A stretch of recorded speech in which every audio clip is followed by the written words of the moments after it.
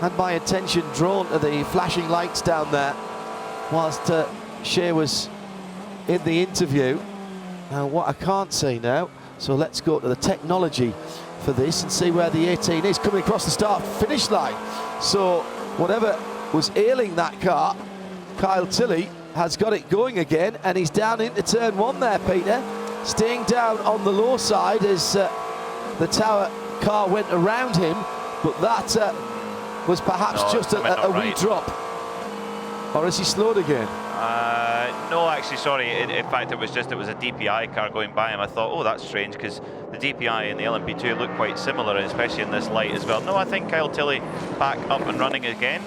Of course, man from England, but lives over here. He's a very keen rally driver. In fact, he was doing some rallying in a Metro 6R4 not that long ago, the lucky boy.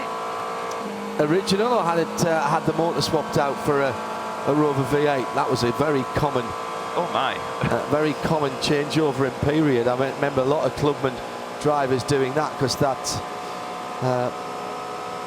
6R4 V6 engine, 4 valves per cylinder, was a difficult thing to keep at the top of it and the peak of its performance. I remember seeing the debut of that car. Was very common in those days to get the works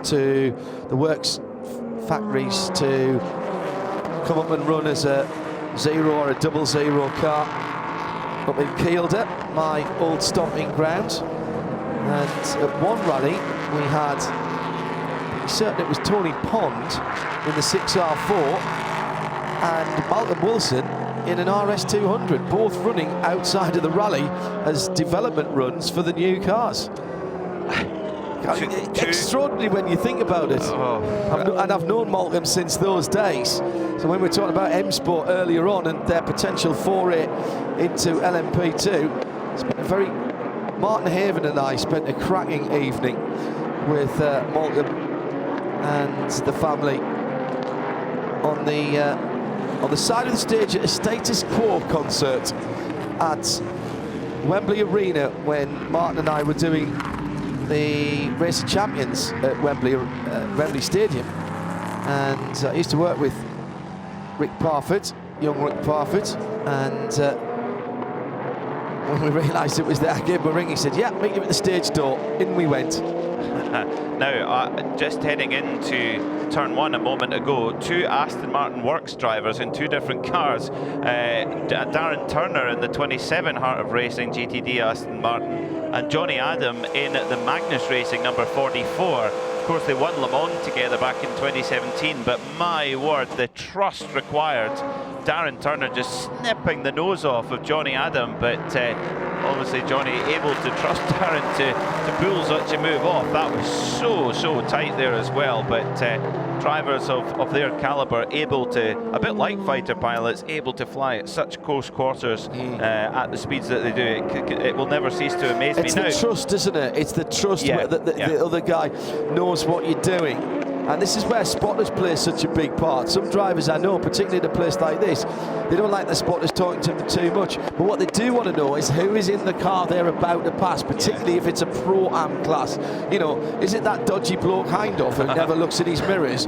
Or is it, is it the pro driver Matt Griffin or Ollie Gavin or whoever it is?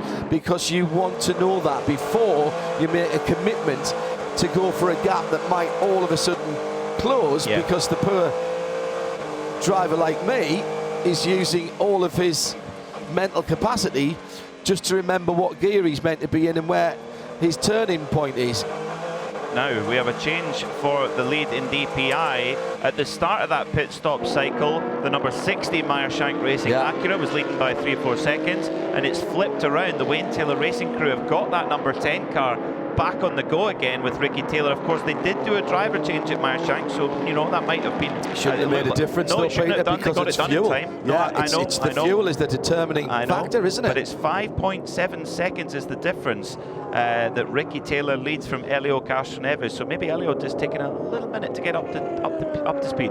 The number 74 leading LMP3 car for Riley Motorsports with Michael Cooper on board has had something go wrong with it in Speedway turn 1, but it has recovered. See if I can pick it out against the rising sunshine. It looks like an iron brew can. And it's coming into the pits. In the pit lane now for Michael Cooper. Shea Adam, he's gone straight past you, of course, Shea. And down to the far end.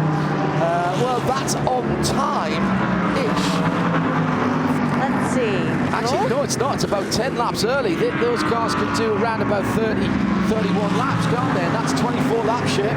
Fuel, sticker tires, no sort of urgency or panic from Bill Riley's boys and girls. Changing the front right tire now with the rear left.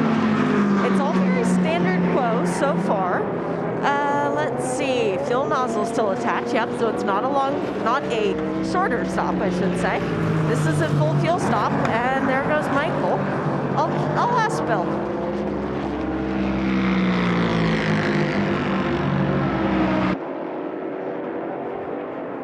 Thank you, Shea. Shea Adam down in pit lane, getting all the scoops for us as well. So the 74 Riley Motorsports LMP3 gets back going again. And well, of course, Gar Robinson in that machine winning this race last year in LMP3. A new addition to the WeatherTech Championship, the LMP3 class last year. Continuing on for this year. Now, Zachary Robichon has got a bit of a second wind, and he has opened the gap back up to Jordan Pepper to 3.6 seconds. So Robichon, the Canadian, driving beautifully right now as well. Zachary started racing when he was 2, but not on wheels, on skis. Of course, is very Canadian, so he's a ski racer for most of his formative years before jumping into a car in his late teens, and of course the reigning GTD champion, and at the moment leading the 60th Rolex 24 at Daytona. Shea, what have you got? Bill Riley was kind enough to jump off the box and tell me with hand signals that it was a flat right rear tire. It was going down. They caught it in time. They were able to hustle around. Still on the lead lap. There's time yet to get back to the lead. It only dropped to, I think they probably only dropped the second chair, actually, if I'm honest. Colin Brown's gone through for Core Autosport. Now, considering that that car was avoiding spinning vehicles down at turn 6, a restart to go, that's not bad at all. Andretti Autosport, well, they've had their problems as well. They had some electrical issues, and they're only 51 seconds further back as well. Sean Creech Motorsport have dropped off the lead lap. Seb Prio's back in that and charging at the moment. The young Guernseyman. And then it's AWA, Kuno Whitmouth. That's the top 5 in LMP3. Just over 6 hours to go. So stand by for some more Michelin Endurance Cup. The specialist, little bit of a lot up there from, that was I think the number 74, just back out there, Michael Cooper. Yeah, maybe just getting the tyres back up to temperature. Well, update for the 02 Cadillac accessories machine, of course, behind the wall for repairs, and is now back out and running again, and Earl Bamber just decides, right, let's show what we can really do. 133.811 on lap 521 of this race as well. So straight back out there and trying just as hard, clearly. So showing the pace that they will have. Unfortunately, just not worked out for them today, that crew, but they'll be back. Final set of interim points for Michelin Endurance Cup about to be awarded was where I was getting to with that huge sunshine in the face moment for all of the drivers, including our leader Ricky Taylor. So he heads down to the Le Mans chicane on the back straight, renamed in a racing across continents kind of hands across the ocean sign of the ongoing partnership renewed for another 10 years. John Doonan was telling us when he was in the booth earlier on with the ACO. Pierre Fillon here this weekend, and Frederic Lequiat, the new man at the head of the, relatively new man at the head of LMEM, Le Mans Endurance Management, who look after the ACO's racing programs for them. Although that said, the Asian Le Mans Series, of course, next year will be handed off to SRO, Stefan Rattel organisation. So this is the last Asian Le Mans Series that LMEM will be looking after. That comes up in a couple of weeks' time. 4 races in effectively 2 weekends, 2.5 weekends, in Dubai and Abu Dhabi. Number 62, Risi Competizione Ferrari into the pit lane. Daniel Serra staying on board. The crew just waiting for fuel to go in. Service all complete. So all going very smoothly for that 488 GT3.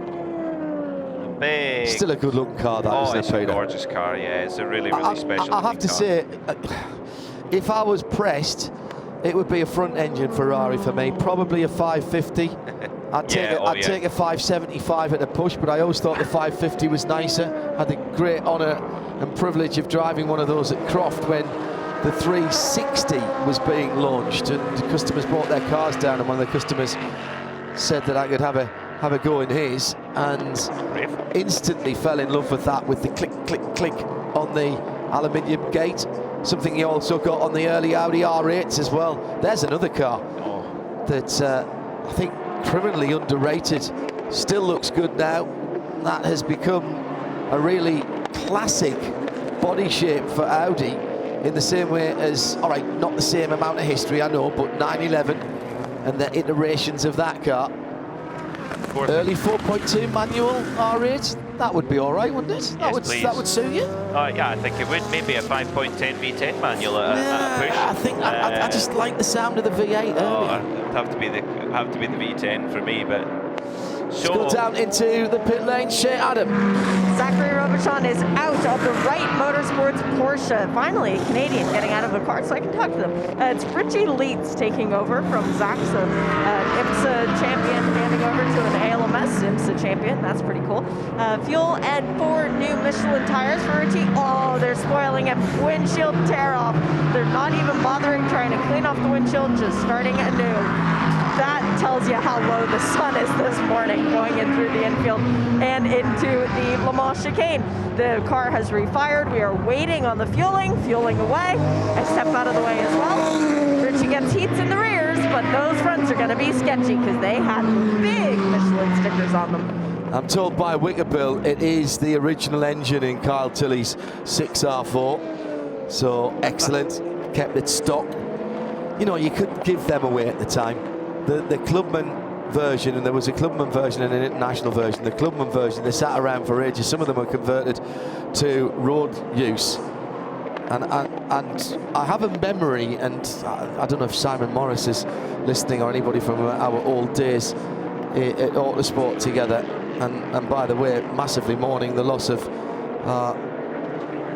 ad sales manager Gordon Henderson a couple of weeks ago.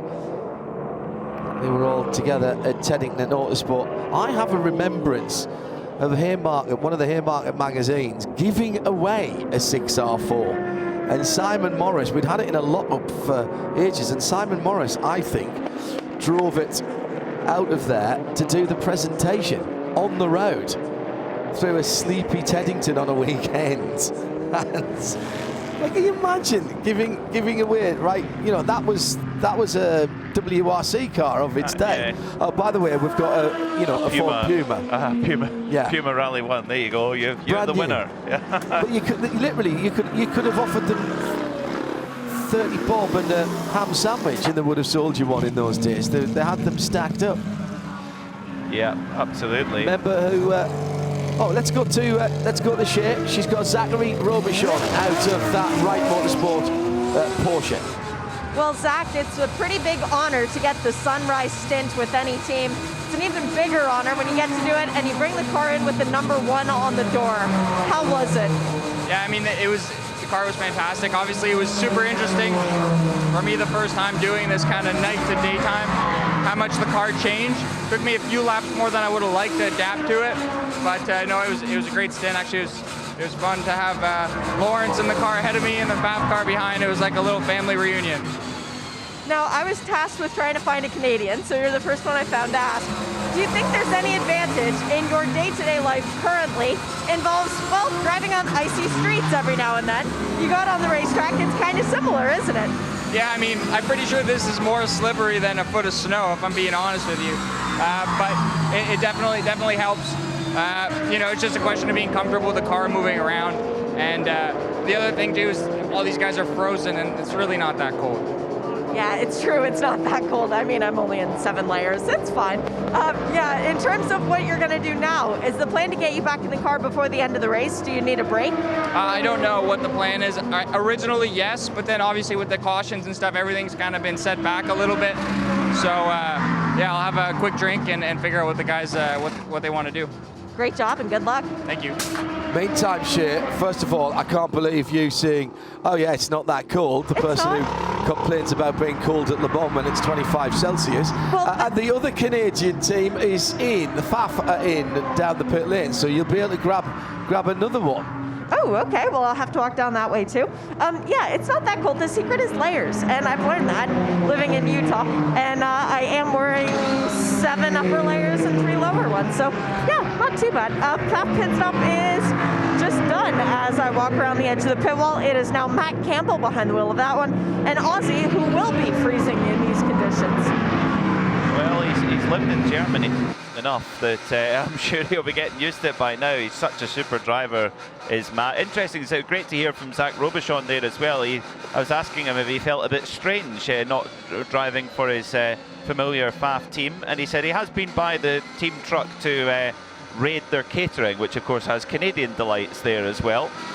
So great to see the atmosphere in the paddock as the number 9 Matt Campbell gets going out of pit lane and taking it very, very gingerly indeed, almost at walking pace through the first run through the International Horseshoe. Those Michelin's taking a wee moment to get up to temperature. Hello to Jerry, who's been listening all night, bundled up in the car, in and out of consciousness. I know exactly what you're talking about. And Wicker Bill saying, yeah, you used to be able to get discounts on Rolex Daytonas at authorised dealers. Now it's easier to enter a 24-hour race and win one. And Dave Alcock on the front engine Ferrari said, I had the privilege of driving a 456M a few years ago, V12, exquisite, smooth, wonderful drive, even as an auto. Fell a bit in love with that car, sorely underrated engine from Ferrari. That event I was talking about at Croft, I had a 456M in Le Mans Blue with a light-coloured interior to drive down to that event. So I had it for a couple of days, and you're right, it was lovely. Also got to drive an F50 on the track at that Get event. Out. Yeah. The owner threw me the games. Can you believe it? And thoughts?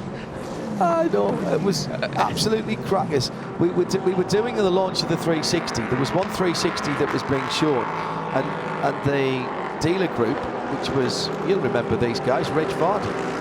Peter Vardy still got garages up in Scotland. He goes to my dad's church.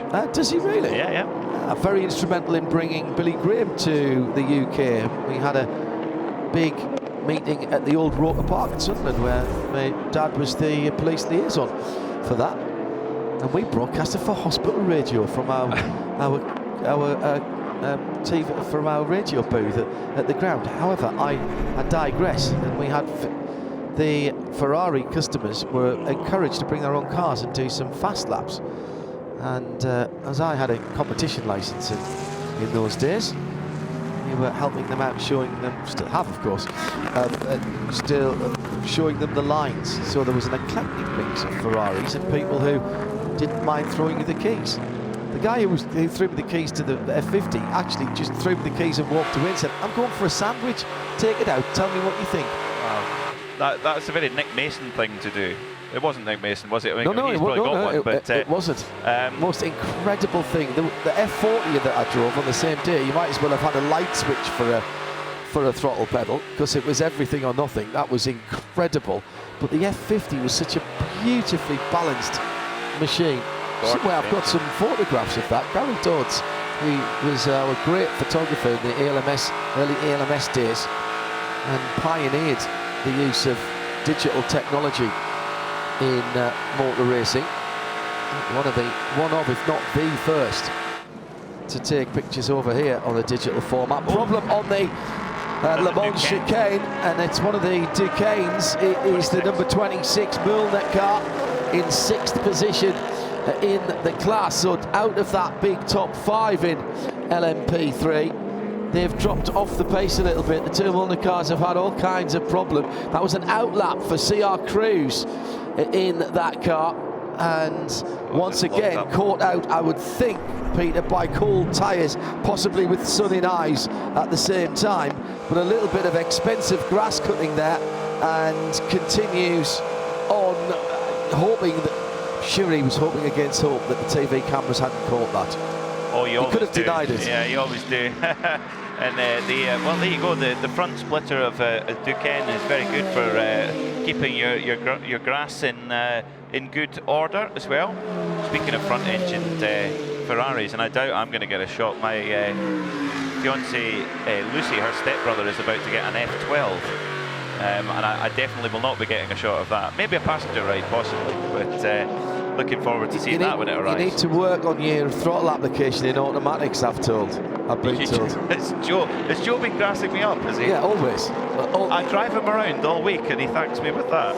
Rob Chalmers said the 6R4 Clubmans were closer to what you'd now call an R5, as they're a bit sort of D-spec compared to the Internationals. He said, my dad was offered a Clubman and parts kit for the British Rally Championship after he won the MG Maestro Challenge. You remember the MG Maestros?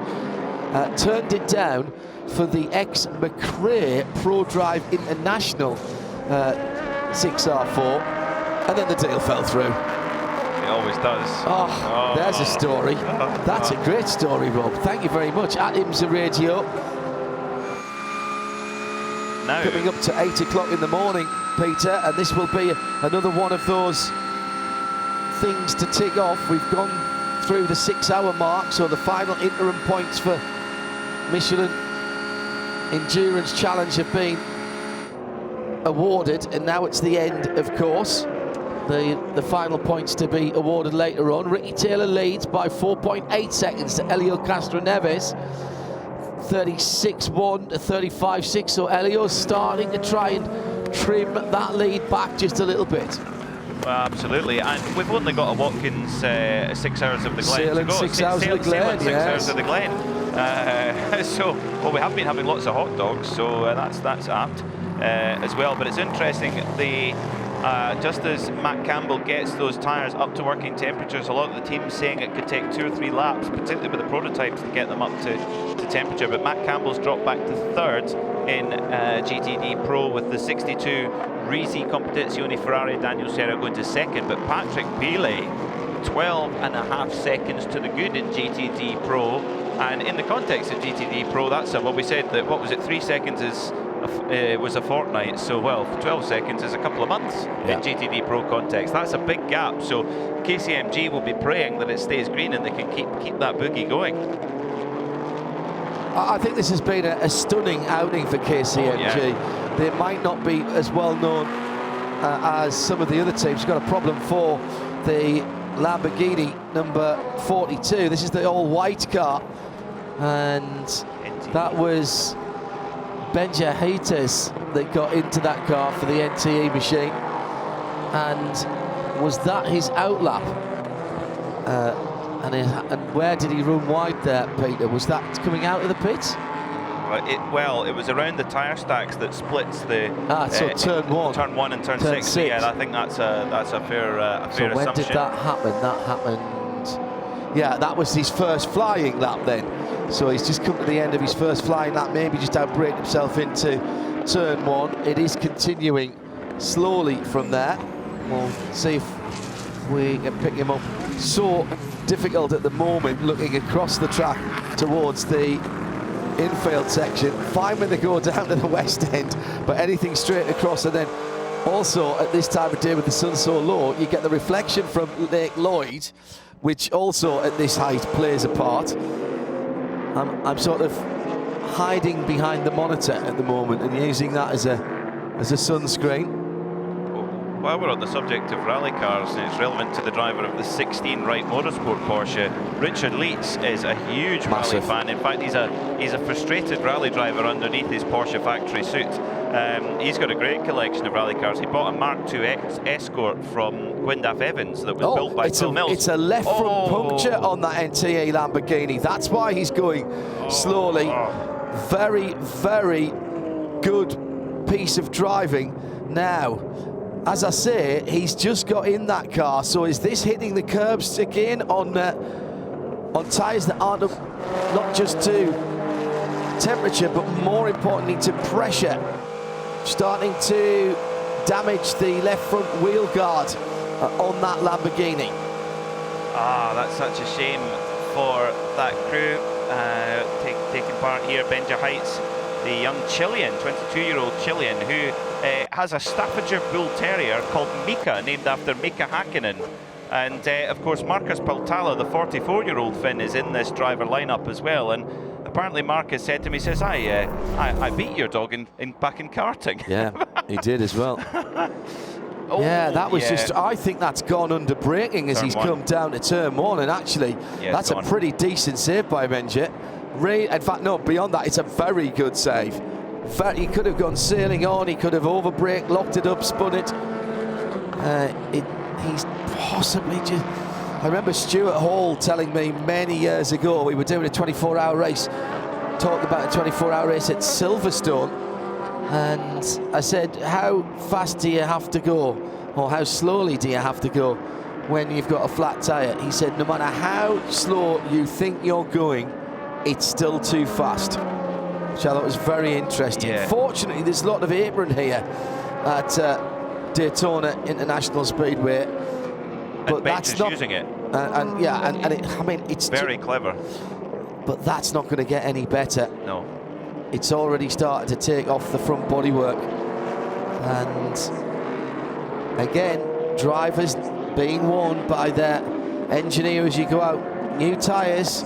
Give it a lap or so before you start clobbering the curbs, particularly the GT cars. They tend to be a little more compliant on the curbs, and in fairness, the curbs here at Daytona are not particularly high and unsettling. There's one or two, the last right-hander in the Le Mans chicane. Now that can be a little bit interesting. Yeah, he's using all of the apron. He's at the Le Mans chicane now. He's doing a super job, actually, as Benja. This is his first Rolex 24. Into the pit lane for Mike Conway in the Wayland Engineering Cadillac. And that's for Mike. So that looks like a full stop for those guys. Let me just check to see if that's about the right time, or are they expecting a yellow flag, possibly a full course yellow. That was 22 laps stint, so maybe a lap early. Worth getting that in though. If we do go full course caution now, I should say that everybody's around about the same laps underneath the Michelin tyres. Elio Castroneves actually has the fewest laps completed since his last pit stop. He's on his 20th at the moment. 22nd lap being worked at the moment by Ricky Taylor, who leads for Cunningham and Nolta Acura, and 21st for Tristan Vautier in the JDC Miller car. So let's see if they dive into the pits next time around. At IMSA Radio, if you'd like to get in touch with us. Full sunshine here. Temperature, track temperature already up 2 degrees from the last time that I mentioned it. As soon as you get a little bit of radiation on it, it holds on to the track temperature very well indeed. Got a very hardy group of spectators huddled around one of the gas burners in front of us. and just in front and below us here in the Haggerty Global Broadcast Centre. I've got to keep checking myself and looking over towards Speedway turn 3 and 4, where there's large amounts of white smoke pouring up into the atmosphere. I'm thinking, oh, who's had a problem there? But it's not, it's the campfires. It's everyone cooking breakfast. Wonderful atmosphere as the number 10 Wayne Taylor Racing Acura back on the move again. I didn't catch if there was a driver change or not. As always, Shea Adam will be on the case. As the NCE Alexander Rossi taking the wheel of the we might be Acura. We might be saying Valentino Rossi taking the wheel of a sports car. Well, signed up to work with Vincent Voss at WRT after a very, very impressive test. I was talking to Vincent. I had a long chat at Dubai with Vincent Voss about that, and he said he was very impressed with how he approached it, Rossi that is, and his pace. He's still got it. Shea Adam, just before we get to 8 o'clock in the morning, you've got the wounded NTE Lamborghini. Yeah, very badly wounded, unfortunately. The tire has stayed on the rim, although the flailing about has damaged the bodywork at the front of this car. They're going to change the the right side tires first before they examine the left sides. But the bodywork is flailing about. There are carbon shards hanging down. It's going to take a lot more than tape. I think they're going to have to remove these old pieces and put the new ones on. It's going to be a lengthy stop for NTE. Thank you for the update. Little movement again in the Haggerty Global Broadcast Centre as Bruce Jones and Johnny Palmer are installing themselves for the next 3 hours. And the racetrack, a very different complexion compared to when we last left it, in full darkness. Now inside, 6 hours still to go. So well and truly on the home stretch, but there is so much more still to happen, you sense, in the race, judging by the amount of action that has been hurled at us from the off, really. Caution count is now up to 15, totaling 90 laps. Really good fight on the infield section between two Mercedes as well. The 57 car in the GT Daytona class losing out to the 32 Mercedes, which is the GT Daytona car run by Gilbert Courtop Motorsports. So 32 ahead of 57 is James Davison moving ahead, as there's a car off the road there, which is Alexander Rossi. So Rossi in second position in the Acura DPI, not quite getting the run through, well, around the back of the paddock that was, through turn 2, and briefly off into the grass bruise.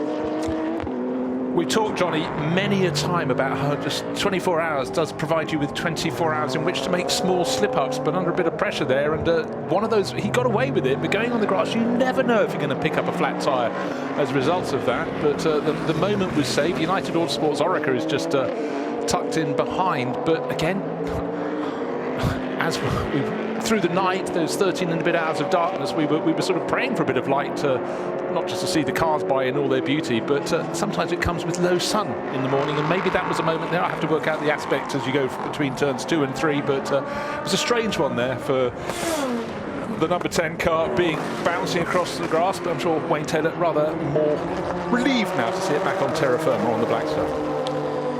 So there's a Mercedes on pit road. Shea Adam watching this stop for Winward. And he can't see a thing, Johnny, because his windshield is completely blocked by his hood at his come up. Hopefully it didn't crack the windshield, because in IMSA regulation, if your windshield is cracked, you may not continue in any contest. So that's going to be the first thing that I go and look for. The 02 Cadillac racing effort is back out on the track, although there was a lot of white smoke pouring out from that exhaust pipe as the driver took it back down the lane. And the other update I have for you is the number 4 Corvette has gone back to the garage. There is a non-tire related vibration coming from the car in some way, shape, or form. So I'll scream back up when I see the windshield of this 57. Just grabbing a chance again to witness what happened for Rossi on the infield section. He was battling with another prototype. Now that Didn't think that, no, it certainly wasn't another Acura, so it wasn't Elio Castroneves. Mike Conway is now 2.4 seconds back, so... I think, Johnny, that was all on his own. I think the prototype you saw in the background of the shot when he rejoined was just behind him anyhow. It was United Autosports Orica. Don't think they were battling, well, not for position, but anyhow, the car rejoined, but he was a good 30, 40 yards on the grass before he got back to the circuit, and I'm always concerned about things that nestle in the foliage that can puncture tyres. But so let's go down and hear what's happening. The 57 Winward Racing Mercedes. Shay's been very hot-footed and got straight up to their pit area. What can you find, Shay? Well, the good news, guys, is that the windshield does not have a crack. The bad news is that the passenger side roof is dented in quite seriously. Not sure what would have caused that, but the guys are putting lots of 100-mile-an-hour tape, although we're at Daytona, so it should be 200-mile-an-hour tape, on the nose to try and hold this hood down. It looks like the latch just broke. Okay, well, they'll investigate, and a lot of the time they can't necessarily work out all that needs to be done until they see the car up close, so this will help the situation. And I'm sure after you worked out that the screen is good to go for a few more laps, that car will return to the track very shortly indeed. Right, we saw a short while ago Alexander Rossi having an off-track moment. He's really got to get a move on in second place, because Mike Conway took a second and a half out of him in that lap. He's just under a second down in third place. So Mike Conway driving the Whelen Engineering 31 Cadillac, getting closer and closer to Alexander Rossi. They're not that far off the lead of the race, just 2 and a bit seconds down on Elio Castroneves, but it's the Acura from car of number 60, the Meyershank Racing Acura at the front of the pack. But again, this DPI battle has been really, really good. We started with 7 halfway through the race. We still had 7 on the lead lap. In the next hour, 2 of them unfolded. The number 48 entry from Ali Cadillac Racing had all its problems, and 01 as well, of course, then had all the looming Walloon problems for them, and that's taken them way down the order. But the top 3 super close, covered by 3 seconds. And Elio Castroneves still getting some heat into the Michelin tyres from his latest stop. He came in at the end of lap 5.66, so this is 1 and nearly 2 laps in to the next stint. Didn't change drivers, the 60 crew, Meyershank Racing with Kerbag Ajanian, so at least the driver in the former Castroneves was in the groove as far as the latest track conditions are concerned, but being hunted down by Alexander Rossi, who is fresh to that car, only 3 laps in. Mike Conway slightly longer, well, he had a whole 21 lap stint, and this is now his 5th lap of the second portion of it. And closing in on Rossi, but the 2 of them ahead, or rather Castroneves ahead of the 2 of them, is also being reeled in, because Castroneves' tyres are still getting up to pressure.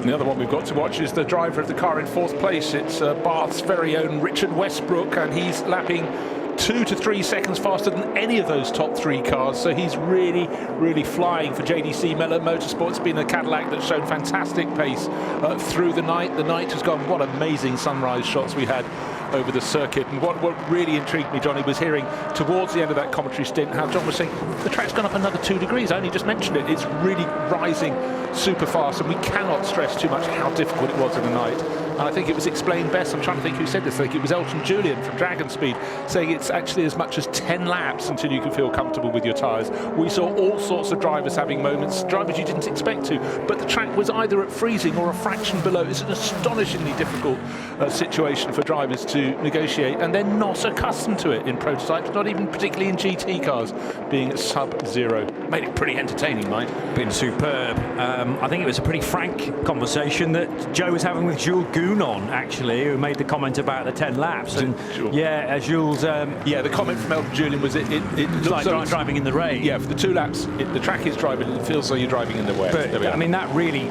stamped home the difficulty of it, because the GT cars are doing 30 laps on a stint. So for the first third of that, you have next to no control of the car and feel like you're chasing your tail as far as getting pressures to the right area we're concerned. Not necessarily all about temperature, but just the amount of air and its consistency in each of the 4 tyres.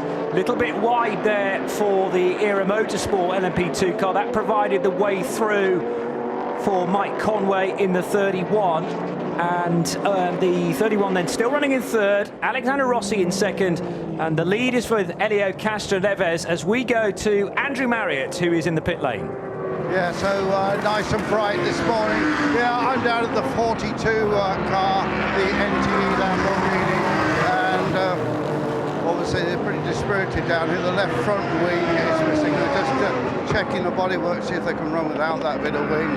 But obviously this car has had a lot of problems, so I'm not sure it's going to be going back on the lane anytime soon. But back to you, Bruce and Johnny. The other thing I noticed, though, was that Philip Ellis has driven his 57 Mercedes behind the pit wall and into the garage for Winward Racing. So a car that was very much in contention for a watch this year has steadily dropped down the order, I'm afraid to say. They are now 4 laps away from Jordan Pepper's class-leading McLaren for Inception Racing. So the GT Daytona field, the leaders are on lap 5.33, but Philip Ellis is going to lose more time, having just done 528 laps, and the car going through the gap in the wall, back to the garage and back to the team. Wow, the top 3 cars in the race, 22 thousandths of a second between first and second last time round. Elio Castroneves hanging on the front under this attack from Alexander Rossi. He's got 1.4 seconds to the good over Mike Conway. So let's call it under 1.5 seconds to the top 3. That's half what it was just 2 laps ago. But it's still Marshank Racing leading with their Acura. And it's the big question, Johnny, is how long can Elio hang on out there? But the traffic actually helped him a little bit the last lap, so he's bought a bit of time, but he is the hunted. Yeah, and very good speed, more so from, I was going to say Mike Conway, although that was not the case the last time around. Rossi getting into his stride as well, 136.9 from Alexander Rossi, and Mike Conway's time was 7/10 of a second slower than that, but it's yin and yanging between the second and third place cars, depending on who is quickest with each lap. Richard Westbrook, not too shabby either, but he's 10 seconds away from joining that scrap for second, effectively the scrap for the lead, as the top 3 cars work their way through turn 2 and on towards the International Horseshoe, the tricky right-hander, particularly when you've got some slower moving LMP2 traffic to think about.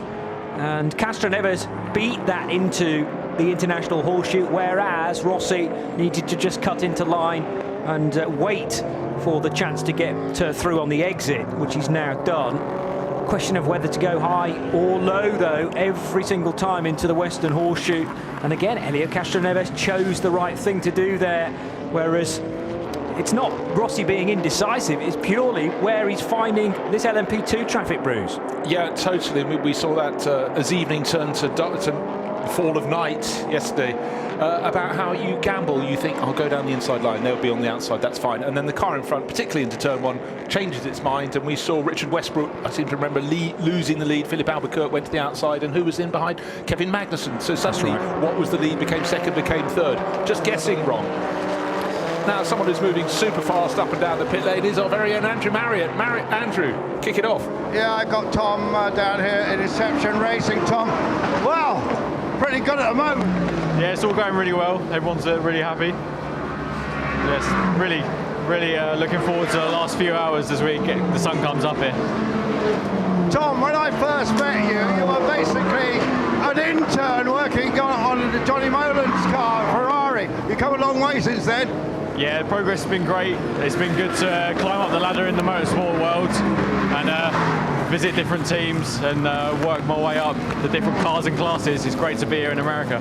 Any problems with the McLaren? Is it running perfectly? We're keeping our fingers crossed. Yeah, we're nursing a little gearbox issue, but we're hoping it will last out until the end.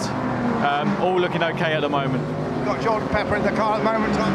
Yeah, absolutely mega. His pace is amazing. We're in the lead. We're pulling away. He's a mega driver. Fantastic. Got Ollie Milroy, of course, in the car as well. Yes, yeah. Our mega silver as well, and Frederick as well, and even Brendan, he's not even, he's classed as the AM driver, but he hasn't been slowing us down all weekend. His pace, all of their pace has been really good. Terrific. Well, we might have a surprise McLaren victory here then in the category. Well, let us see. Won't be a surprise now you've announced it, Andrew, but anyhow, it's good to see Inception Racing, who really are going to push on the American scene in 2022, having such a good, solid first crack here. It's the big one as well, the Daytona 24, but certainly I'll pick up on the Jordan Pepper issue.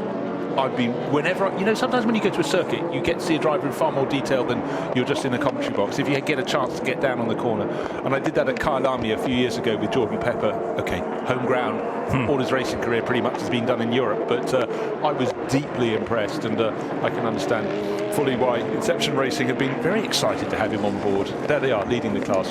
25th place overall, but importantly to them, nearly 10 seconds to good, just under 9 seconds actually, at the head of the GTD class, being followed by the Wright Motorsports Porsche that's there the whole time.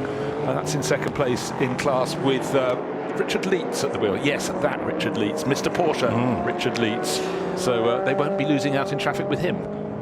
Andrew Marriott will probably put me right here, but I reckon that was Tom Sander from Optimum Motorsport, or Inception Racing, of course, as they are entered this weekend for Brendan Reeves' team. But Tom has been really on the up ever since he joined the team a good few years ago now, and has turned into a real expert engineer with the crew. And found an interesting article from the technical director at Optimum Motorsport on their website from Ian Smith, who commends Tom Sander, Alex Fleming, Rob Courtenage as well, who have been the ones ascending the ladder and getting that team into such a good position. So well done, boys. Long may it continue.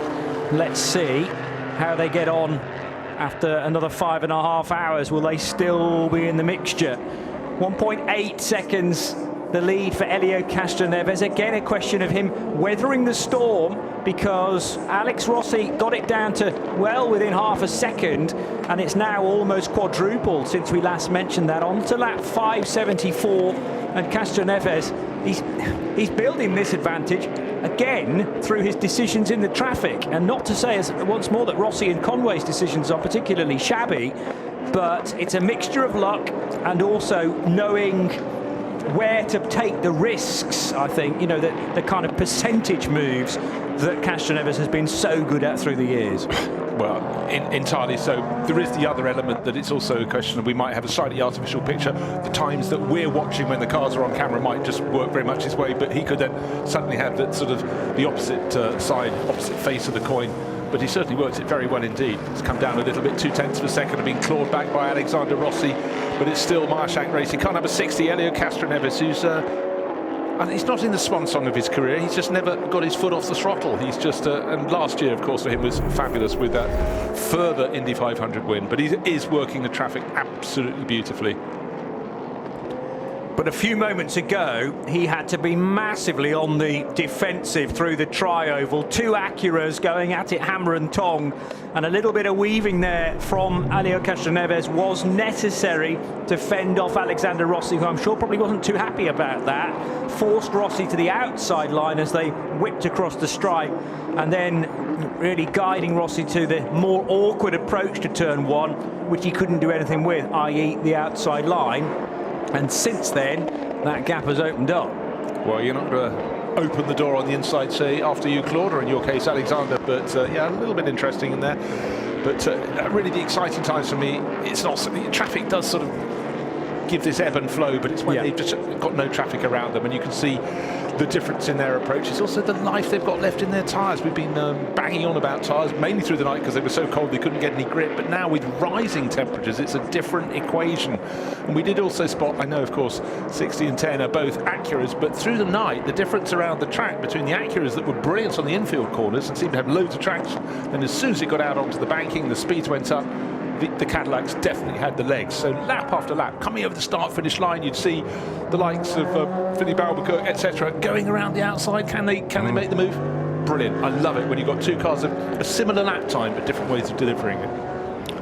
And that's the exciting prospect for next year and the beyond, with many more manufacturers entering the fray in LMDH, and a careful situation that the officials will have to be in as far as balancing those rather different cars with some massive manufacturers. And now up the inside, a great move from Mike Conway to wrestle second place away from Alexander Rossi. So Rossi from attacking and really taking the fight to Elio Castroneves to lever the race lead away from him. He's now having to defend, didn't quite manage to do it successfully into the Le Mans chicane, but now on the high side, the Acura getting good drive off that chicane because Conway's route through there was slightly compromised, I reckon. Can Conway stay to the inside? That straight line speed from the Acura does not look too shabby into turn one, but then the Cadillac should be pretty good off turn one, and also the Western Horseshoe as it's been so through the night. Yeah, very much a case there. You didn't see the true straight line speed or the speed around the banking of the Cadillac. The compromised line coming out of the Le Mans chicane, the newly renamed Le Mans chicane. And it definitely compromised, but now getting it together and pulling away in that new second place, Mike Conway, the Whelen Engineering car. But again, I'd like to see them have a clean entry, both of them out of the Le Mans chicane this time around, and then we can gauge the true difference around the banked part of the circuit where the Cadillac really seems to find its form. But for now, the Acura is back to third place and really struggling to get any power down at all and get the car to turn in. Just had no grip turning into turn 6 whatsoever. But I think that was a wiggle from the rear, which then manifested itself in understeer, and yeah, very nearly found his way off to the grass. As I mentioned, probably 5-10 minutes ago, Philip Ellis disappeared now behind the wall. Well, he has re-emerged in the 57 Winward racing car, so that car's back out on track, 36th position overall. Let's get another word from Andrew in the pits. Yeah, I'm down at AF Corsa. I've got Simon Mann with me. Simon, how was the night for you? Yeah, we just tried to get through the night with no trouble. But so far, so good, and now we just focus on the end of the race. You were putting in some blistering lap times yesterday afternoon, I know. Sorry? You were putting in some very quick times yesterday afternoon. Yeah, this year the pace is even higher than last year, so we're just trying to do our race, and then we'll see where we are at the end. Because you've grown up with racing. Your father, Peter, has been racing for AF Corsa for many years. Yeah, my dad has done this race twice, so it's cool to be here. Second generation. Absolutely. Are you going to get back in the car? Yeah, I have one more stint to do today. Excellent, enjoy it. Thanks, Simon Mann at AF Corsa. And joined by Luis Perez Companc, Nicholas Nielsen, Tony Villander in that number 21 Ferrari 488. Not counting any chickens just yet by the sounds of things. Simon Mann and eager not to lose focus ahead of that final stint. We're about 2/3 of the way through the current run for the GT Daytona Pro cars, but there is another car heading now. Is that the one that came in not too long ago with a front left puncture, the 42 Lamborghini, Bruce? It's the NTE Sports, and it's certainly looking a whole lot tidier. Couldn't see if we had a full set of bodywork on the front end of that car, but that's going to work its way out of the garages in the paddock back into the pit lane. But very unfortunate when it came in, because the bodywork really was being battered by that front left puncture. So the car was, well, it was a real struggle to get it into pit lane at the required speed.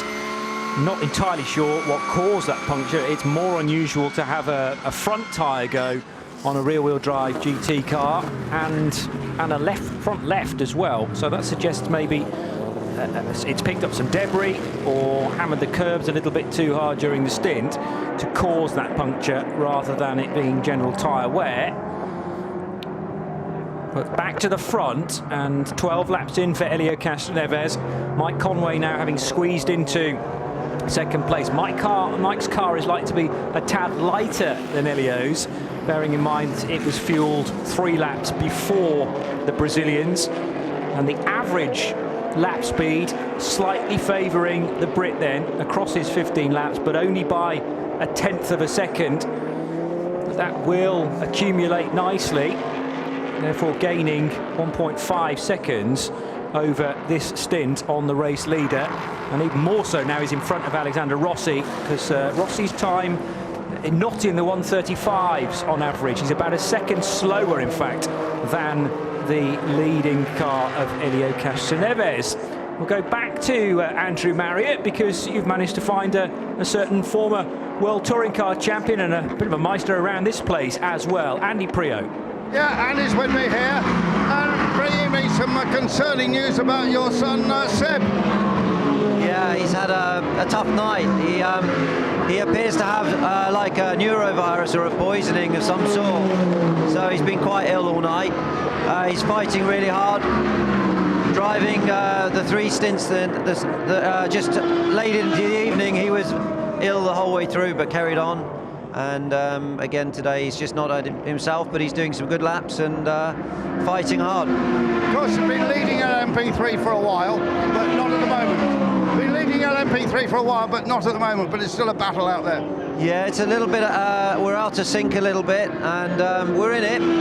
The guys here are doing a fantastic job.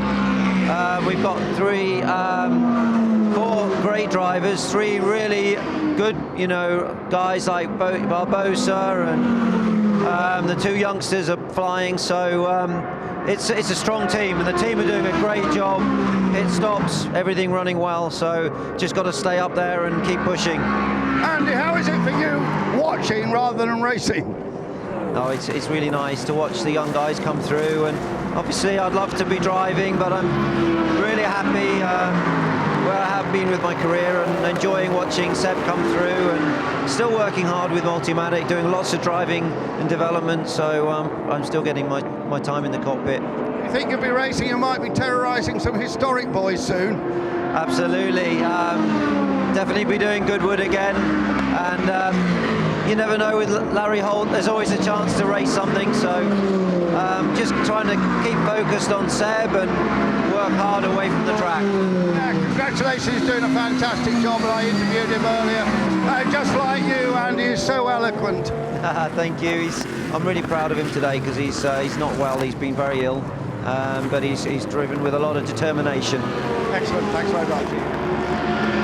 Well, thank you very much, Andrew. Great to hear from Andy Priaulx, and best of wishes for Seb Priaulx, who's the son who was so impressive in winning the North American Porsche Cup last year when it stepped up to a new level.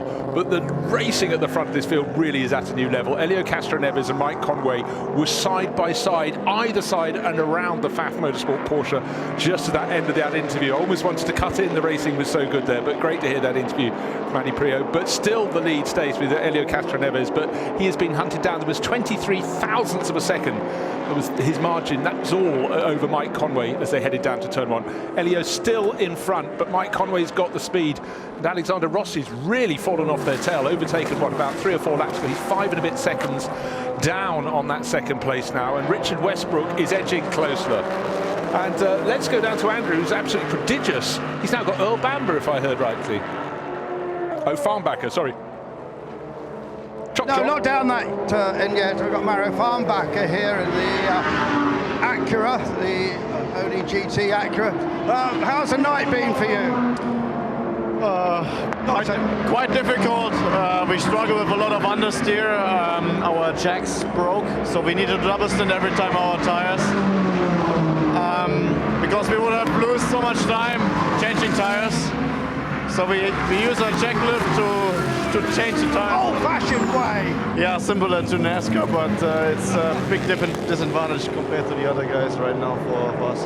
This car's got a lot of potential though. It does, but yeah, if things like this happens, you know, it's not under your control. In the end, we try to maximize everything what we can do right now, but yeah, we just try to take a risk right now, and we haven't changed brakes, for example, so let's see. Thanks for the younger Farnbacker then, a challenging day. Sounds like it, and yes, it's back to the old days, so it's kind of a real challenge to be able to do, but as the point is made, everybody else has got an advantage every single pit stop, and that is going to mount up and really dent the confidence. But they'll plough on and see how they get in the next couple of hours, whether that changes. Massive battle again on for the race lead. I mentioned that Mike Conway was taking strips out of Alexander Rossi in the earlier scrap for second. Well, now he's made short work of the 3-second gap or so as it stood to the race leader, Elio Castroneves. One thing catching, another getting by, particularly because Elio Castroneves just seems to be able to decompartmentalize the fact that even though he's got a car right on his tail, he can fully focus on the road in front. But this is a bigger challenge for me than it was versus Rossi 5 minutes ago, Bruce. Yeah, definitely. Almost every corner you can see Mike Conway just, even if he's not serious about going up the inside, he's having a look, trying to keep Elio Castroneves anywhere apart from comfortable. Out of turn 3 they go, and it's still Elio Castroneves leading in that Acura car number 60 from Michelin Racing, but Mike Conway in the Whelen Engineering Cadillac just has the pace at every point around the track. But, you know, Elio's been around the block a few times. He knows how to drive a wide car if need be. But again, it's multi-class racing. You've got different chicanes up ahead of you. I'm talking about cars that aren't doing anything wrong, but they're running at a different pace. So out of turn 6 and 7 and up onto the banking they go. It's still the Michelin Racing car, still pretty much the same margin as it was over the start-finish line, 0.4 of a second. And another lap gone, another lap in which Alexander Rossi is falling away from their pace. He's 6.3 seconds back, only 1.7 seconds clear of Richard Westbrook. I said Westbrook was starting to close up, so the number 10 being caught, that's the Acura with Rossi on board and Richard Westbrook catching it in the JDC Miller Motorsports Cadillac. But meanwhile up front, it's nip and it's tuck, but it's still just advantage Elio Castroneves. Great racing. So where is the race-leading Acura getting the advantage in time? I still think the straight-line speed of the Acura is very, very good, and arguably at sometimes better than the Cadillac, but the Cadillac's great off the slower speed corners. So this is where the Caddy will come into its own. On the braking, very decent. The drive off the corner, though, it closes once more on the pink and white number 60 out front. And if Conway can get it nice and tight into the apex, the door's left very wide open by Elio Castroneves, so he's encouraged or confident that he can get some good speed off the lower corner at International Horseshoe. There's an LMP3 car to deal with. They will both go on the high side of that, and then an LMP2 car next up, or is that no? It's another LMP3, I think, Duquesne this time around. No, it's not. It's one of the recovering Chip Ganassi racing cars, I beg your pardon, and they will go side by side now. Will the 60 car and the 31, and very easily indeed, Mike Conway picks off Elio Castroneves out of turn 6. Again, all about that drive. Has the gap between the two, is it going to come down? Because Castroneves will get very close just before the Le Mans chicane, but not close enough. Conway in his element. Totally. He had to guess which way to go, and suddenly the door was open for him. He guessed right, and he had the pace to go past anyhow, but it was a real question of if Elio Castroneves was going to leave a gap for that, and unfortunately for him, he did, and the opportunity was grabbed with both hands. And again, you see that, you see why Mike Conway is a world endurance champion. But that was really, really strong. And now I think we've got a few cars coming into the pits ahead of them. In fact, no, Mike Conway is the one from that group who dives into the pits. So he proved his point. He took the lead, and he came into the pits. It looks like a standard pit stop. No driver change required. Thank you very much. So, technically speaking, again, Conway, we had the situation earlier on in the race where he didn't actually cross the line as the race leader. So, it can't be counted officially as a lead change. The car that was really foxing me earlier on that lap is the 01, which is touring its way into pit lane. It's Renger van der Zande at the wheel, 29th overall for this DPI car. Well, you can tell it's had a problem because it was right on the pace up to the midpoint in the race, and the 13th hour was unlucky for them. That's when the problems started. And the 01 car, which at first they thought it was just an alternator problem. Do you remember? They were replacing that, and then they realised that the new one was fine, the old one was actually fine. The problem was the wiring loom, and that's why they're a mere 41 laps in arrears, and they're going to lose probably another half lap or so as Renger van der Zande, who's had such success here at Daytona, just limps it in. At least he has made it back, though, and kept out of the way just about of the two leaders as they were trying to get around the outside of turn 6 and up onto Speedway turn 1. That did jumble the order between Conway and Castroneves. Mike Conway staying on board then. Lost obviously a bit of time during the pit stop, but those that are now well ahead of him on the road will also have to make their stops in good time. 5 seconds the difference between Castroneves and Rossi. So that's again representative of Alexander Rossi just losing a bit of speed for whatever reason in the second of the Acuras. Might be that car number 10 is dialed in to be stronger though later on in each of the stints. So as the car gets lighter, it becomes easier to produce a lap time in the number 10. So Conway rejoining into third place. Make that fourth place as Richard Westbrook goes through the next timing loop and is up to third position. 6.3 seconds adrift of Elio Castroneves. Just under 5 hours and 10 minutes to go. We're going straight back to the pit lane to Andrew Marriott. Yeah, we're going to a car which is running really well. The Tower Orica. I've got Rui Andrade here, the only Angolan driver in the race. Hi. Yeah, it's been an exciting race so far. I just finished my work, gave the car off to Louis in P2. It's looking good at the moment. Obviously, with the yellows and the safety cars, anything can happen, but we're looking strong so far. Now, I'm old enough to remember that they have had racing in your country. Yeah. I think in the 70s or 60s they had. Yeah, decent sports cars. Actually. Yeah, they had some sports car racing. Obviously, we don't have any real tracks, so a lot of street circuits, but obviously nothing compared to this. Well, excellent. The car's still running very strongly then. Yeah. We had a very strong night stint. We came back from 2 laps down to take the lead. Now, obviously, it's very close with the Dragon car. They're looking very strong as well. We might need a little bit of luck with the yellows, but anything can happen, and we're looking good so far. Previously, you've been racing quite a lot of single-seaters, haven't you? Yes, last year was my first year in P2. We were ELMS champions in the Pro-Am, so it was a very strong year for us. And now, building up on that, my first time in Daytona, I'm loving it. The circuit is amazing, the people are amazing. It's a great atmosphere and really enjoying it. But when you drive in the first time, I remember when I came a long, long time ago, it's just so impressive. You drive through that tunnel and the place is so huge. Yeah, it's amazing. I've never seen something like this. It's massive. And just the support that the people here show, like the fans came out, and it's great. You don't see nothing like this anywhere else. Okay, thanks very much. Well, Angola's racing driver. Thanks very much, Andrew. And could I throw one back to you? I seem to remember photos from the sports car races that happened in that series that went around Southern Africa back in the mid-70s. Was there a circuit in a temporary circuit in Angola where a bridge collapsed across, a pedestrian bridge collapsed onto the circuit? Do you remember that? Absolutely right. Yes, it did. And there was a lot of British competitors, actually, I think, with chevrons and so on. At the time, somebody told me the whole story when I was working for Motoring News. I've forgotten the details of it, but a bridge did collapse and stop the race. I mean, that's a one-off. I think it did. We've had trees down at Bathurst in the past and various other incidents or blockages, but not quite heard of a bridge before, so that's a new one on me as well.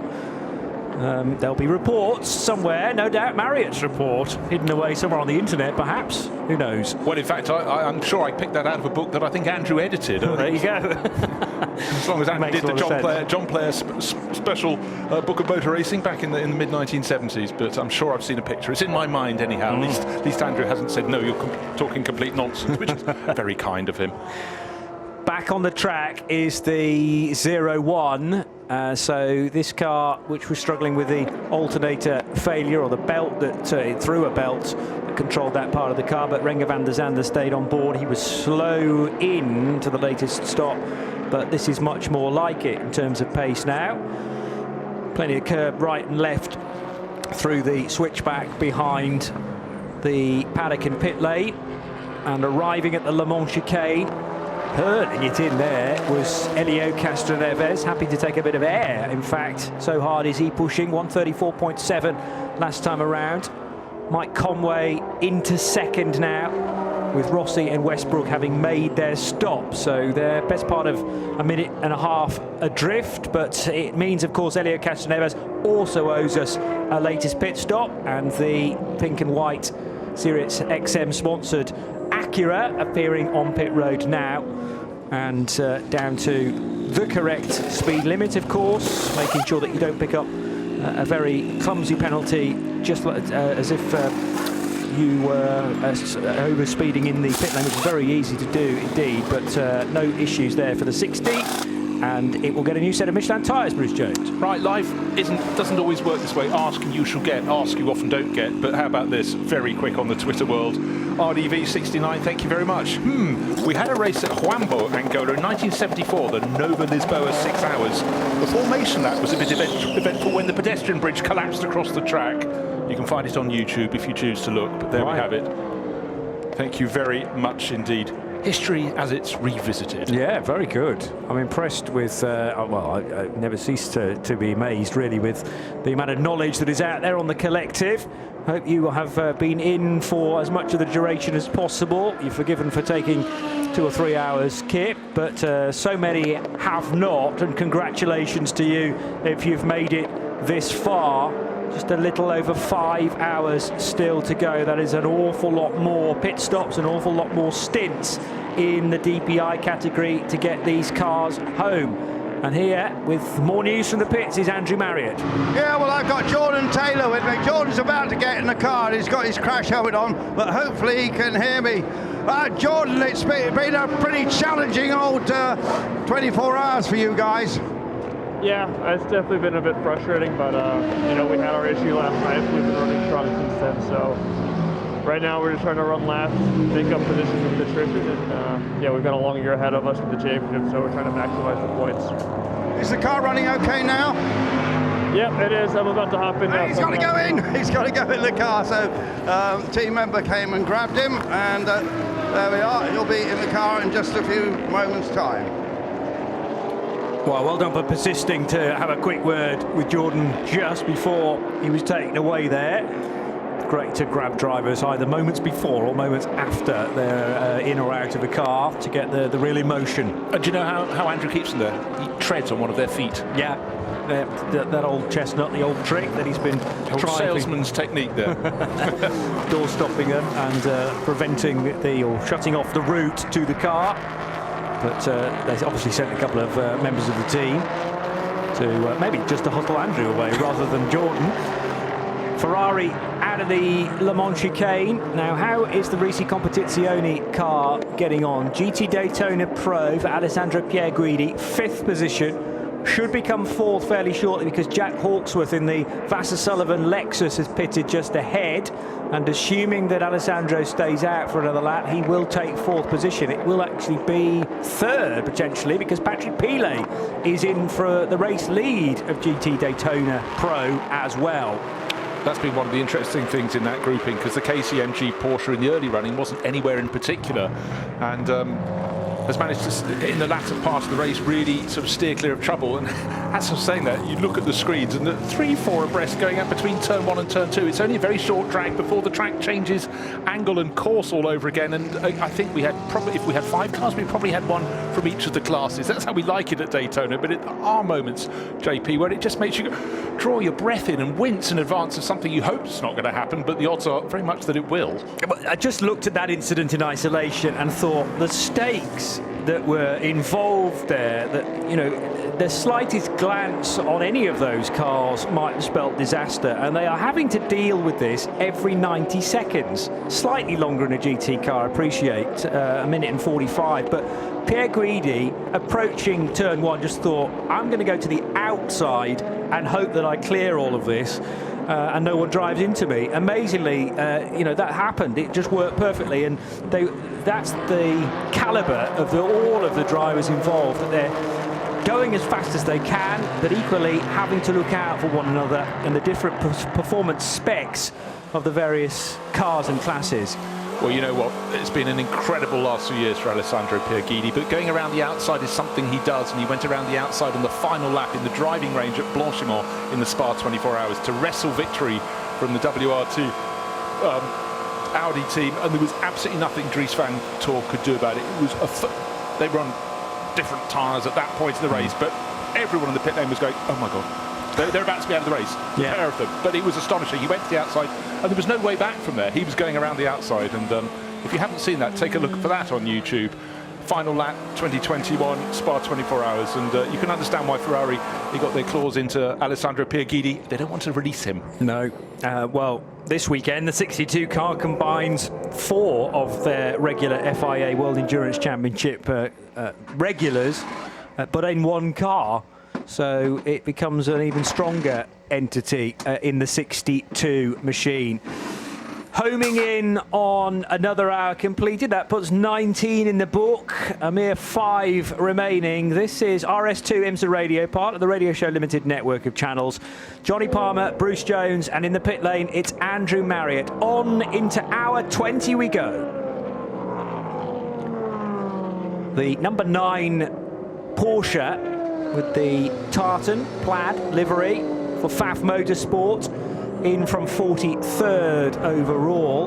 No, not 43rd overall. That's the clock ticking by, isn't it? Telling us how long the pit stop was. 20th overall, in fact. And more crucially for Pfaff, they are the GT Daytona Pro leaders. Matt Campbell brought that car in. I didn't pay close enough attention to the whole of the pit stop to work out whether they've done a driver change there as well. We will find out very shortly, though.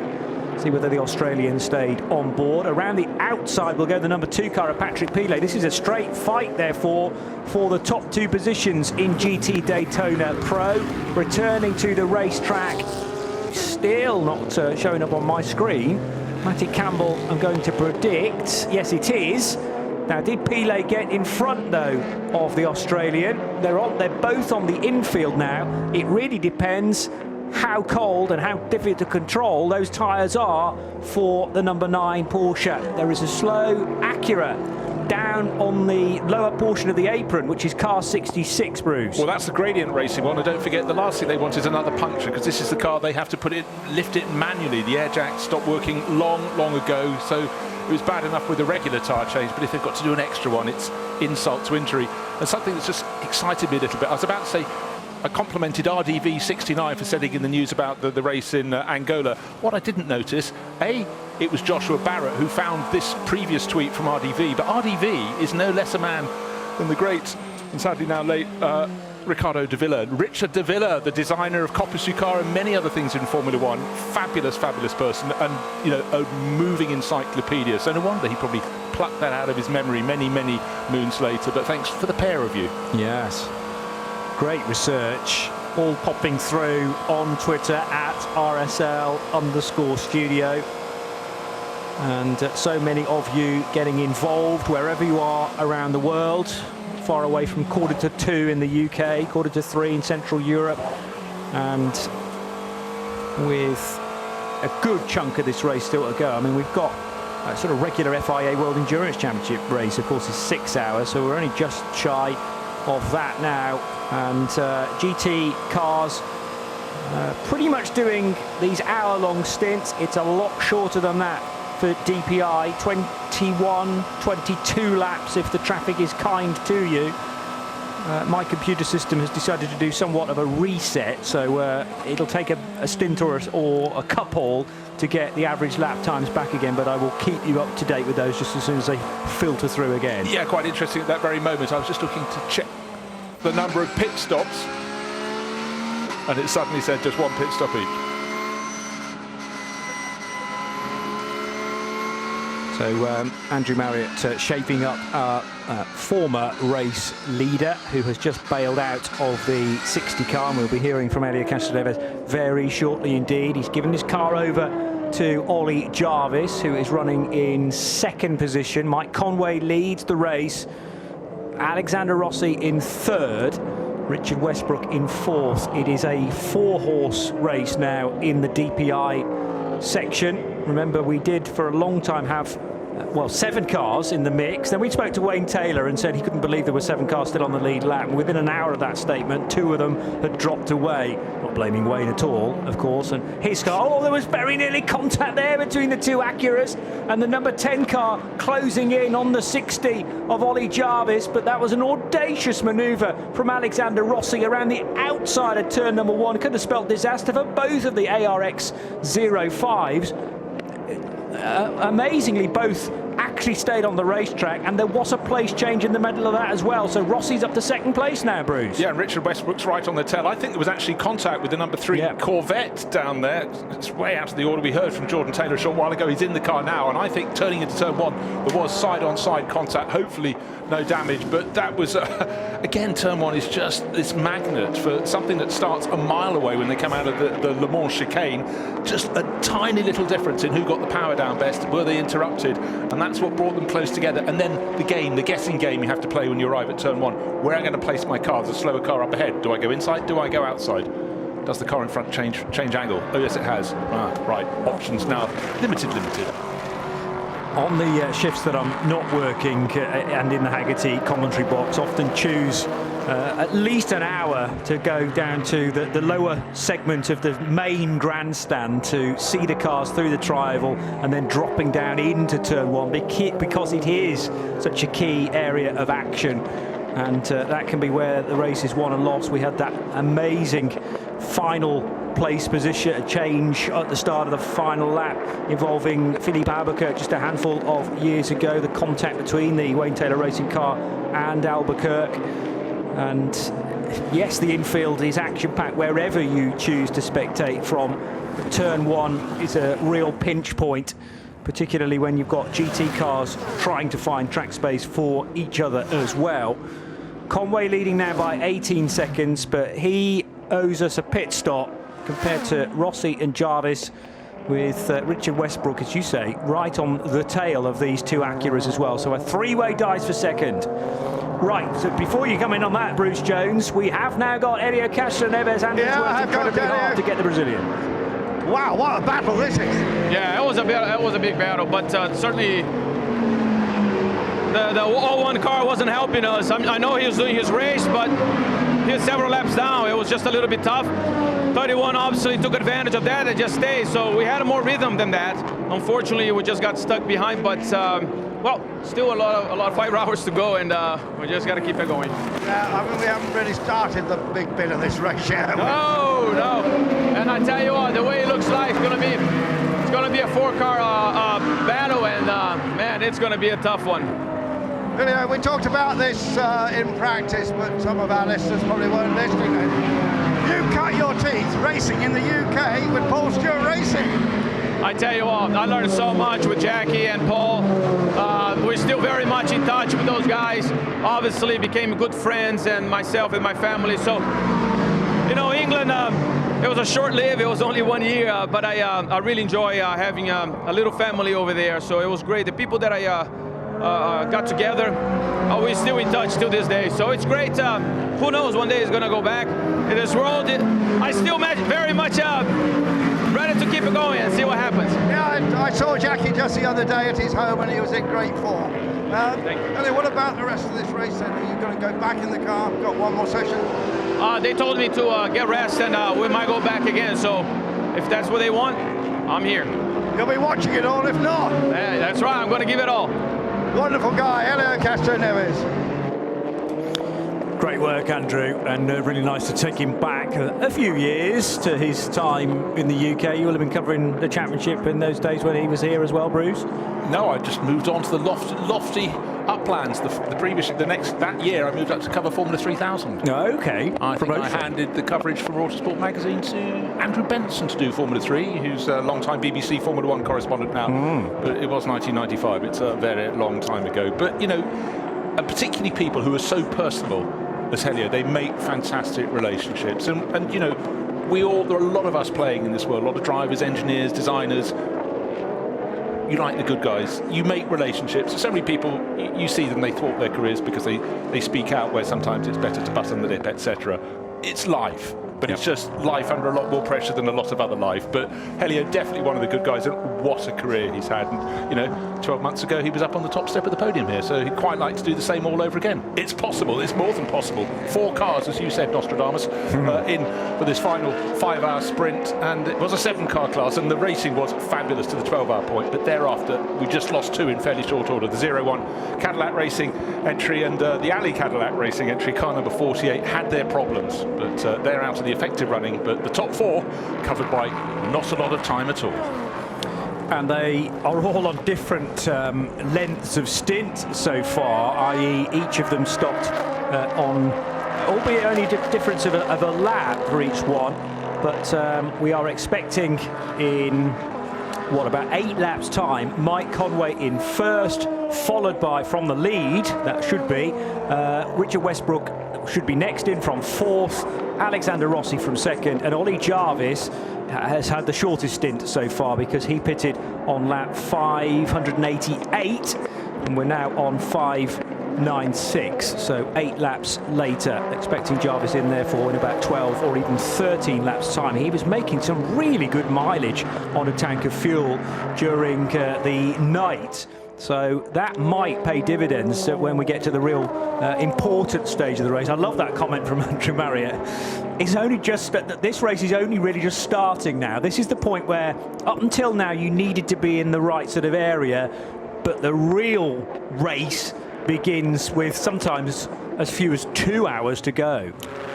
Yeah, you know, some ways that's right, in some ways it's not so right. A bit, not disrespecting Andrew in any way, but what, you know, years gone by, a lot of the cars just weren't they wouldn't have really made it to this point. You had to really pussyfoot them through the first chunk of the race, and then you could go for it. But now they're far more indestructible. But talking indestructible, let's go down to Mr. Indestructible. It's Andrew Marriott down in the pit lane. Oh, thank you. I got Gary Nelson here, the boss of Action Express.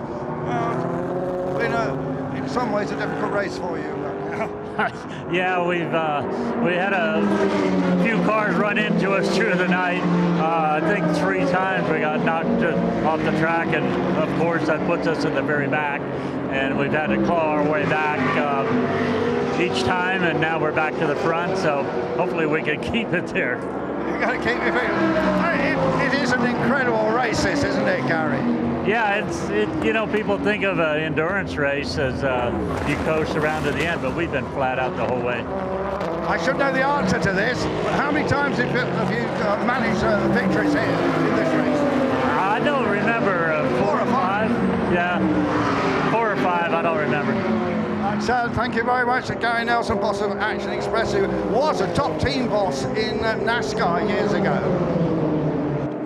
And it just shows from Gary there that the most important win, generally speaking, is the last one, and you kind of forget about everything else that has gone before, unless you get to 5, 10, 20, the big numbers you'll remember, but they're fully focused on the last race, whether they won that or not, and the current race on getting another trophy into the International Horseshoe. This is stellar stuff from the 3rd, 4th and 5th place cars, but certainly from Richard Westbrook, who is trying to hold back Ollie Jarvis in the number 60 car. Last time around, Westbrook slightly better lap, 135.8, not as good as Alexander Rossi, who is trying now to open up, or rather eat into the gap to Mike Conway. And Jarvis not able to get ahead of the Heart of Racing Aston Martin into turn 6, so that's driven slightly more of a wedge between the back of Westbrook's number 5 car of JDC Miller Motorsports and the Acura number 60. Yeah, and Jarvis's car really struggled to get the power down early coming out of onto the banking there. So down the back. Let's go down again. We've got Andrew Marriott's got more to add from Gary Nelson down at the Action Express Racing pits. Andrew. Yeah, of course we often refer to the cars to give them a name check of the sponsors, so we call the 31 car the Whelan Engineer Racing, and I'm not sure if you guys know, but Whelan make the flashing lights for the tops of police cars, apart from anything else. And then of course the 48 car, the other of the Action Express cars, is sponsored by Ally, which is Jimmy Johnson's a big sponsor. But I always like to name check the actual teams, and Action Express have been around in Daytona Prototype for a very long time. I believe originally it was funded by the France family when they first started with Daytona Prototype, and they always do an outstanding job. The interesting, they bring a sort of NASCAR perspective to it as well. And also now they've got various personnel from Hendrick Racing, one of the very top NASCAR teams, also working here on those cars. So it's a very interesting group, is Action Express.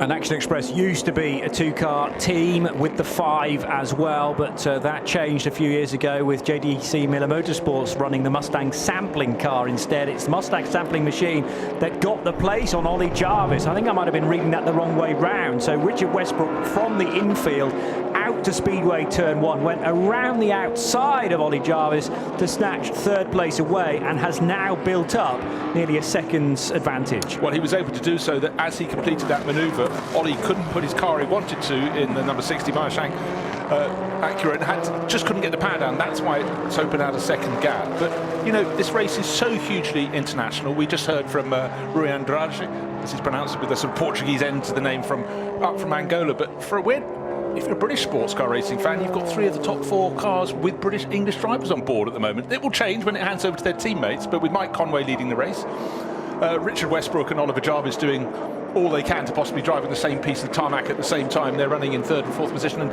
Alexander Rossi, from their point of view, is spoiling the party because he's waving the Star Spangled Banner in that 2nd place. But at the moment, it's looking quite comfortable for, we call it the Whelen Engineering car, but quite rightly, and I actually agree with Andrew on this, it's quite clearly the Action Express, one of their 2 Cadillacs, and going very well indeed. And again, I love the mixture of having more of a sort of NASCAR slant on. Yeah. Let's face it, we always know their pit work is fantastic, and it's a good thing to have. It's a similar situation where you've got G-Drive Racing run by APR, Algarve Pro Racing, so we try and mention the sponsor, at the same time mention the team behind that initiative as well.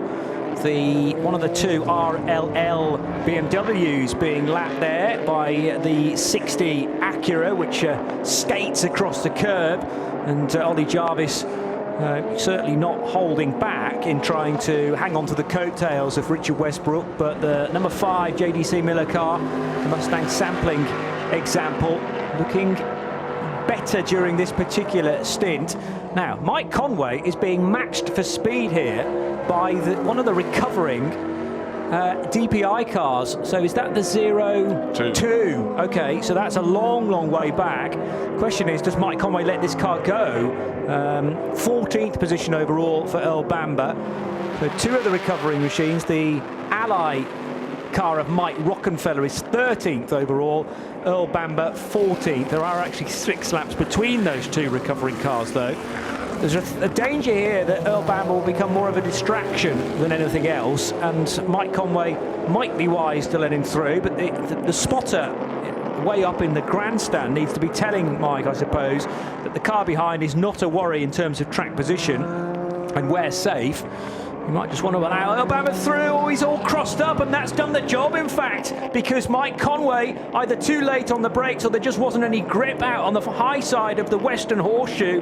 And I noticed that tank slapper that he had very early on indeed. Brilliant car control to not fully lurch onto the grass, but that will have grabbed his attention. It really will. So the deed is done, whether he wanted it or not. But exactly. It was very fortunate that there's a fair bit of grass there, but actually the tyre wall on the outside would come up very quickly indeed. Because let's face it, we were talking through the night about not if, but where the frost would settle. We thought it wouldn't settle on the circuit, it would be on the grass. So yes, the sun's been up for a few hours, but it's still not a lot of degrees, not a whole handful there. And so he definitely didn't want to get far onto the grass. Just managed to get the race-leading Whelen Engineering number 31 Cadillac around that corner at turn 3, but he's done it very well indeed. 10 seconds is the advantage for Conway over Rossi, so it's 31 Cadillac from the number 10 Acura, Wayne Taylor's car, or as going to Andrew's point, Konica Minolta Acura, but we know run by Wayne Taylor Racing.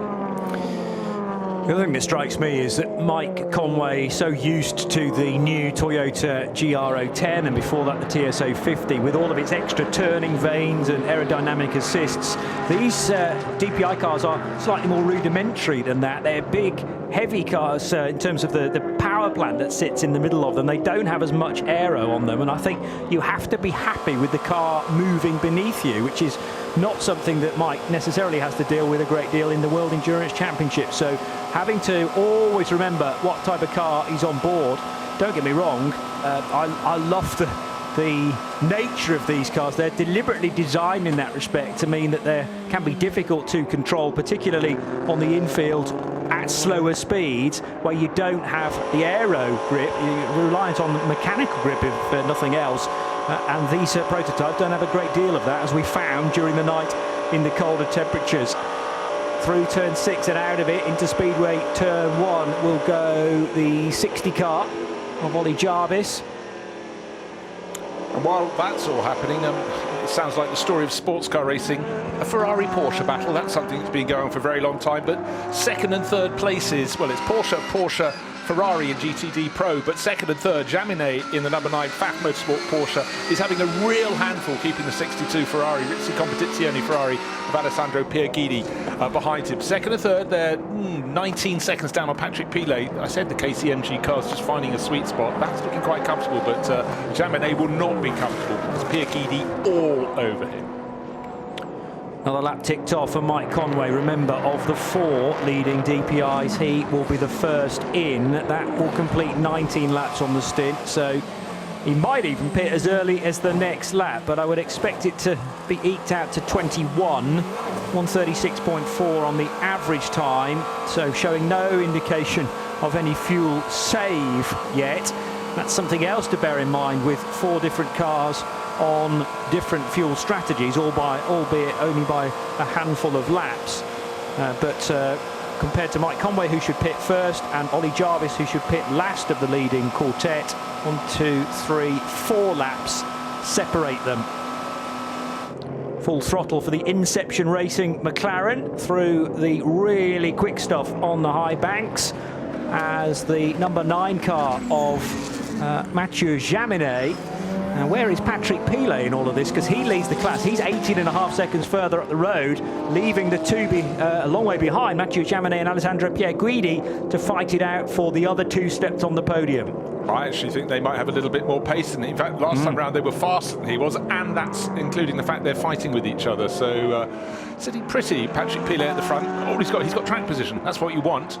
You don't want any sort of yellow flag moments that might close them down. But the FAF Motorsport car has been very much in the mix in GTD Pro from the outset, and Mathieu Jaminet, who's just had a fantastic handful of years in the cars from Porsche, is having to work pretty hard right now. And Alessandro Pierguidi all over his tail. They've got a BMW right in front of them using its toe. I'm going to try and sweep around the outside, and certainly any slip up from Jaminet, and Pierguidi's going to pounce for Rizzi Competizione. Another hour ticked off, by the way, so 9 o'clock in the morning, with side by side heading through into the chicane on the back straight, the Le Mans chicane. So yeah, just ticked by 3 minutes past 9 local time now. 4 hours and 38 minutes to go as we go to the pits and get this from Andrew Marriott. Yeah, I've got Jonathan Bonamarito just out of the car here, the PR1 Matterson racing car. Jonathan, of course, remember him racing wipers and all sorts of things. We call him JB. JB's just having a bit of discussion. You can't hear anything. JB, bit of a challenging night for you, really. I think you're running in about 7th place at the moment. Yeah, we lost some laps. You know, it's a bit frustrating, but that's this race, you know, the ups and downs. There hasn't really been much yellow, well, enough yellow from the 12-hour mark on to really get enough laps back to do anything with it. But we're gonna keep it running. We're having fun. Get Steven Thomas more seat time, and you know, we'll do what we can. But it's frustrating. But we're not the only ones in that boat, I guess. Obviously, in the past, JB, you've been a factory driver, and this is a slightly different operation, but still a very professional one. Yeah, I actually raced for Bobby Orgel, PR1 Motorsports, and Ray and Leslie Matheson with Matheson Motorsports, and then they converged, and now I'm back with them both. So that's kind of cool. Definitely a homecoming in that way. Awesome people. I'm happy to be here. And you know, it's new. They expanded it to 2 cars, and there's a lot of work that comes into play with that. And then you have the hardest race of the year being the 24-hour race to start it off. So it's definitely a steep learning curve, but we're doing good. Everybody's really putting their heads down and getting through it. You've seen this championship through going back to the ALMS, and it's really grown now, hasn't it? It's fabulous at the moment. Sorry, I missed you. This year? Yeah, sorry. You've been around this championship and the ALMS before for many years, and now we're seeing it really coming to a zenith. It's terrific. Yeah, it's pretty cool, really. All the classes are flourishing with LMDH coming. The GTLM and GT3 class all one, I think is cool. It's awesome, but when you're in the prototype and you have to go through 30-something GT cars, you don't think it's awesome in the moment, but it is really good for the series. It's good for the sport, and I think there's a bright future ahead. Time for breakfast, I think. Breakfast, lunch, dinner, I don't know what time of day it is anymore.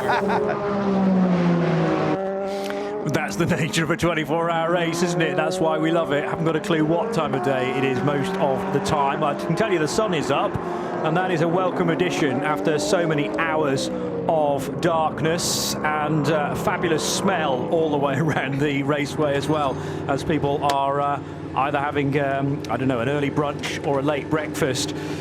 Some might have thought they were good enough to stay up all night and then got to maybe 4 or 5 o'clock and had to have a snooze.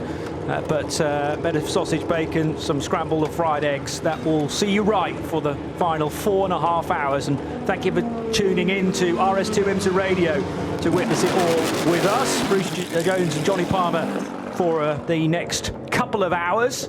And then we'll hand things back to Jeremy Shaw and John Hindhoff here in the global commentary box, the Hagerty global commentary box for the final run to the flag. But so much more for this race to give yet, I think. By the way, by saying the race really starts now, wasn't necessarily suggesting that people haven't been all out all night.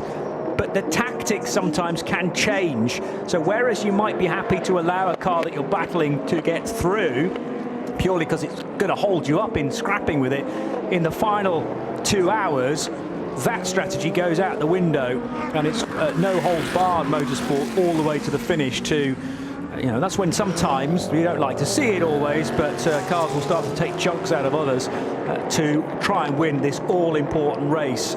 This championship, remember, starts with the most important race of the year as round one, and this is where so many prizes are on offer, not least the Rolex watch, but a whole load of championship points as well that will set you up perfectly heading into the Sebring 12 hours in a couple of months' time. Well, you think back over recent years how they kept on changing around. I was going to talk about the World Endurance Championship, but Andrew's been fishing, and very effectively. He's got Daniel Serra, and his car is being thrown around the circuit right now. Andrew, down to you. Yeah, I'm up on the pit perch, or sometimes called trap perch, but we're not allowed to say that anymore, with Daniel Serra, so I'm sitting comfortably. So is Daniel. Well, this is a big battle with Porsche, isn't it, Daniel?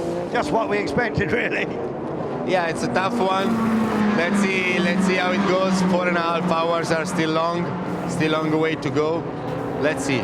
We are giving all we have, and hopefully we'll see a good fight for the fans. You're such a well-matched team, the four of you. Such a well-matched team of drivers.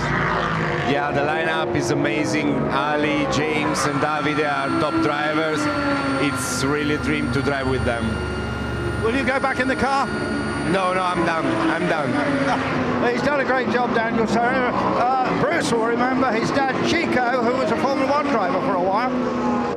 I remember watching him in Formula 3 back when he used to compete against the likes of Nelson Piquet and Derek Warwick. Great years for them in the British Formula 3 Championship, but thanks for putting another link to my advanced years, Andrew.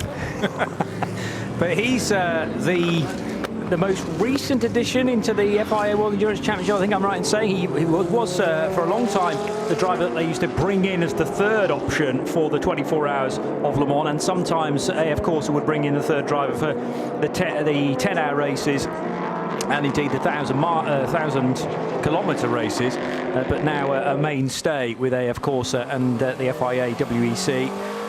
Knows this place pretty well too. A former Brazilian stock car champion as well 2 years ago, so likes his touring car type machines as well as Grand Tourers. And since I first met Daniel, his English has come on in leaps and bounds. He didn't used to feel confidence. I think I met him for the first time at a Silverstone WEC round, but it could have been about 4 years ago, whatever. But just to touch on, this championship kicks off with its biggest race in the shuffling of the World Endurance Championship. When it started going across 2 seasons, we got to the moment where one of the World Championships ended with Le Mans, the final race, which is sort of the natural conclusion, the double points, extra glory, or double points for quadruple glory event. it's now changed again. But it was something that really does add. But I actually think there's also, I suppose you could say, if you drop the ball here, don't start the season with a big result, then you're always fighting to get back. But it is what it is, and actually, I like the history of this event kicking it all off. It fits in the motorsport calendar when it fits. A lot of the crews will be going, could we actually have it a time of year where the track isn't freezing in the night? But this was a freakishly cold event, and anybody who's been out around the circuit, and really huge applause to all the track workers. They've done a phenomenal job in really, really difficult conditions.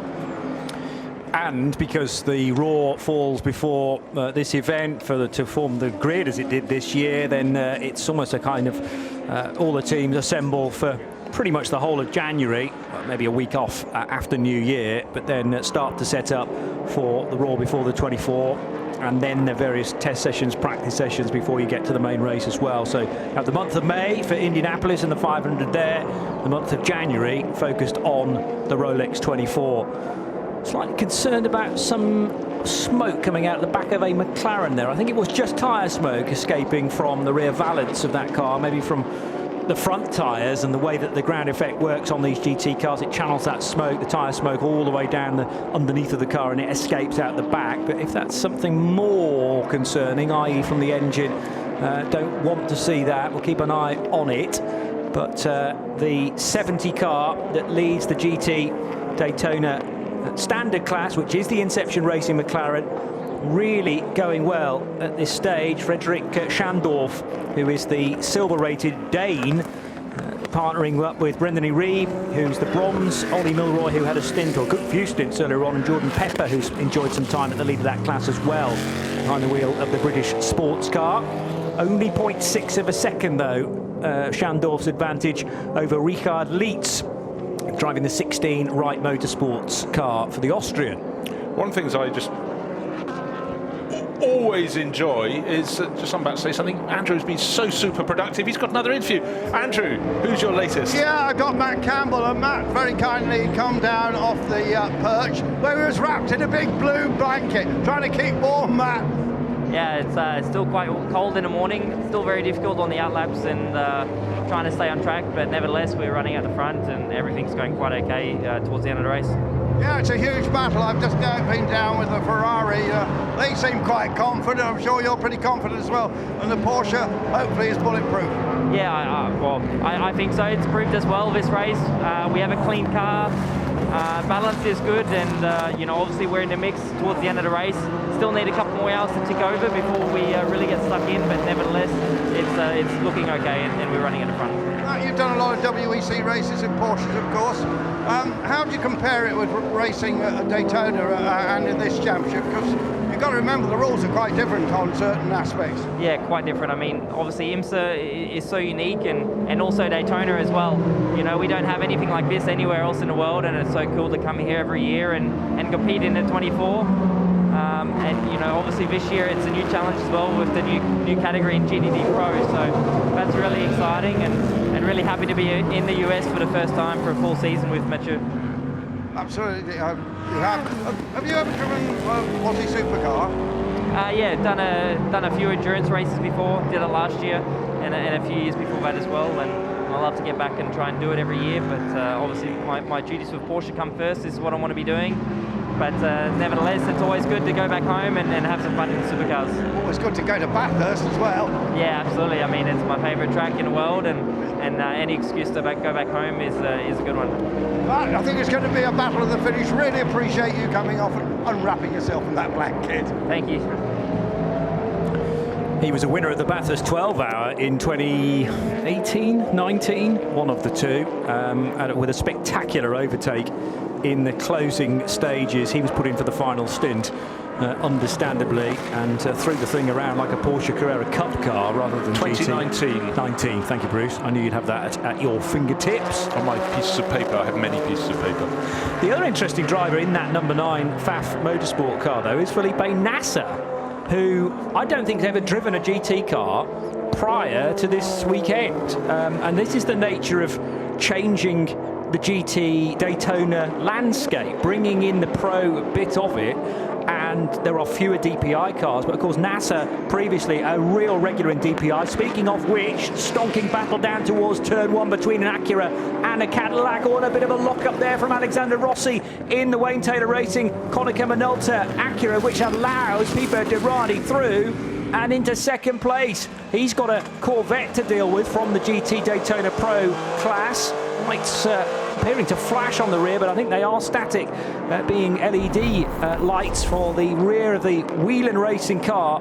But from a long way back, seemingly, this car has had a habit of doing this. He did a spectacular move in the night when Kevin Magnussen, in the other Cadillac, Kevin Magnussen came from a long way back in the 0-2. This time, it is the 31 of Pipo Derani who forced the mistake from Alexander Rossi. He needed to tuck to the inside line and just asked a bit too much of the tyres. They weren't having it. I think that's the thing. You know, in the night we acknowledged it was really, really cold, but now you look at the images, sunshine, glorious sunrise, you think there must be heat. There isn't a whole lot of heat, and just to see cars understeering like that into turn 1, clearly just braked a tiny bit too late for the tyres as they are.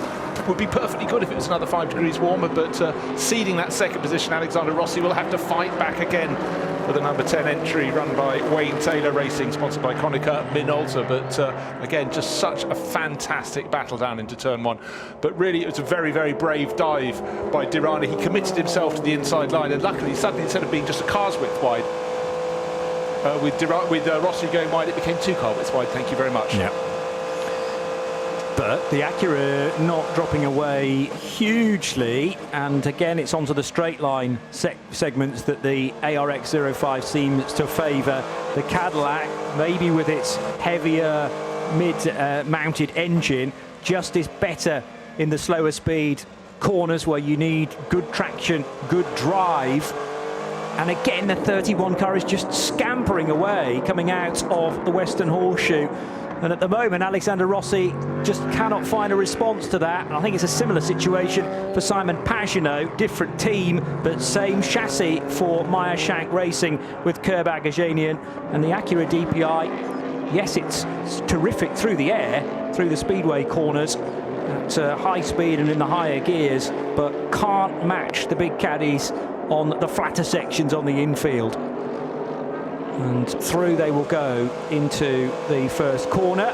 Slight grimace there for Alexander Rossi as he watches the Cadillac become a smaller and smaller speck on the horizon. Pipo Derani into a clear second place, and the question is now, can he be consistent enough to reel in Richard Westbrook 6 seconds away? But on the previous lap, he managed to find 0.6 of a second. Yeah.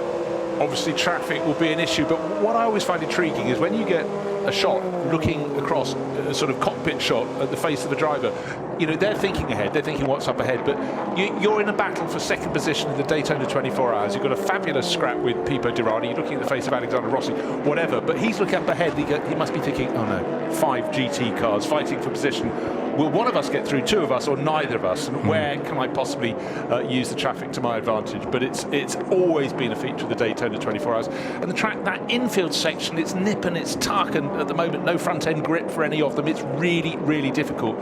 But I guess the image of Daytona in 24 Hours is the cars up on the banking. And of course, we tend to see the prototypes going high, the GTs staying low. But it's not a given, because we've seen lots of drivers threading the eye of the needle, and every time it makes you draw your breath in. But I'd say, actually, they've all performed really admirably. I think the driving has been very good indeed. Under cover of darkness, there was some side-by-side clashes, and certainly Heart of Racing team, really unfortunate for them to lose the number 23 in the cover of darkness.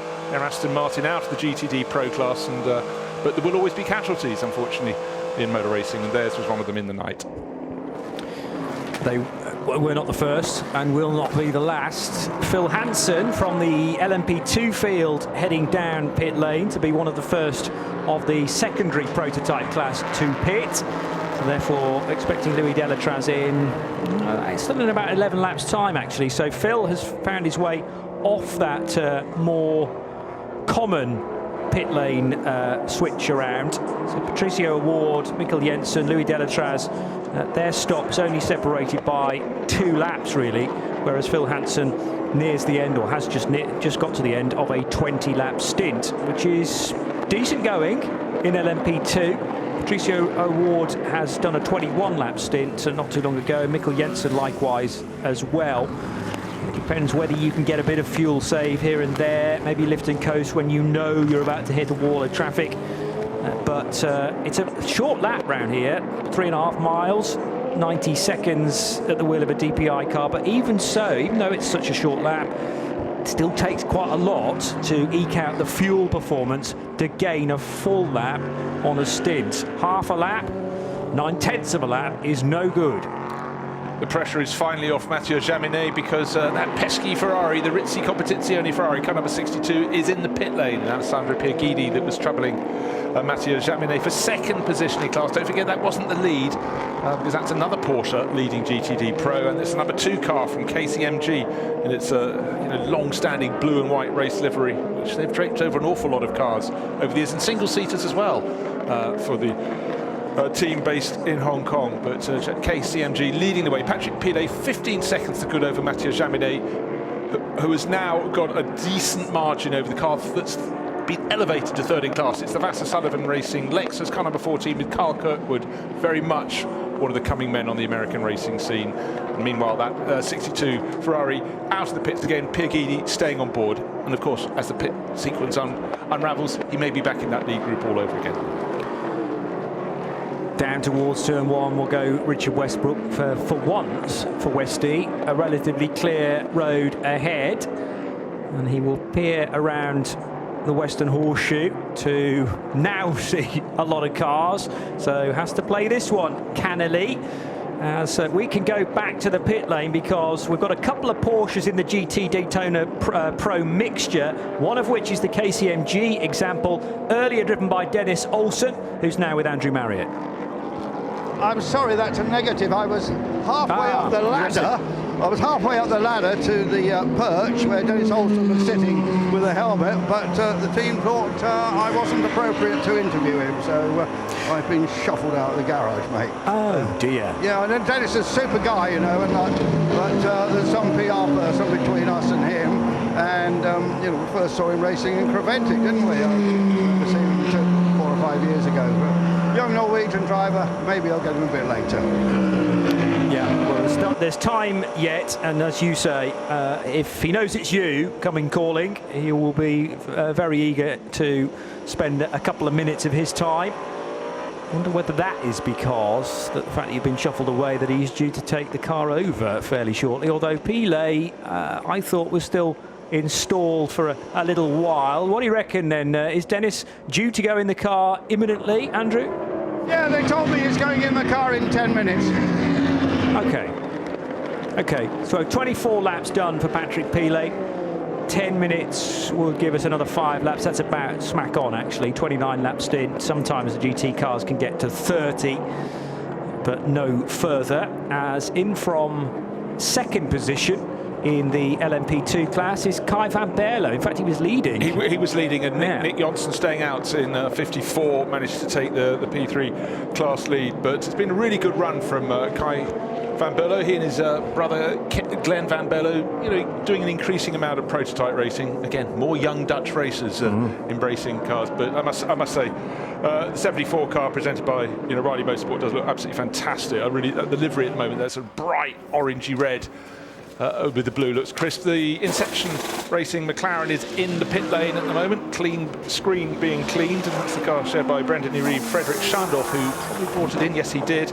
Ollie Milroy and Jordan Pepper, and that's the car that McLaren is pinning all its hopes on because the other McLaren, the Crucial Motorsports one, had its problems early on. Away it goes, sounding glorious in the process. And now the all-important duty is to desperately try and get some tyre temperature and pressure up, even in the pit lane, because that might make the difference. With the Batmobile-style steering wheel attached to the column, so no top and lower piece to it. It is just where your hands go. That's the modern-day, has been for a few years now, type steering wheel. Endless amount of buttons on the front and quite probably back as well. So you need to know where all of those crucial telemetry instructions are to the car's ECU, and also to message back to the crew on the pit perch if you want any advice about what to do next, or indeed want to acknowledge a message that suggests you might have to come in the next few laps for some fuel. But we know the McLaren will be fine for 30-odd laps or so. And new driver in, well, still shown as Frederick Schandorf, but there was a driver change there, was there not? Perhaps not, actually. No, I don't think there was. Okay. I'm fairly sure I saw the red and white stripe at the bottom of his helmet. He's a Dane, it's a Danish flag. So I think Frederick Schandorf is correctly still in the car. Okay. 12 seconds away from Richard Lietz, who now leads the class for Wright Motorsports, and their teal turquoise Porsche number 16. Simon Mann, who we're hearing from not too long ago with Andrew Marriott, running in third position now in the 21 car for AF Corsa. And in fourth place in GT Daytona, it's the 44 Aston for Johnny Adam, sharing with Spencer Pompelli, Andy Laddie, who spent a long time overnight in the class lead, and joined by bronze-rated John Potter at Magnus Racing. Just looking to see that lead group. We've got the top 4 cars in the race. Richard Westbrook, Pipo Derani, Alexander Rossi, Simon Pagenaud, respectively, in the number 5 JDC Miller Motorsports Cadillac. That's Westbrook's car. He's only 3.8 seconds clear, but the pointers under 15 seconds cover all 4 of them. And in terms of race pace at the moment, it's Alexander Rossi who's setting the pace. He's third. He's started to close in on Derani, who, guess what, is closing in on Richard Westbrook. This is fantastic. Whilst we enjoy this out on the track, let's get to Riley Motorsports. Andrew Marriott has found the Ligier run by the 74 crew. Yeah, I just thought I'd leg it down. I thought I'd leg it down here and check about that driver change. I can confirm the drivers from Holland, Van Berlo, Kay Van Berlo, stayed in the car. So everybody seems calm down here at the 74 Ranch Resort. I wonder what the 74 Ranch Resort is. It's presumably some lovely place where you go ride horses. Sounds very picturesque, doesn't it? We've just got another LMP3 car in. So I'm going to pop up to the 38. This is the performance tech car. This is a car which has got the big pole they have with the lights and the fuel on them. On the top of that is the Pink Flamingo. Garrett Chris just got out of the car. I'm going to grab Garrett in a minute, Canadian driver who raced in Indy Lights in the past, when he was been racing in the Asian Le Mans Series with United as well. He's got a lot of experience now. Yeah, also a mixture of teams in the European Le Mans Series, does a fair bit in the Michelin Le Mans Cup that supports that category as well. It's a busy boy, is Garrett Chris.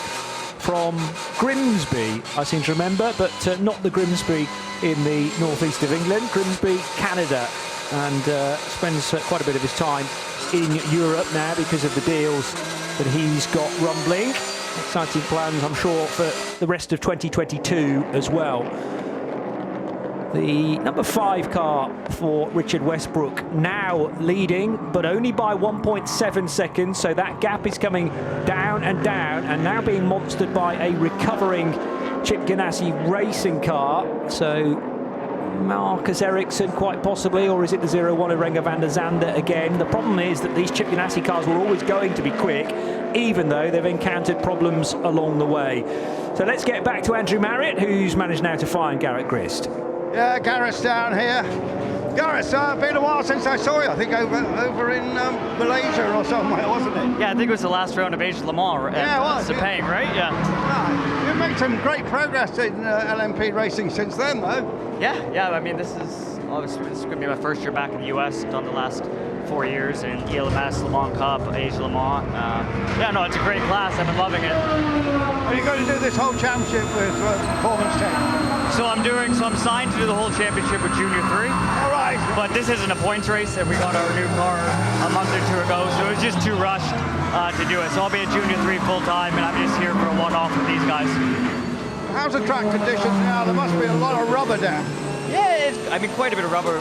With IMSA, you have so many yellows, and there's such long yellows that usually a lot of stuff gets blown off, which is nice. It's not like, Le Mans, for instance, where they don't really do that. So, yeah, definitely, it's not great, but not bad. So, what are you going to miss about Europe? The food? Yeah, I thought you'd say that, yeah. No, ELMS is one of the best race series in the world, as you see by the car count. But no, definitely the competition's so high in P3, the team level's so high in P3.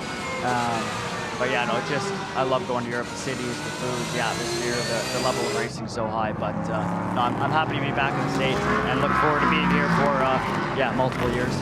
Great work. Super guy, Garrett Chris, thank you very much. Still only 26, so you would have thought a long career ahead of him if he should choose that path in prototype racing.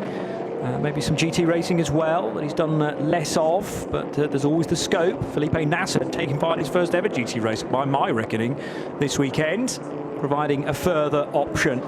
79 car rejoining the race with some erratic steering necessary to get tyre temperature and pressure up in the fronts for Alessio Picariello. He's a long way down, but Johnny, cast your mind back not so long ago. We had him spinning off the circuit and very nearly collecting, in fact, the KCMG Porsche that's leading the GTD Pro class. I can't remember who was at the wheel at the time, but it was going into turn number 4 and suddenly backwards across the grass. Unfortunately, there was an access road there, so the tarmac actually slowed him down a little bit, but it was freezing cold tarmac, so not very much. Then a bit of grass, then across the track, then just stopped by the wall. But for that car, the best placed cars in GTD Pro have got how many laps under the wheels? 582. And Picariello's car, 540 to do the maths, 40 laps in arrears. So just plugging around. It's going to take a long time to get above 40th position. But again, we talked about this a short while ago, Johnny, having the big one, the Daytona 24 Hours at the start of the championship, it can put you on the back foot a little bit if you take a tumble in this one. They haven't had a big tumble, but 40 laps is a lot of time lost for that number 79 Porsche. It's over a stint. It's a stint and a third. In fact, Picariello's just done 29 laps behind the wheel of that said Porsche, the 79 WeatherTech entry, and installed for another same amount, by which point I'm sure he'll be due for a driver change. The head of the order, Richard Westbrook's gap to Pipo Derani is absolutely nothing now. 0.3 of a second as Pipo has been getting closer and closer to the British driver. 3.2 seconds away from the two leading Cadillacs is Alexander Rossi in the best of the Acuras. So it's two Caddies, two ARX 05s, and really you could stick a pin in any one of those to say that they will be the winner. Yes, the Cadillacs looking stronger towards the end of their stints. We're only 5 laps away, I reckon, from Richard Westbrook requiring some more fuel. Pipo is due in a lap before that, though. So ideally for Derani, he'll want to be ahead on the road of the 05 car to maximise that small chance of opening up a gap. He spent much of this stint closing in on Westbrook, but if he can get past him and then build a lead of 2 or 3 seconds before coming in, that could be very, very valuable once you wind the clock forward by 4 and a bit hours. Nose to tail, coming out of the Western Horseshoe, no way through underneath Westbrook. Having said that, Westbrook just misjudged his braking point very slightly, and Pipo Derani's not going to be asked twice there. Slices up the inside out of turn 6, opportunist move, but the one man you would choose in the whole of the entry to take it is Pipo Derani.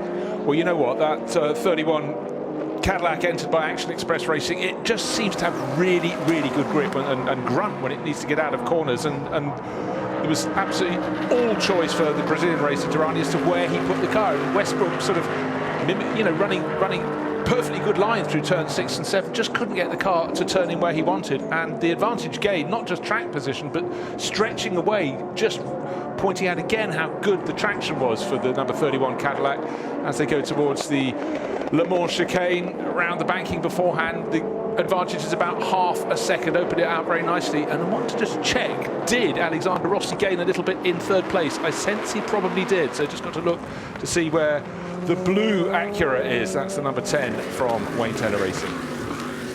By my reckoning, just heading out of turn 1 now, and Richard Westbrook, having been overtaken by Pipo Derani, now has the pressure of, again, struggling to tell the difference between those two Chip Ganassi Racing Cadillac entries. It's either 0-1 or 0-2, so Renger van der Zande or Marcus Ericsson looking to get the place. It is Ericsson. He'll go around the outside of Richard Westbrook, so scored as 6th place of the 7 DPIs. So that does indeed mean it's Marcus Ericsson, with pretty much all of the LMP2 field still ahead of him on the timing screen. He is 14th overall. Does Westy just allow that 0-2 car through, because it might be a touch faster in this phase of the race? Just over 240 minutes still to elapse, and we are 25 to 10 in the morning at Daytona for the 60th running of the Rolex 24 live on IMSA Radio RS2, part of the Radio Show Limited network of channels. In the Haggerty commentary box, it is Bruce Jones and Johnny Palmer, and pounding the pit lane, Andrew Marriott. Out of Speedway turn 4 comes Pipo Derani, still good for another 3 or 4 laps.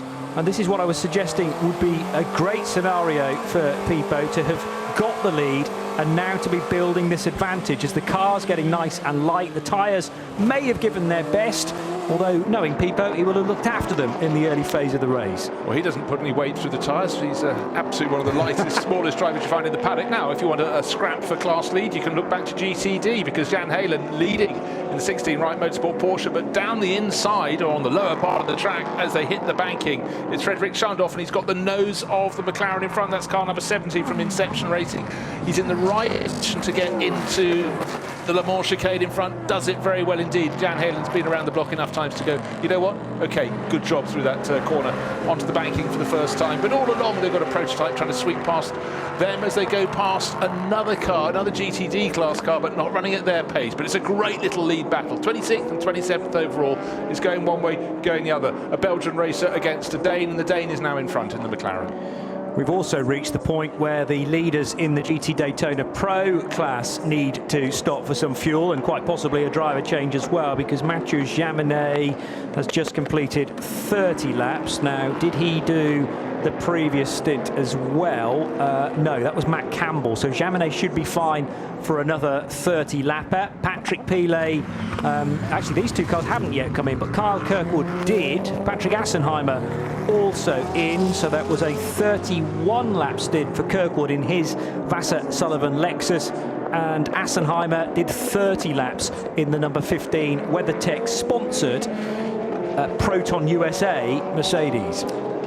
Back in the day, whenever that day was, of course, you saw what you saw, you missed what you didn't get to see. But of course, these days there are so many cameras, so many angles, and so many places in which people can put things up. Do you remember under cover of darkness we saw the Magnus Racing Aston Martin having a little off at the Le Mans chicane? I do, yes. Well, it was helped on its way. I've just seen a little video clip from that. So it lost time. Don't think it picked up any particular damage, but certainly wouldn't have been a huge amount of fun. But all the drivers in that team are known as Lord this weekend because of their addiction, Magnus Racing, with Monty Python events, and it's been a very good theme for them to pull up. And, so I think it was Lord Spencer at the time at the wheel, Lord Spencer Campelli, yes, who brought the car back around. But anyhow, that was a sort of lucky miss. Might not have felt lucky at the time, but you did the miss, and that's the good thing.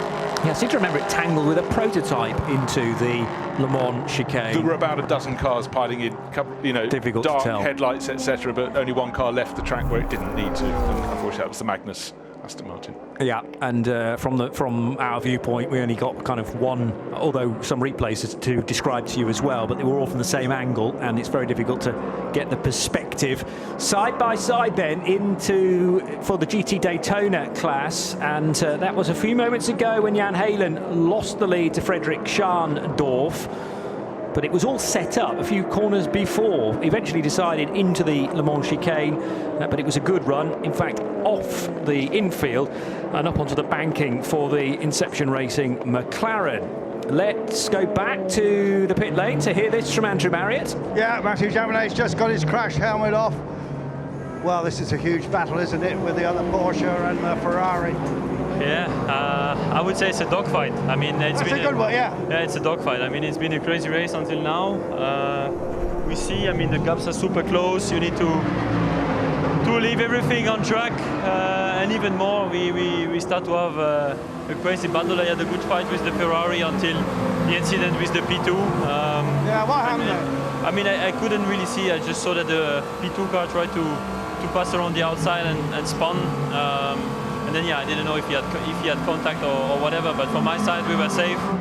And yeah, just a good fight. Claimed to second. I think we slightly closed the gap to the lead. So yeah, well done. Yeah, it's looking good, but it's still 4 hours to go. So in the end, we slowly coming to the end, build up the pace and the strategy, and make sure we are there to fight in the last hour. Will you be fighting at the end, or have you done your stuff? Sorry? Will you be in the car again? Yeah, I'll be in the car again. You bet. Thanks very much, Matthew Jaminet there. Yeah, we're speaking to Andrew Marriott. He didn't tell us whether he'd been for the final stint, though, which was the crucial thing. Don't want to give too much away at FAF Motorsport, but it's a terrific lineup. Matt Campbell, who's retaken charge of that car then, the number 9. Jaminet was only in for one 30-lap stint, so it's an interesting approach. When will Felipe Nasser be utilised towards the end? Another 20 seconds, and we will have completed 20 hours of the 60th edition of the Rolex 24 live from Daytona. This is RS2 IMSA Radio, part of the Radio Show Limited network of channels. In from the race lead, Pipo Derani in the Wheel and Engineering sponsored Action Express 31 car then. Fuel going in, a game of patience, so that it's frustratingly slow at times, although it's still only a 33-second pit stop. Stationary that was, so mightily impressive from a well-versed, well-practiced team. And once again, the 31 car is on the move. I didn't actually grab the lead advantage for Pipo Derani, but it was probably 2 or 3 seconds. One man that might be able to answer that question is Richard Westbrook, who's just bailed out of the chasing car, number 5, now with Andrew. Just taking his crash helmet off, just a little debrief here with his engineer. Just give him a little while to... Well, Christian Fittipaldi, actually. Wow. What can you say? Yeah. We took a big gamble with the tyres then, so yeah, now the sun's coming up. It's probably... Were you double stinting? Yeah, and obviously the others were on a single stint, so hanging on for dear life. But obviously it gave us track position, got us. It was a net gain, so we've got new tyres now, so we can just go.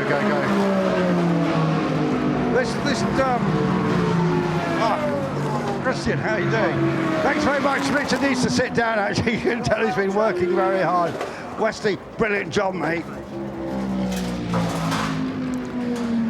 And Christian Fittipaldi not wanting to mention too much either, but very good of Westy to give us a little bit of a secret line in terms of their strategy there. I suppose from a strategic point of view, it doesn't really matter now because it's been done, and the rest of the team's probably worked out what had happened from the slight drop-off in lap times, but that does explain why Pipo Derani was able to catch Richard Westbrook at, what, a second a lap, maybe slightly more than that at times.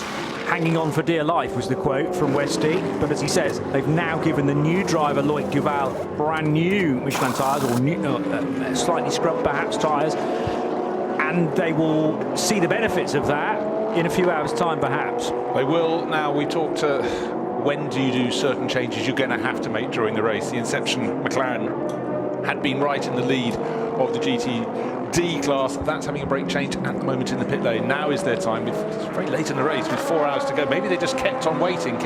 Maybe that's what got them up into the hunt. Obviously, this longer pit stop for Frederick Schandorf will drop them down the order, so the order will change. It's Jan Halen leading GTD, the number 16 Wright Motorsport Porsche. His advantage is best part of a minute, 50 seconds over Niklas Nielsen, the number 21 AF Corsa Ferrari. So the complexion keeps on changing. The other Ferrari all eyes are on is the 62 car. That's in the GTD Pro class because Alessandro Pierguidi is hunting down Matt Campbell, pushing him very hard indeed. That's the battle for second place in that class. But Dennis Olsen, we didn't get to speak to him because well, the team didn't want us to, but KCMG, their Porsche is leading the way.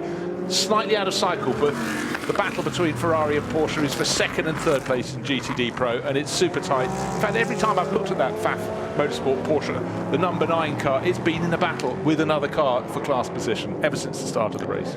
Yes, it's one of those cars that, you know, those people who are very popular at parties and always got company. It seems like the number 9 car has just been like that during the race as well, whether that be a scrap for the lead or in this case fending off the third placed car in the form of Risi Competizione's Ferrari, the 62 of Alessandro Pierguidi. Ben Barnicoat fourth, a couple of minutes back actually, but still, no, it won't be on the lead lap because of the difference between the nose of that Lexus and the rear of Alessandro Pierguidi. So there's about a lap between those two cars. Dennis Olsen on lap 5.90, leading for KCMG, as Bruce mentions. 0-1, well and truly off the strategy of everybody else. Remember, a number of laps back because of earlier problems, but Renger van der Zande has come into the pit lane for a fuel stop, and we can hear from Mike Rockenfeller now with Andrew. Well, Mike, so disappointing for you. I mean, you're really in the middle of it with a big chance of this. Just recap for us what happened. Well, yeah, I mean, we were trying, obviously, you know, to go through the night without any issues. We all try hard. Unfortunately, Jimmy had a contact with the GT. I didn't see it. And we had very bad damage, very severe on the rear right corner. So, yeah, we lost like 23 laps and basically game over. Yeah, it is what it is. It's endurance racing, and, you know, we all win together, we lose together, and we come back and try again. How do you motivate yourself when you're driving after that? You know, professionalism. Well, of course, it's fun. I mean, it's, you know, it's an honor to drive these cars in Daytona, so I think there's not much you have to motivate me. I enjoy every lap out there. Great attitude, mate. Thanks very much. Rocky, who has had so many stories to tell through the years in many DTM campaigns, particularly at the Le Mans 24 Hours, of course, but also, you know, making him name for himself more and more at Daytona, and as he says, thoroughly enjoys the experience of a lap, something that he first tasted back in 2004, I reckon. So he's been coming to this race meeting at the start of the calendar year for so many years. Flying Lizards Motorsport, they managed a third place finish in the GT class back in 2004. So mightily experienced. Oh, neck and neck now coming onto pit road, and that's the 60 Acura from the DPI class versus an LMP2 car. So to watch the stop, Andrew Marriott. This is Simon Pagenaud, Andrew. Yes, just not running this time, walking up to the car. A new set of tyres going on. I see they haven't scrubbed those. Fuel is going in. No driver change, I don't think. So I get closer, just cleaning the screen, still more fuel. And Jack, of course, trying to win this race. 10 years since they won it before with amongst the drivers, Justin Wilson. So a very good stop from the team. Can't believe it, boys. And down here, where they accelerate away, there's about a centimetre thick of raw Michelin rubber where they accelerate out every time. We did say it yesterday, but I think I'd like to repeat this, that in the WEC, if you spin the tyres as you leave the pit lane, you get a penalty. But here in America, in IMSA, you get a round of applause. It's actively encouraged, isn't it? If you don't make a right old racket and leave a plume of smoke, then you don't win many fans that way. And yeah, that's the difference in culture, you perhaps might say. Coming racing in the States, very much set up for the fans' perspective. But so many big teams, of course, too, that desperately want to take the race win. But they're all racing fans beneath it all, and love the sights, the sounds, the smells of full-out motor racing. But it's also what all fans like, and it's so many times greater at the end of an endurance race, is the release of pressure and the applause at the end. And don't forget, if Meyershank Racing, their car number 60, which is running in the lead at the moment, can go on to win this event, what, not even a 12 months, what effect about an 8-month period it will be for Michael Shank and the gang, winning the Indy 500 last year to this. And those images are fresh in my mind of the celebrations at the Brickyard last May. Absolutely phenomenal result for the team. And if they can double up and take victory here, 4 hours to go, or very nearly, but they're at the front of the race. But let's see how they go. We have got different race tactics, but always as you get towards the end, it becomes much more similar. And those like the number 5 crew from JDC Miller Motorsport, we just had Richard Westbrook reveal that he did 2 stints on a set of tyres. That's brought them some advantage. And now the number 5 car is out on the track on fresh rubber. Loic Duval, well, he's the fastest driver out there at the moment. He's lying third. He's closing in on Pipo Derani, and you know, more heat in the track, fresher rubber that can actually grip. Hurrah! That would be a real favour for JDC Motorsports. And will the others have to take the pain, or will they have enough tyres to make it to the end? Constantly sticking fresh rubber. We know the answer is no to that. It's when they do a double stint, really.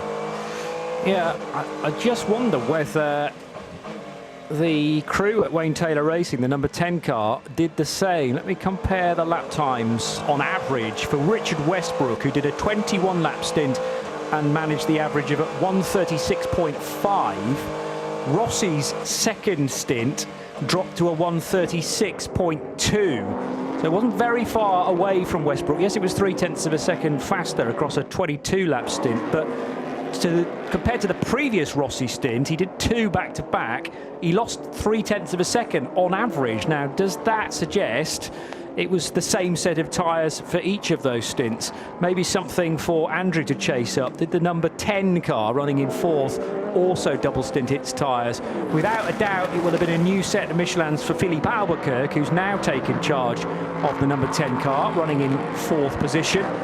So we have Pipo Derani installed for a second stint to make that a double. Loic Duval took over from Richard Westbrook, who quite frankly needed to sit down after his second of a double. So Duval takes over there. Simon Pagenaud had only done 1 22-lap stint, so he's staying inside the number 60 car for Meyershank with Kerr Agajanian, and the number 10 car, as mentioned, now in the hands of Portuguese driver Philippe Albuquerque. Now, we just had Andrew Marriott describing the rubber being burnt in the pit lane, and Jeremy Shaw, who'll be back in the commentary box in just over an hour. Global Broadcast Centre, he said, he just another way, coming via, not by Twitter, but via WhatsApp. We've got to watch all the channels. You talked about spinning the tyres. This is just to clarify things. Coming out of the pit stop, you can't spin the tyres, we pointed this out earlier, if the car is on the air jack, that's an instant penalty, but if spinning them on the ground is fine. In fact, that's the only way to warm them up at the moment. No sissy tyre warmers here, of course, he says, pointing in all sorts of directions. But so thank you for that clarification, Jeremy. Once you're back on the deck, you can spin them all you like. In the air, though, that's a problem. Yeah, and it was the Dragon Speed car I noticed many hours ago now had a problem with that. It was up on the jacks, and I wonder whether the throttle had stuck open, because it was almost in a point where it wasn't even a driver in the cockpit and the wheels were spinning. That was explained to us by Pascal Ward, the driver who got out at that time, and he said there was a problem with the throttle sticking open, but they'd had a problem with the engine restarting before, so he thought he had to leave the engine on, and he's now been disabused of that as soon as he got out of the car. Don't leave it on, because you could spin the wheels. So anyhow, it's all part of learning, and it just goes to prove, quite frankly, it's no surprise to anyone, but it's worth pointing out, is the fact these cars change through the course of the race, and you often have a problem you have to work your way around. Hopefully not for many hours, but for many a team, if it's a problem that's too big to actually fix, you've got to drive around it. You've got to be aware of that, and we've got, which is the car that is the Gradient Racing Acura running in GTD. They don't have an air jack on their car that works anymore, so they have slow pit stops. It's all problems you've got to nurse around. Andrew, have you got any news of problems down in the pits? Well, you asked me to check out on Wayne Taylor Racing, so I come to the horse's mouth. Wayne, Westy just got out of the car. He double stinted the tyres. Are you doing the same thing? No, we put on a set of scrub tyres for Philippe, and then we're going to decide at the end of the stint whether we'll double. It's sometimes it works, sometimes it doesn't. It's pretty strange how that pit stop ended up, because we were actually ahead of a lot of cars purely on speed. But somehow we lost to the pit stop, and we had the best stop ever. So not sure what other people are doing right now. Right, haven't you been in this situation 4 or 5 hours before the end of the race so many times, Wayne, sort of crossing everything, knowing you're in with a shout? It's the same again. Yeah, I think we do. I think we've got a chance at this. I wouldn't have said that to you last night, but I think we... Yeah, you were 2 laps down, I'm saying. Yeah, we were 2 laps down, and we weren't making any gains on anybody. They were actually pulling away, even with 2 laps down. And now we seem to be able to be at least at the same pace, and we just have to keep executing and putting the right drivers in the car. And you say you got 4 great pedalers, 4 great pedalers there. Albuquerque always does a great job, and your son is always quick, isn't he? Yeah, Rick is pretty special here. Philippe is, Alex and Will just come on board with us. I mean, just perfect. Perfect. Let's hope it's a perfect day when the checkered flag drops. Who knows? Thanks, me too. Thanks, Wayne, and congratulations on being Grand Marshal. I think I said to you yesterday, what's the main thing you get? Free lunches. Yes, exactly. Free lunch, free breakfast.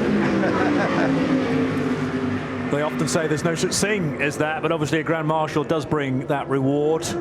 Corvette have had a long, long night with their 2 new-ish Corvette C, what are we, 8Rs now, the mid-engine machines, but sort of backwards engineers to become GT3 cars to be able to be eligible to run in GT Daytona Pro, but because of an awful lot of work that needed to be done to both the 3 and the 4 overnight, some of the mechanics are choosing this moment to get a bit of shut-eye, just 3 3/4 hours away from the checkered flag. Up onto Speedway turn 3 will go Pipo Derani, leading by 5.5 seconds over Loic Duval. It's the 2 Cadillacs out front, 31 from 5, then Simon Pagenaud in the 60 Acura from Meyershank Racing, ahead of Philippe Albuquerque, driving for the man we just heard from, Konica Minolta and Wayne Taylor Racing. Around the outside will go the Wins-backed LMP2 car there. That just about gets its way through. Was that an LMP3 car?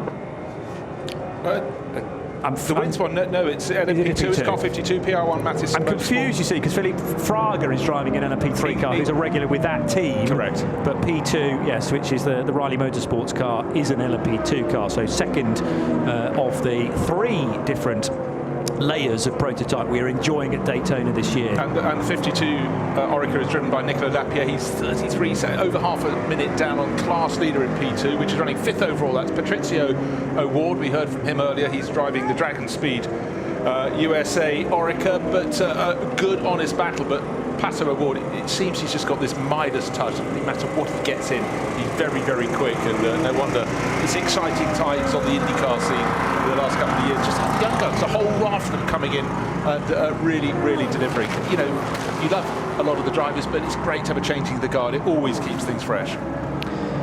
So that purple, orange and white PR1 Matheson Motorsport car scampering its way through the Le Mans chicane, car 52, which is running in second, and Lapierre then with Patricio O'Ward standing in his way. Lapierre making, it's very gracious there, making some space for Pipo Derani to get through, thundering his way through the tri-oval now and leading by 5.4 seconds. On to lap 6.38 we go.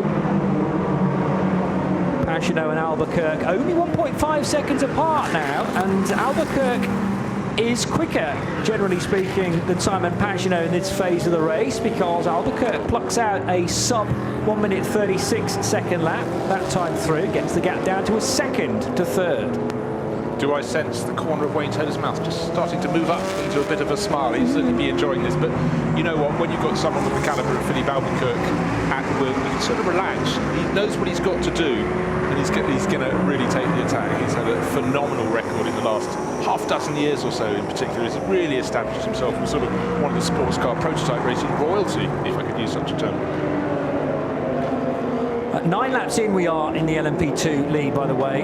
Patricio O'Ward and Nico Lapierre are neck and neck in terms of their stint distance. 9 laps, soon to be 10 completed. Half a minute separate those two cars in LMP2. In LMP3, it is Kai van Berlo for Riley Motorsport. So that is the car that I was confusing with the LMP2 machine. Riley Motorsports and Wins used to be partners, have been previously, but not in this race.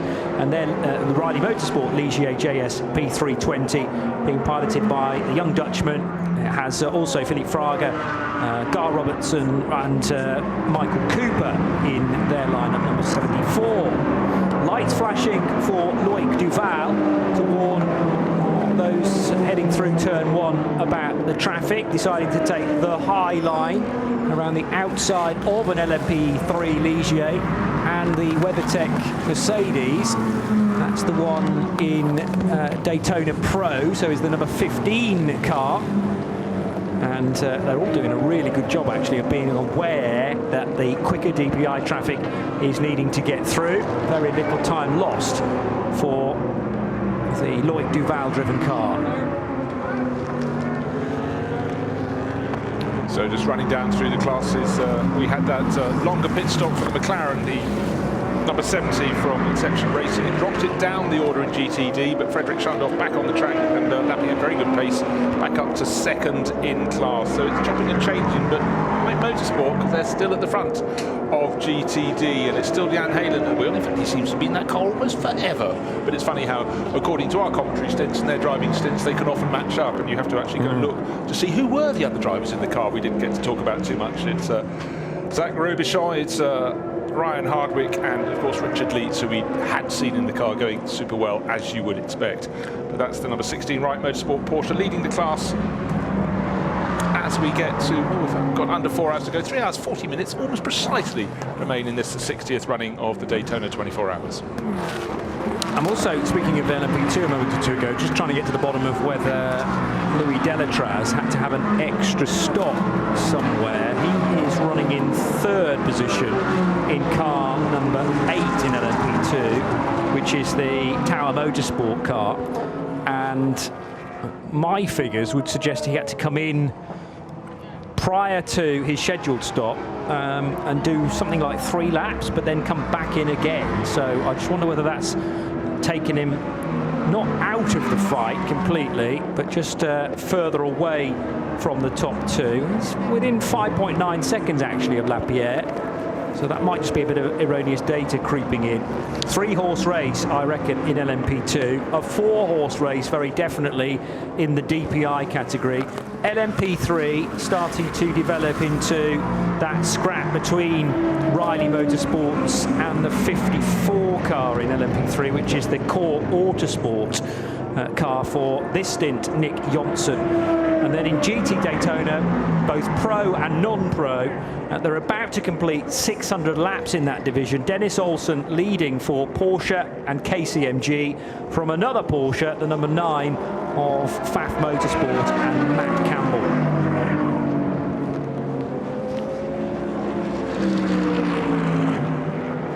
This is RS2, IMSA Radio, part of the Radio Show Limited network of channels, and another clock hour is reached, so 10 o'clock in the morning. Glorious day. It's been a chilly hot night, as we wax lyrical about, and many of those used to Florida temperatures will not forget this race in a hurry, and not necessarily for positive reasons.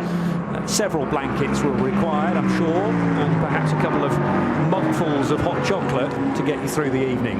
I always feel in any trip that involves a caravan, but more typically a tent, it's not what makes it's not what you take on holiday that makes it or breaks it. It's what you forgot to take. That could be an issue for people down there. But I'm sure any catering facility would have been doling a lot of hot drinks out through the night. But that seems to be in our rearview mirror. Rearview mirror is the one that needs to be looking in his mirror the whole time. This battle's been going on for a couple of hours now. Absolutely fabulous. It's in GTD Pro, and it's between the number 9 Pfaff Racing Porsche and the Ferrari, which on the second, where's the Ferrari gone? Alessandro Pierguidi's near it on the track, but nowhere near it in terms of times.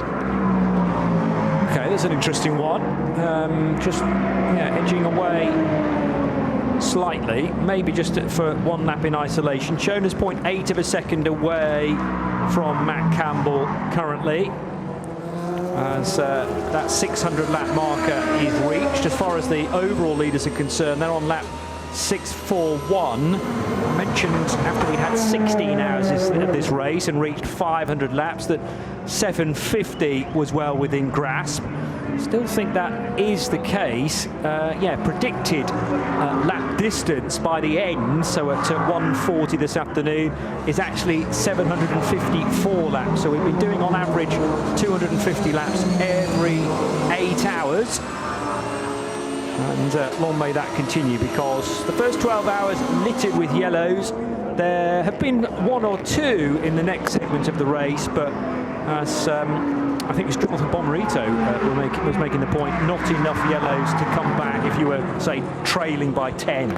Yeah, the first half of the race was peppered with yellows, but they have rather fallen away, and one thing that fell away briefly was my timing screen. That's why I suddenly thought, hold on, the Ferrari's on the tail. That's the 62 Rizzi Competizione Ferrari's on the tail of Matt Campbell in the number 9 Fat Motorsport. My timing screens didn't add up, but they've been refreshed, and my eyes do not deceive me. There is under a second between them as they fight for second and third positions in the GTD Pro class, but Dennis Olsen leading the way, in his case the MG Porsche, but actually I could just watch these two cars, the number 9 Porsche from Fat Motorsport and the 62 Rizzi Competizione Ferrari, ducking and diving as they work their way around the circuit. It looks fabulous, and you know what, it's much less tiring looking at cars in daylight than it is trying to pick out the headlights in the dark. And they're the other people we really need to give a huge pat on the back to, all the camera operators who just simply are trying to pick up cars by their headlights for not just a couple of hours, but by 13 hours. Easier to pick up the wrong one than the right one, so they're having to really multitask as they try and pick up the action for us, so simply we can follow the race. But yeah, really well done, crews. Nose to tail again between number 9 Porsche from FAF and the Risi Competizione Ferrari number 62 there, and the Western Horseshoe about to be lapped by one of the 2G Drive by APR LMP2 machines, and that should be done in a very conventional way. Well, having said that, inside of one, outside of the other, but everyone knows the plan there, and is able to cope with that. I mean, there's such wide expanses at speedways, turn 1 and 2, that you could easily run 3 abreast, in fact, if necessary. Just the 2 abreast was required this time around. Hopping and skipping its way over the curbing at the Le Mans chicane is Matt Campbell. Alessandro Pierguidi, as if on a tow rope, paying very close attention. And that Ferrari looks slightly more manoeuvrable than the number 9 Porsche in this phase. Well done for picking up the use of the curbs there, the chicane. The team, the drivers have largely been staying off that. And I think that's just showing the pressure that Matt Campbell is feeling in that Fat Motorsport Porsche, because certainly we have seen punctures in this race, easy way to pick them up, but ever since they changed the curbing down there, the drivers thought, oh, I'm not going to hit those curbs unless I want to. But I think the pressure really is on the Australian. Such a successful run with Porsche since he became a work driver, but he's got to work because he's got Alessandro Pierguidi just half a length down. As he went onto the banking, you talked about as though attached by a rope, but I was thinking as a water skier, he's a long way behind the boat, but now he's just 1.5 car lengths behind as they go through turn 3 and across the infield. And actually, it's on the infield the Porsche looks better. It's on the banking on the high-speed part of the circuit where the Ferrari seems to find its form. But a great scrap in the GTD Pro. Alessandro Pierguidi looking here, looking there, not quite ready to make a serious attack, but where's the traffic up in front? We've got the number 3 Corvette, about a second or so up the track, but sadly for Corvette fans, with Jordan Taylor on board, that's in 34th position overall, whereas Campbell and Pierguidi are 21st and 22nd. They're 2nd and 3rd in the class, but for Corvette racing, it is depressing. You just need to keep pounding around. You never know what you'll find on the cars that could be carried forward, could be developed, made better for the next time they go racing at the Sebring 12 Hours. The Dragon Speed USA LMP2 leader, Pato Award, working its way by those dueling GT cars for 2nd and 3rd. Matt Campbell ahead of Alessandro Pierguidi. There were nose to tail arriving at the back straight chicane, but safely through already. Award judging that scrap to perfection, realising that they'd be up against one another, and there's always the scope, of course, as you're lapping GT cars, that one dives out of the way of the other, not aware that you and an LMP2 car are looking to get by, but disaster averted there. armfuls of opposite lock as the Pfaff Motorsport car approached turn 1 there for Matty Campbell. Great car control though once again. I think we've seen him vaulting the curbs at the chicane. We've now seen him going right to the edge of Adhesion into turn 1. He is being pushed super hard. He's determined not to go away with that. Cars up in front of the Pfaff Motorsport Porsche kicking up the dust in the face of the little kink turn 4 on that infield loop. But it's still Dennis Olsen leading the class.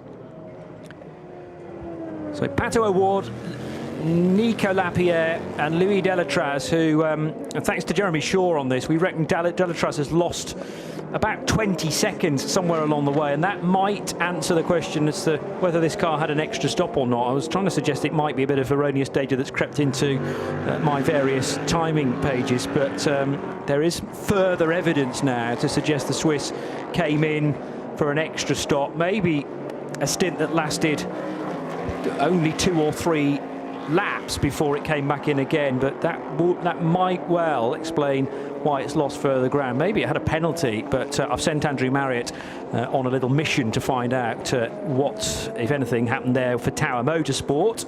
He'll be following that up very shortly. Dennis Olsen leading after 603 laps rather in the number 2 car in GT Daytona Pro class, and it's Jan Halen leading GT Daytona, number 16, Wright Motorsports car. Andrew, quick as a flash, is on the case now with Tower Motorsport. Yeah, with Ferdinand Habsburg. You were just telling me a bit of a problem, you had a puncture there. Yeah, Louis went out on a new set of tyres, and after the first couple laps we got a front axle puncture, and we had to pit and put a new tyre on, which put us in out of the lead and into third. Yeah, you don't want that, but it happens. You've been having a fabulous run, though. Yeah, been enjoying myself a lot and going quick and having a good time. I have to say, a great season last season as well. Thank you, yeah. Cheers. I mean, you were in the DTM for a while before that, remember? You in Formula 3 and so on, Ferdinand. But is this a place you want to be now, sports car racing? Yeah, I've come to Daytona 2 times before. You were with Jota once, weren't you? Yeah. Yeah, so never been this close to trying to win it, and my hopes are still high. And for the future, WEC, or do you like racing in America? I love racing in America, but at the moment I only have a WEC plan, so anybody out there looking for a driver in IMSA, give me a call. Excellent. What's your number? Come find me. Thanks, Ferdinand. That's the Archduke, remember? Yeah, yes. And I could go through his full name, but I would probably need about 10-15 minutes to do so. There were an awful lot of please sections do it. of his name. I have Googled it. He's got about 10 names, hasn't he? And of course, he has.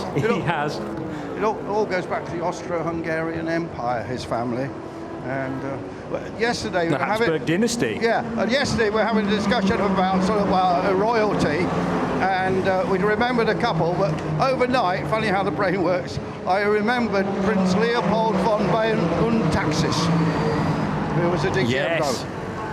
Poldi. Another great name. I was going to say Ferdy probably has a Twitter handle, but if he includes all of these names, no space for a message. It would go, yeah, you'd run out of characters. Here we go then, deep breath. Ferdinand, Zvonimir, Maria, Baltus, Keith, Michael, Otto, Antol, Barnum, Leonard, von Habsburg, Lothringen. What happens? They were all in the Beatles, you know. They were, but what happens on the marriage ceremony when his wife-to-be has to go through his full name? Yeah. Did I get that wrong? Yes, you forgot the Otto. But he's a great character, and I tell you what, at Le Mans last year, the celebrations when they won P2, you know, in that topsy-turvy, absolutely berserk finale to the race in the P2 class, but he's a guy who's quick, knows how to celebrate, and I think he's a perfect addition to any team. He's great character. You know, all sport needs characters. Yep, very eloquent as well. Describes situations, good and bad, very succinctly, I think. And like he said, not what you want when you're leading the class, a puncture at that precise moment, but they will come back and continue to fight. Running in third position, only a second away from Nicolas Lapierre now in the number 8 LMP2 car. Pato Award leads the LMP2 class from Lapierre and Delatraz, then Guido van der Garde. They've lost ground as well in the Racing Team Nederland Orica after spending quite a long portion of the start of the race jostling for the race lead on the pit stop cycles, but it has dropped away now to more likely a 2-horse race, possibly if the 8 car can get back into it for Tower Motorsport, possibly back to a 3-horse race. But it always happens during a 24-hour race that your favourites at the start can sometimes drop away, and not necessarily through any fault of their own. Another person who had an immensely long name, he raced in the 1960s in Formula One, always looked too big for his car. Ikuri Masberg and Porsche racer. It was the great, huge fun character. Carroll go down to Beaufort, but that was only a little agglomeration of his name. I do believe there was a story that he once went out for a bit of a laugh back in the early 60s without a race helmet on, but wearing a Beatle-style hair wig. I like it. G-Drive by APR have 2 Oricas in the LMP2 lineup this year, and Andrew Marriott's just spotted one of them going behind the wall. So Luca, well, it isn't gone behind the wall yet, but Luca Giotti is climbing out, and it's on the dollies. So I'm just going to pop round and find out from Luca. You both know he's had a lot of success in Formula 2 recently, but here he is finding out the vagaries of sports car racing. I'm just going to pop over the wall and get Luca and find out what the problem is.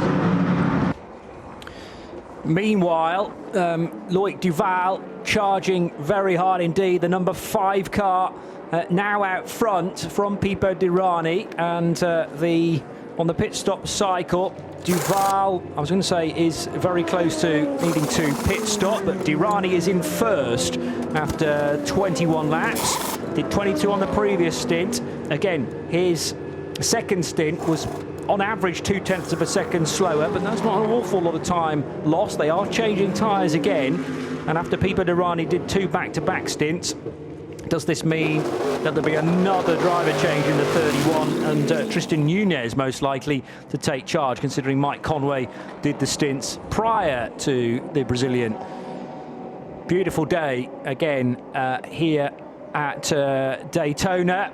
Lake Lloyd looking like a little bit of a wind is rustling up upon it as we go back to the pit lane and to Andrew Marriott. I got our Algarve Racing boss, Stuart Cox, down here, of course, runs these G-Drive cars. Luca was just telling what the problem is. It's up on the dollies. So what's happened, Stuart? Well, the race has started with a drive-through, with a jump start. We thought was marginal. And being our first event here at Daytona, there's lots to learn.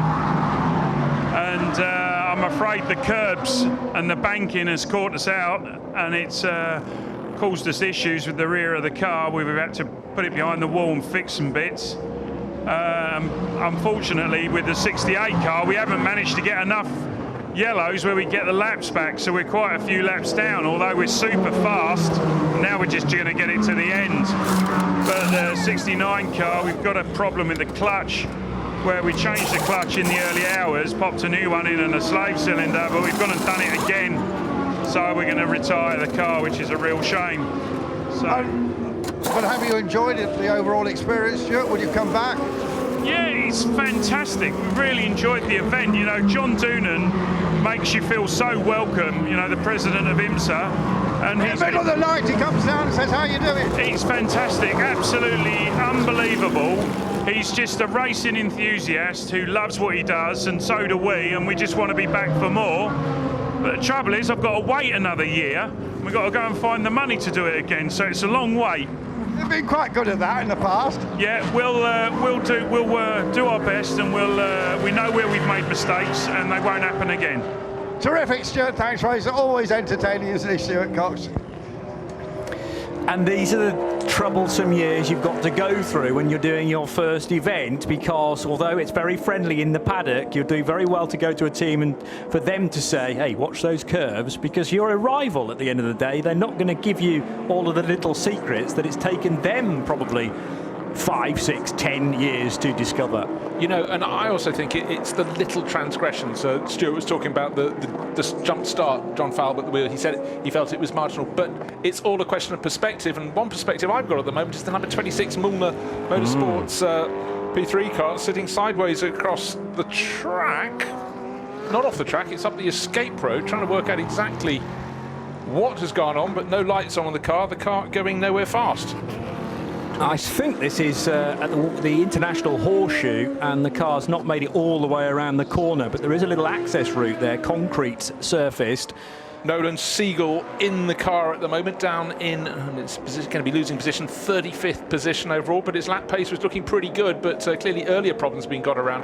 But just to finish my point, you know, you can arrive at this race and have a really good result first time around, but that is down probably to having immense luck. It's when things go slightly wrong, it's how we react to them, and then being fully conversant with the rules. It's falling the wrong side of the rule book that it might be seen as a minor transgression, but it's enough to pick you up a penalty. And in racing as competitive as this, it really, really hurts. So I'm afraid you do generally need the early few years of pain before you can really start to finesse, you know, what's happening on and off the track. And I mean, no team can eradicate mistakes and errors at your first attempt at Daytona, but it's crucially is how you react to them and also log them in the memory banks. I'm sure that will be going down in a couple of notepads for future reference. And as Stuart Cox makes a point, we've made the mistake, but they will not happen again. And they'll come back a lot more knowledgeable, a lot stronger team as a result. Algarve Pro Racing, G-Drive by APR, as they are known on the entry list. And it's good to have a stalwart of European prototype racing, both at Le Mans and in the Championship European Le Mans Series here in the States for the first time. A spin for the Ally-backed 48 car, which is the Ally Cadillac as it's entered, and the 48 car not in the leading quartet after difficulties overnight. Jimmy Johnson is back at the wheel though. Now, is this an out lap for Jimmy? 48, where is that on the pit stop cycle? Yeah, it's just done 21 laps, so I reckon it is, having just come out of the pits, Bruce. Yeah, and I'm afraid we can generally point fingers with nobody else involved in that. In fact, 3 cars came around the corner just behind Jimmy, but I just touched the curbs on the inside and the tail. Just the change of balance of the car there, and the weight was on the wrong corner, and the tyres didn't give really great deal of grip at all. So Jimmy had problems early in the race. That's what put them back, a bit of contact. But they've been going around, you know, all they're going to aim for. They're not going to pick up any of the first 4 positions unless there's a problem for those cars up ahead, but they're way up ahead. You know, they've got 650 laps on the board, and Jimmy's car only 628, so he's, 23 laps down on the race leader.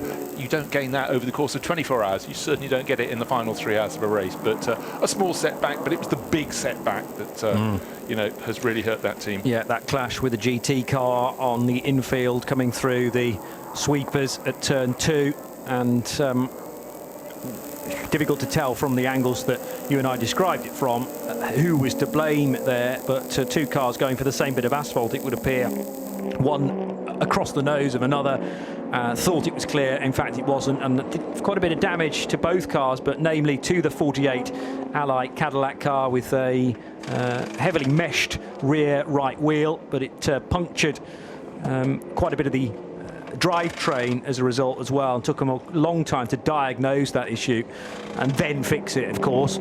Philippe Albuquerque is in from the race lead. Simon Pagenaud, did he ever get to the race lead? Because the 2 Acuras were running 60 ahead of 10 for a fair chunk of that stint. So Simon Pagenaud is the race leader now, that is for sure. And Philippe Albuquerque in the number 10 car in after 1 stint. They'll keep him there for another 21 lapper, I'm sure. 136.2 was his average of the 21 laps, and a best 135.3. I reckon there were new tyres put on that car as well. Wayne Taylor Racing suggesting, or Wayne Taylor himself rather, suggesting they weren't yet in the need for double stinting. Perhaps later on they might start to roll the dice a little bit, but they're well in this when last night they were 2 laps down, and this situation, well, they would have snapped your hand off for it, to be back on the lead lap and toying with the race lead, albeit on the pit stop cycles.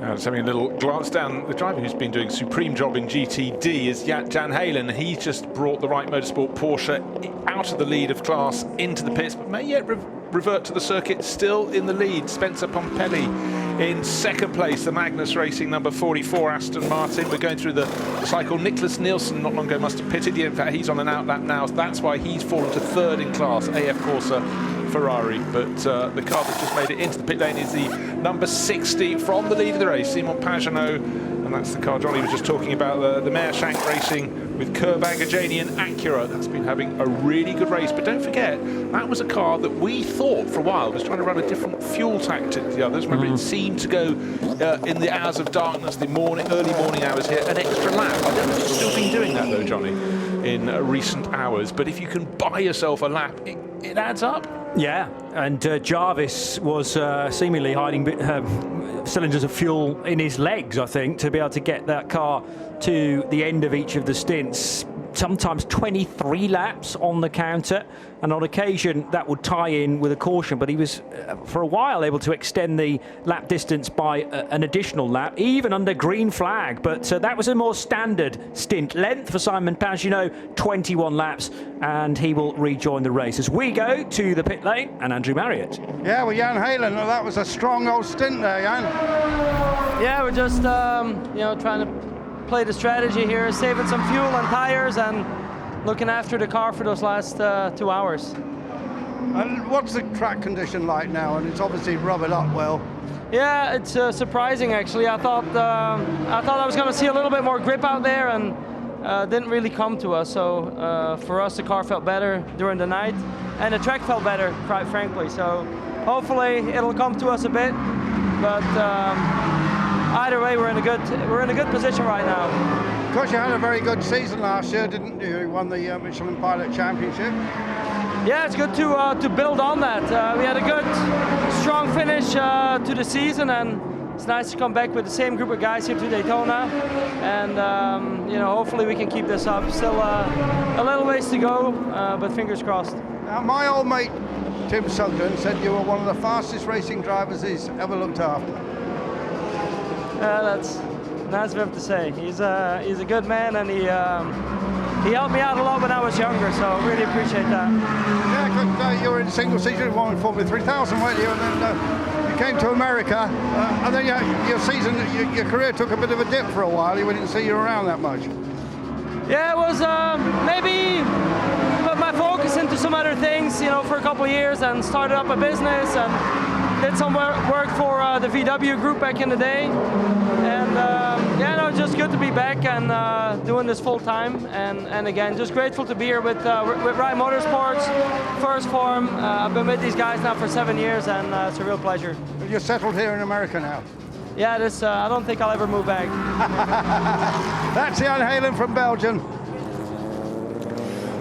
Here's a little one. Yeah. What's the similarity between Sim Sugden and Jan Heylen? They both won the Porsche Cup.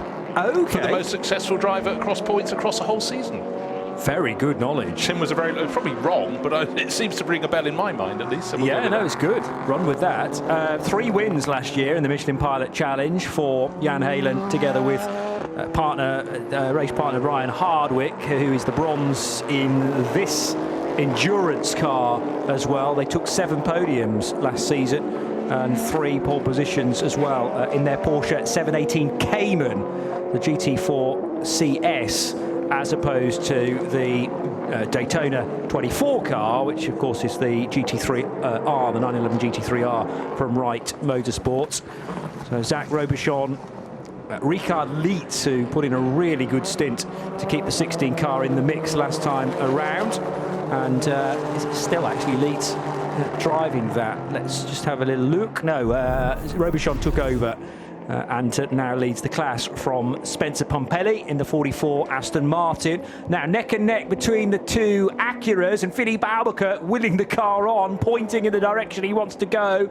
Did he get by? Was there some contact actually with a Porsche on the run down towards turn 1, Bruce? Well, what happened there, Albuquerque was on the outside, Tom Blomqvist on the inside of the number 60 Acura, and then suddenly Blomqvist went, oh my God, there's a GT car right in front of me, couldn't get around it, had to back right off. Right. And then, in fact, to the extent that Philippe Albuquerque had to look in his mirrors to see where his rival had gone, because that was a much, much slower lap for Blomqvist. He actually lost about 10 seconds in that manoeuvre, not just third place overall, but for Albuquerque, did nothing wrong. He was on the outside, but sometimes traffic goes against you, and at that point when they wanted to put the power down going onto the banking, it was a real curse there for Blomqvist. So he's got to put it behind him and see what he can do to settle back down, and his next lap wasn't as good either.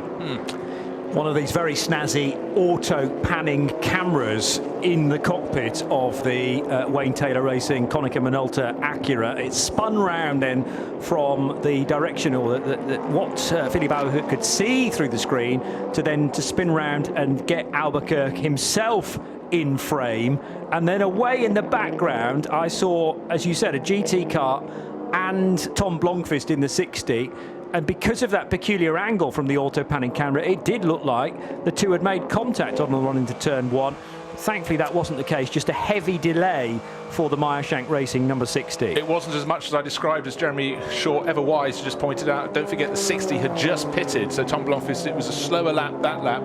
They had position, but of course, on your out lap, again, if you've just taken a few hours away, you flipped on the TV, checking the timing screens, checking every bit of detail you can get. You think it's a sunny day in Florida, but it's still remarkably cold, unnotably cold. And if you've seen what weather is hitting the northeastern states of the USA, you'll understand it's pretty cold the whole way up the eastern seaboard. Heavy dumps of snow up there. But for these drivers, they can't just get out of the pit, do the infield section and go, it's all right, my tyres are up to temperature. They're not. They have to really work them. That's why Blomqvist will, in fact, his next lap, he's gone from 1 minute 38 to 1 minute 35.9. So yes, he's waited, he's got the heat into the tyres, but Albuquerque is nearly 5 seconds up the road. Yeah, and within 5 seconds of Pipo Derani through the last split. So the gap from the number 5 Mustang sampling car driven by Loic Duval to Pipo Derani is nearly 7 seconds, then nearly a 5 second gap. It's 4.7 back to Philippe Albuquerque, and Albuquerque to Blomqvist is altering quite a lot because Blomqvist's tyres are still coming in, but he will be back on the same sort of speed as Philippe Albuquerque very, very shortly, as we're going to go back to the pit lane and hear from a certain South African, Jordan Pepper, now with Andrew. Yeah, we'll be following that GTD battle. We were just with Wright, and now we're down at Inception Racing with Jordan. This is a pretty good struggle, isn't it? It's very heartbreaking, to be fair. We've been amazing, you know. Like the guys have done a faultless job this side of the wall. They gave us a fast car. We've been absolutely killing it, fighting the right Porsche, which is also really incredibly fast. But we had to manage on it, and you know, for 18 hours we've been nursing a gearbox leak from the contact from our LMP3 car early on, and then as we were setting up for the final 4 hours, Fred reported on the radio that he started to feel no brake pressure, and then he lost all brakes, and yeah, we just seemed to have an issue on the front left brake caliper. So we lost 4 laps. It's not over yet, but it's pretty uphill struggle from here to the end, I think. That's very disappointing to hear, because you're a rookie here. Have you enjoyed it, Jordan? I loved it, but I would have loved it even more if I could get a watch on my wrist at the end of it. But you know, motor racing's not over till the flag gets waved in the end, and let's see what we can do. Fingers crossed. We're gonna just see what we can do this side on strategy-wise. Our hands are tied behind our backs a bit, trying to gain 4 laps, and no one seems to be making any mistakes, so there's no cautions happening. So let's see what we can do. But you know what, if we don't win this year, hopefully we're back next year to fight again. Obviously, when Bentley closed the doors on their racing, it left you a bit in the lurch, but you've managed to find yourself in a nice position now. Yeah, look, I had to look elsewhere, had to open up my horizons, and you know what, I've loved this transition into racing here in North America. I think endurance racing, sports car racing over here is just a different caliber and just a different style, the way it works. And you know, I had my transition here into America last year in GT World Challenge, obviously going to be back there this year, but also getting into IMSA now is just super good for me. It just opened some new doors, and I'm loving it, you know, to race these amazing cars on these awesome tracks with a smile on my face for 24 hours. What more could I ask for? Wayne Taylor's a South African, you know. You ought to get down there and introduce yourself. Yeah, actually, yeah. I see they're fighting quite hard there for the lead. So maybe if I'm not the South African to win today, hopefully they are. So crossing my fingers for them. Thanks very much, mate. Cool. Thank you. ran at the 24 Hours of Spa last year with Inception Racing. Jordan Pepper, quite a bit of a change from one GT car to another, big Bentley Continental to the McLaren mid-engine, but has taken it in his stride, seemingly. Yeah, totally. But don't forget, also last year he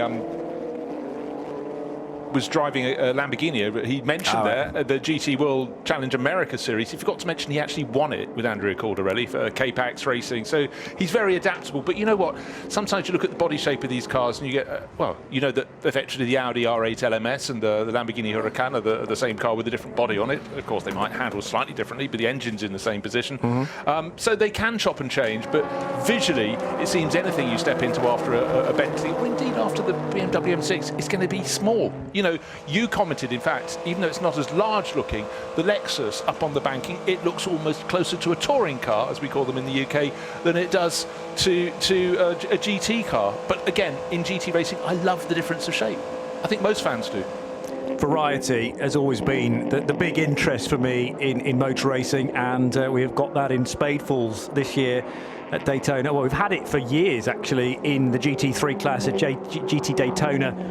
That is outgoing effectively. Yes, that class is retained, but remember, it's increased for 2022 because of the Daytona Pro element as well. So same cars, but a much stronger driving combination for the GT Daytona Pro cars, those with the red race numbers and the red rear wing end plates and door mirrors too.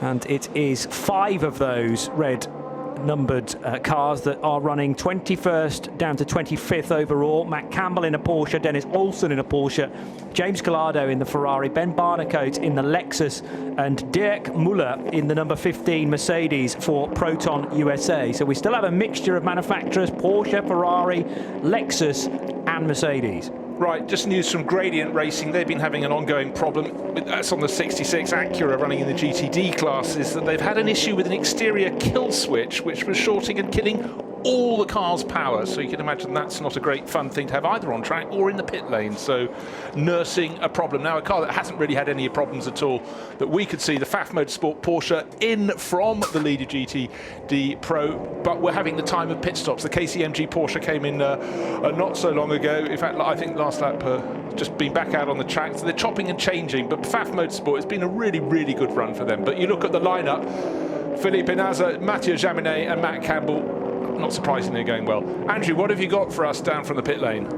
I found Catherine Legg here at Hardpoint, and she's just describing with her hands what a bit of oversteer maybe, Catherine, there. Actually, I was describing how I nearly died several times on the outlap on new tyres, but during the night it was so cold and it was so tricky to handle. Like, even going out pit lane, you had to tiptoe around and you still thought you were going to hit pit wall. So I think most of us who did that deserve a medal, honestly. I don't think you're going to win a watch this year, but just sum up some of the problems you had. Yeah, it's disappointing because honestly we have a great car. You know, the team have done a fantastic job, and I think we have the pace to be up there. I don't know whether we have the pace to win it or not. You know, the 16 looks really strong, but it's a learning experience, and we had an incident early on that kind of put us out of contention, but the crew rallied around and worked their butts off overnight to get us back out, and so we will keep fighting until the very end. I do kind of wonder if they have ladies' Rolexes ready for you. Yeah, right. Sorry, sexist comment, should have said that. Catherine Legg, brilliant racing driver. And joined by Rob Ferriel, Stefan Wilson and Nick Boole in what on paper looked like a very strong car indeed, but it's not only the straight line and the ability to corner on the infield speed that you need, but you also need an awful lot of luck around here at Daytona, which can be tricky to find when it's not your year. And I think on another day, she's quite right that they could have certainly toyed with the top 6 and maybe even gone for the podium as well. Like she says, though, 16 car looking very, very strong this year and might have been still out of grasp even if they'd had a perfect run. So Right Motorsports doing something right in GT World Challenge last year, as we've already touched upon, and they are We'll get you a real-time gap in a moment or two, because Nicholas Nielsen, who is a real talent as well, moments away from crossing the line for the 614th time, chasing Zach Robichon. Let's see what the difference is next time they cross the start-finish line at the Tri-Oval. 9 seconds the advantage for Loic Duval in the number 5 Mustang sampling Cadillac, ahead of the Whelan example. So the gap between Robichon and Nielsen is now timed at 47.5 seconds, Porsche to Ferrari. Spencer Pompelli's Aston Martin running in third, ahead of the number 32 Mercedes AMG, and that is the car of Gilbert Korthoff Motorsports, or Performance Driving Group, as they're known from their sponsors. You know, I was just having heard what Catherine Legg was saying there, looking at Stefan Wilson's pace, he's running that hard point Porsche 11th in GTD, you know, numerous laps down, but annoyingly for them, the car is running on the overall pace. That's the thing, the outright pacing cars, maybe half a second a lap down on Zach Robichon and Nicholas Nielsen, who are first and second in the GTD class, but, you know, your car's just got to not have mistakes during the race, not have problems. Easier said than done, but you see how they bite. But to find your car still with, what, almost precisely 3 hours remaining, running on the pace of the class leaders, must be very galling to find it down in 11th place in class. But at least it's still circulating. There are some who are not still going. We had 61 starters. We're not going to get 61 finishers. You never would. Well, it wouldn't be a tough enough test, you could argue, if you finished with the same number of cars that you started with. That's why people want to come and master Daytona, because it is such a challenge, even just to get to the end of the 24 hours, let alone with a good result. Arriving now at the Le Mans chicane is the leader in the LMP3 category. Felipe Fraga put back at the wheel of the Riley Motorsports LMP3. So from a manufacturer perspective, it's Ligier that lead that class. They're also second and third. The Duquesnes haven't had such a good run to this point. Best Duquesne is fourth by my reckoning, with Matt Bell at the wheel of that for AWA with their D08. 4 Duquesnes entered and a total of 5 Ligier JSP 320s in the LMP3 division. Well, it does seem that the class at which the battle is closest is that GTD Pro class, just under 6 seconds between Dennis Olsen, the number 2 KCMG Porsche, and the Pfaff Motorsport Porsche, the red, black and silver one of Pfaff Motorsport, with Matt Campbell at the wheel. But James Collado is the driver closing in behind. He's in that 62 Rizzi Competizione Ferrari, third in class. That's a car that only ever seems to go forward, but at the moment in the cycle, it's down in third in class. But 2 Porsches and a Ferrari, the top 3 cars in GTD Pro. That's Bruce Jones joining me, Johnny Palmer, in the Haggerty broadcast booth. It's RS2 IMSA Radio, part of the Radio Show Limited network of channels. We have had 21 hours of the 2022 Rolex 24 live from Daytona. Just 3 hours remain. Another 20 minutes to go for Bruce and I for the remainder of our segment, and then we will welcome back into the Haggerty broadcast booth John Hindhaugh and Jeremy Shaw. Cycle through a few of our other pit lane reporters as well, Shea Adam and Joe Bradley stepping back into the fold, but sterling work done so far by at Pit Lane Andy, still being found on Twitter there with that instantly recognisable handle. And great to have Andrew Marriott pounding the pit lane once again here at Daytona for the Radio Show Limited network. The Flexbox sponsored 54 car running second in LMP3 heads off the infield segment and up to Speedway turn 1. So that is Nick Johnson driving the 54 car from Core Autosport. George Kurtz, Colin Brown, John Bennett are the other drivers there. Johnson seems to have been doing, maybe it's just that his shifts have coincided with ours, but he does seem to be at the wheel for an awful lot of the time behind the wheel of that LMP3 car. The 13th lap currently for the Swede. He did a 25-lap stint prior to that and a 31-lap stint before that as well. So this is halfway through a triple currently. Well, again, when you have that level of experience, all the years, particularly racing with Chrome Racing, he can do it metronomically. Yeah. Of course, not that much experience in P3 class cars, but you know, he's a driver of a caliber that's more than enough to cope with those. But it's very sort of spread out in P3. Yes, we've got 3 cars on the lead lap in the class, which is Felipe Fraga leading by nearly 50 seconds from Nick Johnson. That's going to be quite hard, but almost impossible in the final 3 hours to chip it away. But likewise, Johnson, even though he's being caught bit by bit by the driver third in class, which is the car 33, which is the Sean Creech Motorsport entry, João Barbosa at the wheel. God, there's a driver with an immense amount of experience here as well. Former winner, I'm fairly sure, if I go back through my records of the Daytona 24 hours. But he's 30-something seconds in arrears, so you feel there's unlikely to be a lot of change, but you simply never know, do you? I would say several-time winner Barbosa, but yeah, I want to do the numbers 3 times. Let's try 2014. I just didn't want to pluck them out of the air. 2015 and 2018. Action Express, where he shared that one in 2018 with Philippe Albuquerque and a certain Christian Fittipaldi, who we almost spoke to earlier in the race, who retired back in 2019. That was his final one. So 3 wins. So 3 wins in 5 years, that is, as well. Yep. So a real sweet spot for the Portuguese in the mid-2010s. As through the kink on the infield, the Konica Minolta Acura now in the hands of still in the hands of Philippe Albuquerque, running in 3rd position, 136.0 his average lap time over 13 laps, but he got as low as a 134.8. Really, Pipo Derani's best lap on his stint and Albuquerque's, they're separated, would you believe, by 0.03 of a second in terms of best laps this particular stint. But quicker than both of them has been Loic Duval, and that is repeated on the averages.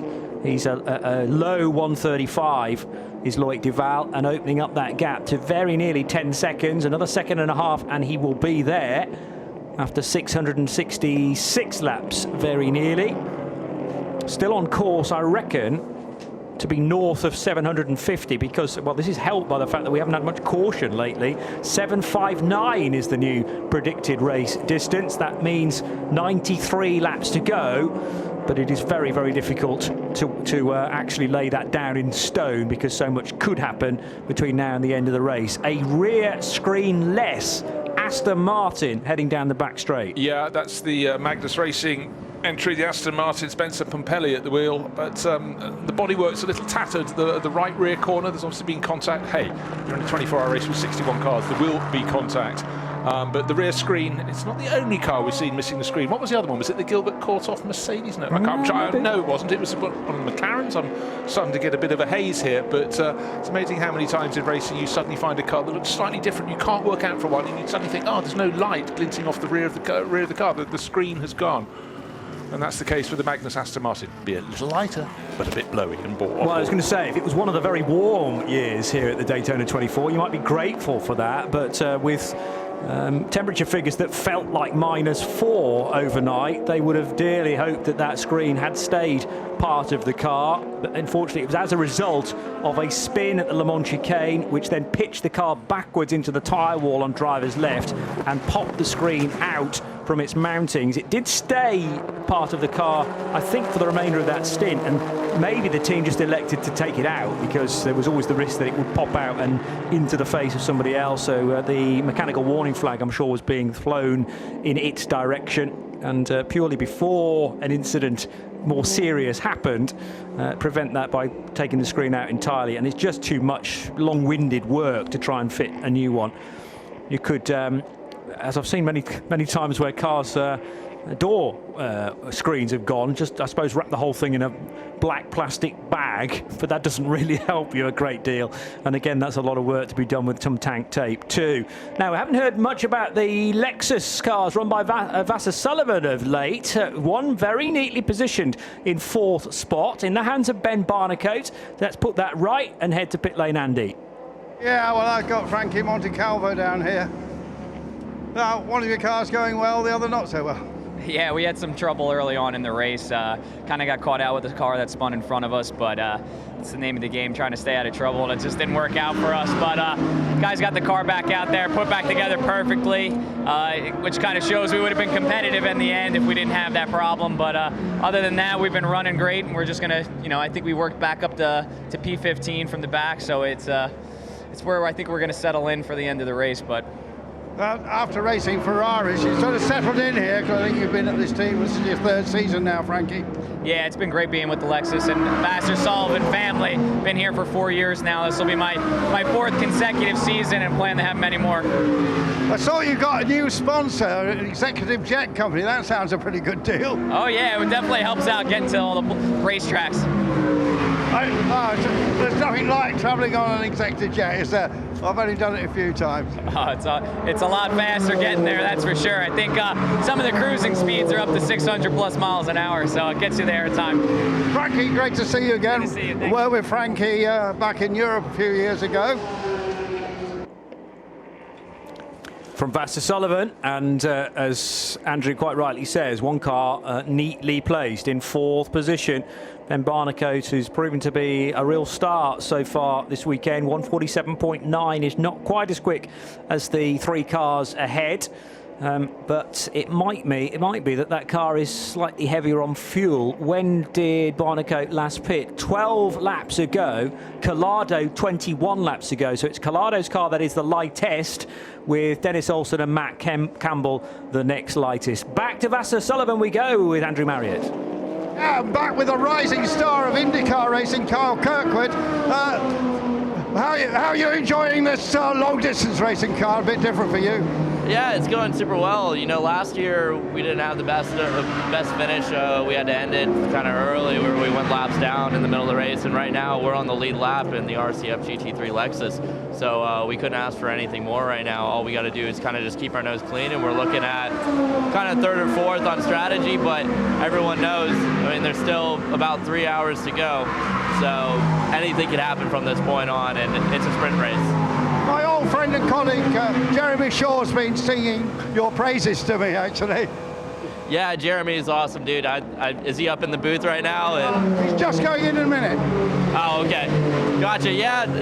Jeremy's watched me come up as a young driver in Formula cars, and he's always been around every single series, and it's cool to be in a series racing where he's announcing. What about your IndyCar season coming up? Just tell us a bit more about that. Yeah, so I'll be racing AJ Foyt's number 14 Rocket Chevrolet in the full IndyCar season. So the 17 races. So this is a nice race to kick off the 2022 season for me, because that will be my full-time gig.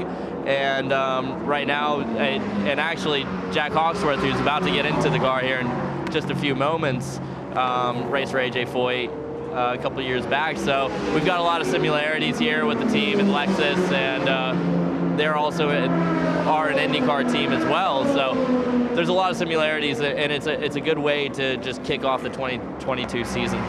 Oh, thanks very much. Pleasure to meet you, sir. Likewise. Yeah, Kyle, part of Team USA, run by Jeremy Shaw. I remember meeting Kyle in the UK in 2016, I think, ahead of him running at the Walter Hayes Trophy at Silverstone and the Formula Ford Festival at Brands Hatch. And so many have been on that track through the years. Still only 23 years old and racing in his home state this weekend from Jupiter in Florida. And was an Indy Lights champion last season. So his season going from strength to his career going from strength to strength. Well, in my very old-fashioned notes, if something's marked up in bold, that means he's won a championship. And look at Carl's record. Yes. 2017 F4 USA champion, 2018 USF 2000 champion and Formula 3 America's champion, 2019 Indy Pro 2000 champion, 2021 Indy Lights champion. My big question is, what happened in 2020? The run was broken, but that's the sort of record you look for. You can only beat those around you, but if you do it consistently and you're stepping up the ladder. But apparently in 2020 he got a bye, not a bye he wanted. It was because of COVID it didn't get to race, but that therefore is even more impressive. The series didn't happen in 2020, but again, remarkable driver working his way up the order. And again, I like the chopping and changing where they get to play seriously in sports cars as well as in single-seaters. And, you could say they'll wait to see which one works better for them, but I have a feeling either of those are going to work for Kyle. He's that level of talent.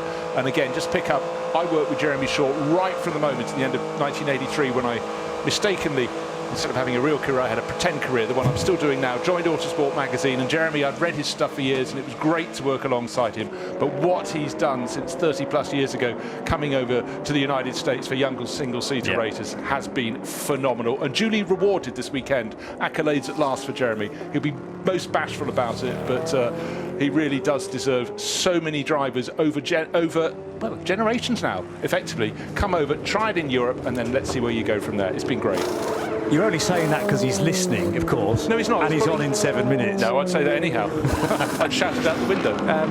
You can't really say for Kyle Kirkwood the 2020 didn't happen because he just so happened to take part in the Sebring 12 Hours and Petit Le Mans with Vassar Sullivan, along with 4 IMSA Prototype Challenge races too. So, yeah, but there was no single-seater career. There wasn't a championship in there, but for understandable reasons.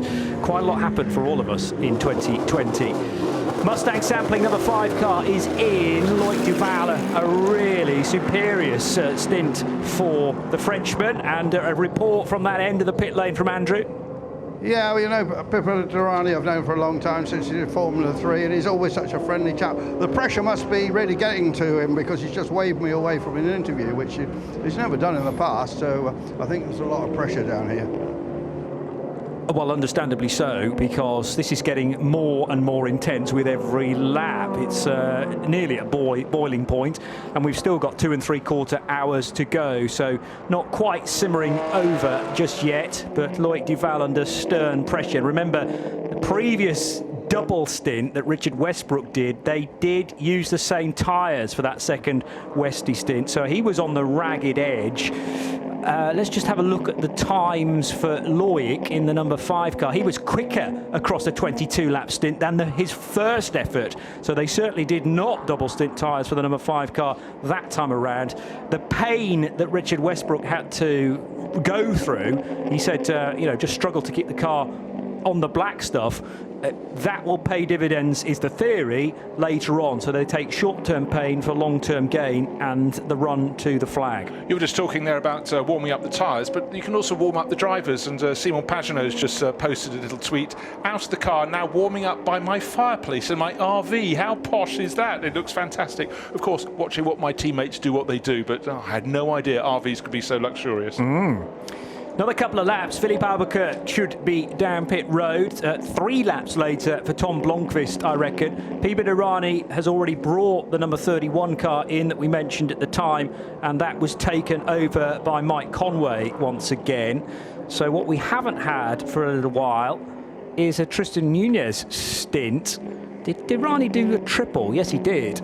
And before that, it was a Conway couple, I reckon. So Tristan Nunez in the 31 car, not been in for a little while. They hand the car back again to the British Toyota FIA World Endurance Championship racer. And he certainly wasn't hanging around in his previous double stint, as out of the Western Horseshoe will go the 01. I reckon it's the engine you can hear in the background. Sadly, neither of these 2 Cadillac racing cars, the V Performance Academy and the Cadillac Accessories cars, are in the hunt for the overall win. 01 and 02 hitting major difficulties overnight, which has heavily delayed these cars. Marcus Ericsson in 02 is running in 14th. Renger van der Zande in the 01 in 20th position, still with 5 LMP3 cars ahead of him on the timing screen. Just under 2 3/4 hours in this race remain. Johnny, we've nearly come to the end of our time. We're going to have to relinquish the microphone to 2 people who I'm sure are champing at the bit to get in. John Hindhoff, who's, as we joked, probably wearing shorts and a singlet, but I think even John, with his hardy nature and his northeastern upbringing, will be wearing a little bit more than that. It's still cold. It might be bright and sunny, but it's been a fantastic race. I've thoroughly enjoyed it thus far. But as we've seen, it's now the sharp end of the race. This is where any problems you've been nursing are really, really going to hurt. And now we've got the 01 into the pit lane, but it's not their race, as you pointed out. Renger van der Zande brought it in, the Cadillac Racing 0. 1. But up front, it's the number 10 Philippe Albuquerque-driven car entered from the Wayne Taylor Racing stable. It's an Acura leading, but only by under 2 seconds from another Acura. It's number 60 of Michelin Racing. They seem to have the upper hand at the moment. Can the Cadillacs fight back? Well, Albuquerque should be in at the end of this lap number 674. Blomqvist, therefore, should have a lap to enjoy as the lead car for Michelin Racing before he also ducks into the pit lane for another lot of fuel. 22 laps generally is the marker currently. Dirani did do 21 laps as his middle stint of the trio that he did just before handing over to Mike Conway. Pato O'Ward has given up the number 81 car to Colton Herta, and Herta settling in for a 20-lap stint as well. And to make sure you're in tune as we reach the end of another clock hour with what's happening in the GT Daytona classes, 2 of them, remember, this year.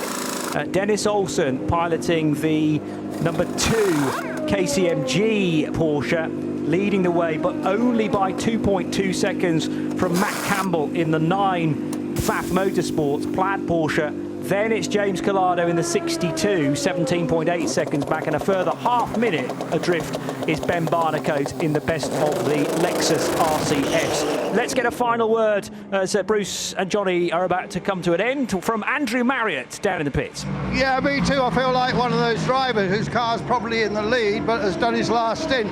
Is just going to watch the end of it. But had a great fun down here in the pit lane. And yeah, it's been cold, it's been challenging. I've never seen so much traffic behind the pit boxes. There's a constant load of golf carts with fuel on them, with tyres on them, a lot of gas bottles. You constantly dodge. It doesn't matter if you're on the actual pit apron itself or behind the pits. It's so busy. But it's been a great return, I think, to the Daytona 24 for us. Big group here at Radio Le Mans. Terrific time. I'm going to hand you over now to my favourite ex-cop. It's Joseph Bradley. I'm tempted to say, how many ex-cops do you know, Andrew? Andrew Marriott finishing his stint down in the pit lane. Brilliant from Mariotti. Thumbs up from all of us up here. He's got the energy and the engine of several of us. I'm not sure that homologation should still be allowed after all these years. I'm not sure where his balance of performance have come from, but he's putting the rest of us in the shade. And the book will be out shortly. We'll keep you in touch with that, and IMSA Radio and Radio Show Limited. Raft of pit stops, including at the time Philippe Albuquerque came in from the lead. Jeremy Shaw. Yeah, he did, and this previous stint, number 5 car was leading from number 31, from number 10, from number 60. There was 8 seconds between the number 5 and number 31. We're just waiting. Oh, now into the pits is Tom Blomqvist, just making his next stop right on schedule. That was a 22 lap stint for the number 60 car, which is about whatever all of the leaders are running at this stage. All the last stint for each of the top 4 cars that are on the lead lap was a 32 lap stint. So we'll just wait and see where things stabilize once the number 60 car with Tom Blomqvist at the wheel gets up to speed again. He was running in the 4th position and just running exactly the same speed as the number 10 that was ahead of him. So the 2 Acuras in 3rd and 4th before this round of pit stops, running about a second apart, John, for pretty much that whole last stint. Yeah, been sunshine ever since the sun came up at 7:15. A little bit of a whoopsie at the Le Mans chicane. We've got the sun in now, eyes again. So P3 car. It was the Andretti 36, I think, Jeremy. Yes, it was. They've been fighting all the way through, and then have dropped off a little bit now in Rasmus Linden 5th position, a couple of laps off the lead. Yeah, 4 or 5 laps off the lead, and I think they've fought hard. They had some problems, as you say, earlier on. Back from those electrical absolutely, issues. Yes, indeed. Yeah, sure. I mean, that's the nature of this race. Yeah. It absolutely is. 2 hours and 38 minutes to go. Haggerty Global Broadcast Centre for Jeremy Shaw and John Hindorf. And from the freezing temperatures, hovering just above freezing overnight, and the track temperature the same. Track temp now up to 25 Celsius. We've had sunshine on the track since, well, just after 7 o'clock. The air temperature hasn't moved that much, but it's up to 8 Celsius. So a little bit over 40 degrees in the Fahrenheit scale. It will feel cooler outside because there's still a little bit of wind blowing. All the flags at the International Horseshoe aren't as perpendicular to their flagpoles as they were earlier in the week. But this is the run to the finish now. Yeah. Porsche keys to the race. We are now into the run. If you haven't already started, they will have. Everybody will be back timing from the back of the race, the end of the race now, Jeremy, and that's where the strategy is right now. Indeed, so we're inside the distance now of a regular season IMSA WeatherTech SportsCar Championship event, which is 2 hours 40 minutes. We've got 2 hours 37 to go in GTD. In 26th place overall, the number 16 Wright Motorsports, that teal and black car, it leads the way, as it has done for well, a pretty large portion, certainly of the morning hours here now. And that was a championship winning car in the Michelin Endurance Cup last year. Jack and Robichon at the wheel of that Wright Motorsports car at the moment. He leads Nicholas Nielsen in number 21 AF Corsa Ferrari by a goodly margin at the moment. He's got about 50. He had about 15 seconds, about 47 seconds over him the last time I looked, about 3 or 4 laps ago. In GTD Pro, in the 21st position overall, Dennis Olsen, also in a Porsche. That car for KCMG leads the way from the other Porsche of Pfaff Motorsports by well, they're virtually nose to tail, and then about 50 seconds behind in third position, the Lexus of Ben Barnicat, John. Let's go to the top 3 and the battle for LMP3. Sean Creech Motorsport have been there or thereabouts for the whole race. Good morning, Joe Bradley. Good morning, guys, and quite aptly, the number 33 is running third in LMP3. It's all the threes for João Barbosa. João, you've just gotten out of the car. Is that your job done for the day? We'll see. Maybe not. Maybe I'll still get in the car for one last time. No, but it's been going really well. We just need a yellow to try and make that lap back. We're a lap down, and we just need a little bit of luck at this point to catch up to the leaders, because the pace is really good. Sean Creech guys have done a great job, and everybody's doing a good job. So we just need a little bit of luck now. And I've just been told our good friend Martin Short is listening in, so you might want to say hello. Yeah, we changed some messages early this, actually late last night, so he was having a good time drinking some wine and watching the race. That's what he does now. Can I ask you about the LMP3 car as a class and what it's like to drive? I mean, you're very experienced. You've driven, I think, pretty much everything in this class-wise in this race. What's the LMP3 like to drive?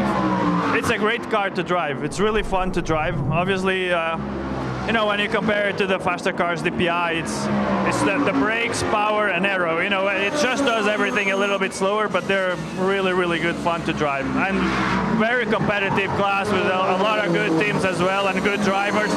So it's been a lot of fun. It's very competitive. It's going to be a race to the flag, João. Wish you all the very best, mate, and we'll speak to you at the end, hopefully. Thank you very much. Magnificent talent. João Barbosa, what a career he's had. Talent spotted by Martin Short of Rural Centre, who was celebrating over the weekend with a few friends around. Tuned in this morning. Hello, Martin. Hello, Michelle. I'm not saying anything else to Michelle. She's another Sunderland supporter. It was a dark day for us yesterday. Also have to say hello to Tiffany Dell. Hello, Tiff. Thank you very much for the kind words for the coverage through the nighttime hours. About time we saw you back over here, and you must be a bronze driver by now, Tiff. He knows well. He can't answer back either, no, can he? Can't. For once, I've shared stages and microphones with Tiff. He has great pleasure in calling me Geordie John, which he knows winds me up because I'm from Sunderland, not Newcastle. Thank you, Tiff, for the very kind tweets, and I think you're right. This is going to be a cracker in the last couple of hours, and you're welcome with us anytime. If you're at the racetrack where we are, we'd love to have you in the Haggerty Global Broadcast Centre. So 2.5 hours, as mentioned, at IMSA Radio for the run to the flag. Thanks to Johnny Palmer and Bruce Jones for their contribution, and to Andrew Marriott. It'll be Joe and Shea, Jeremy and me to the end of the race. Peter Mackay also joining the team here. Swatted up for 3 years to do that. I've got no idea how he crammed all that information in such a short time. Brilliant stuff from PMAC. Safe travels to all heading back.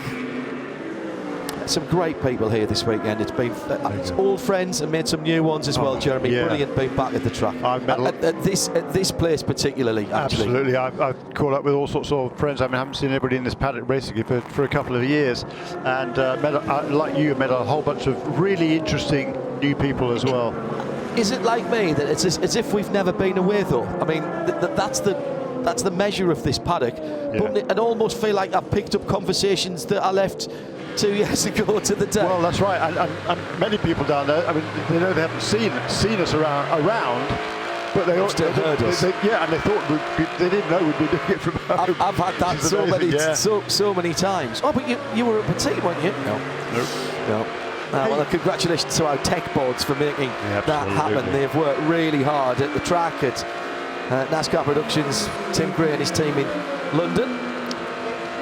So just a quick note here on LMP3. It's number 74 car that still leads, as it has been doing for quite a long way. The number 54 car, however, was around about 40 seconds behind. Maybe it slipped to 50 in the last stint. It's now a lap behind. I think that car was in the pits a couple of laps ago, and I think it must have spent a bit more time on the pit lane than was usual, because it's now coming within the grasp of Malte Jakobsen, who's only 3 seconds behind Colin Brown. So Colin Brown in number 54 car for Core Autosport in second position in LMP2, a lap behind the number 74, as I just said, and the number 33 car for Sean Creech Motorsports.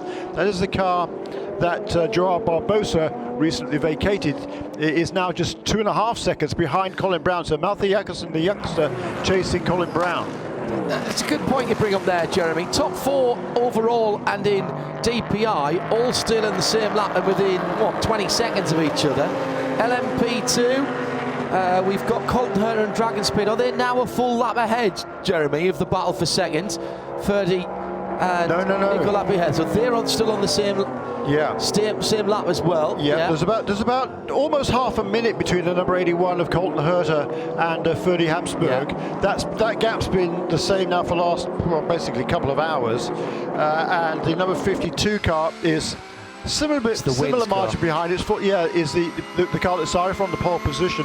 Has slipped back a little bit over the course of the last stint. I think the last I looked, it was about 47 seconds behind the second place car in third. And as far as the lead in GTD Pro, well, that's barely a couple of Porsches lengths between Dennis Olsen for KCMG and Matt Campbell for Pfaff Motorsport, with Ben Barnicut just about a minute, I think, further back behind. Half a second between the two Porsches. They're on the high banks at the moment. That KCMG car glinting in the almost noon sunshine, just after 11 o'clock in the morning here. 2.5 hours to go. So significant places in all of the classes. If we go to GTD quickly, there's under a minute between Zachary Robertson and it's only 45 seconds actually between him and Nicholas Nielsen in the AF Corsa. So Wright Motorsports Porsche versus the AF Corsa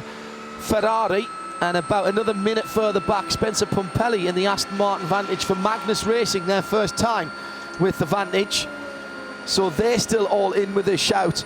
Podium positions for the moment, but which podium spot, what step on the box, still very much up for grabs here.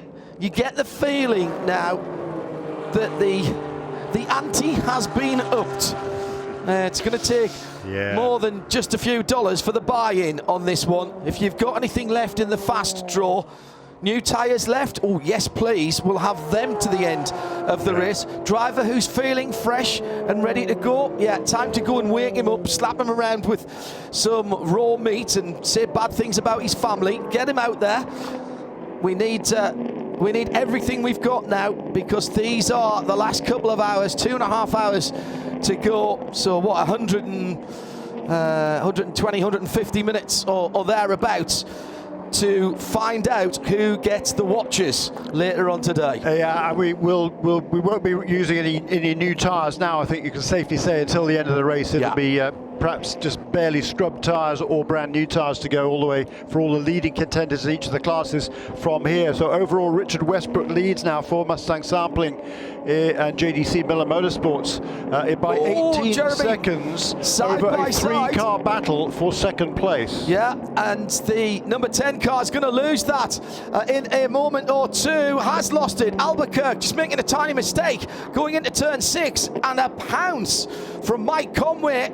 The move of a Le Mans winner and a world champion, but the Acura comes on the high side down towards the Le Mans chicane, and almost a touch there as they dice for position, and a little bit of a block move there by Philippe Albuquerque. Conway was wise to it, had the jink to the left there. Fascinating to see that. The Cadillac gets off the corner really well, but the Acura's a little bit quicker at the end of the back straight, and he wasn't quite clear of it when he moved across there, so that was a bit dodgy by Albuquerque. I don't think there was any contact. I think he might get a warning for that, but I don't think there'd be any penalty. But he was far enough ahead by the time they got to the braking zone, then super late on the brakes, and he regains that position. But it's a fabulous battle, and right behind the both of them, though, is Tom Blomqvist in the number 60 car for Meyer Shank Racing as well. He's watching that and thinking, go on, lads, that's champion. I'll have a bit of this if you two tangle. At the top of the GTD Pro standings, what a success GTD has been, by the way. The debut race for that category, GTD Pro. The two Porsches are together going to the same part of the track. Turn 6, turn left, up onto the banking, speedway 1 and 2. Unmistakable sound of the flat 6 in the background. That's the FAF car. As into the pits, the leader in LMP3, Alex Lynn, on the pit lane. In fact, he's down and away in that number 74. Felipe Fraga. Excuse me, Felipe Fraga. Yes, got me. So that'll bring the numbers 54 and 33 back onto the lead lap. Yeah, he was the last car to make its most recent stop. So Felipe Fraga then still leads that car. That's the car that won this race last year, the LMP3 race here and the overall championship. So there's another look at this battle. Cracking run, and a manoeuvre from Philippe Albuquerque and Tom Blomqvist having the battle for second and third. So Blomqvist getting ahead. Conway and Albuquerque having the battle. Conway getting ahead, and then as Jeremy described it, the blue and black Acura getting back to the lead of that little battle. That is the battle for second position. Let's go down to Rahal Letterman Lanigan and to the director of competitions, president of competitions for that August organisation. That is Piers Phillips, who's with Joe Bradley. Now then, John, you may need a translator. A lad from Hexham talking to a lad from Sunderland. We'll try to not let our accents get in the way. Piers. Sorry, what was that, Joe? Exactly. Piers, it's not a race that you're going to look back on fondly, with lots of issues on pretty much all of the BMWs in the field. I don't call them issues, I call them opportunities, but, you know, this is, it's been a development race for us. You know, the M4 is relatively new, and, you know, racing in Europe and racing in America are two completely different things, and Daytona, she's a tough girl to master, you know, and I think it's just been one of those things. You know, the team have done an awesome job. The guys from Munich, you know, how they've reacted, how we've repaired and got on top of things, but it's been a challenge. But, you know, we're still in there fighting, and if we can get one of the cars home in the top 6, then that'll be a great result for us. It's kind of an adage when we talk about early development of a new model of car coming in, and the issues with the rear diffuser, for instance, that's been across the full range. Customer cars, your cars. Is that a good thing or a bad thing that these things manifest? Well, it's a good thing to get on top of them early, you know. It's just, we think it might be more of a track-specific issue with that in particular, you know, curbs, bus stop, etc.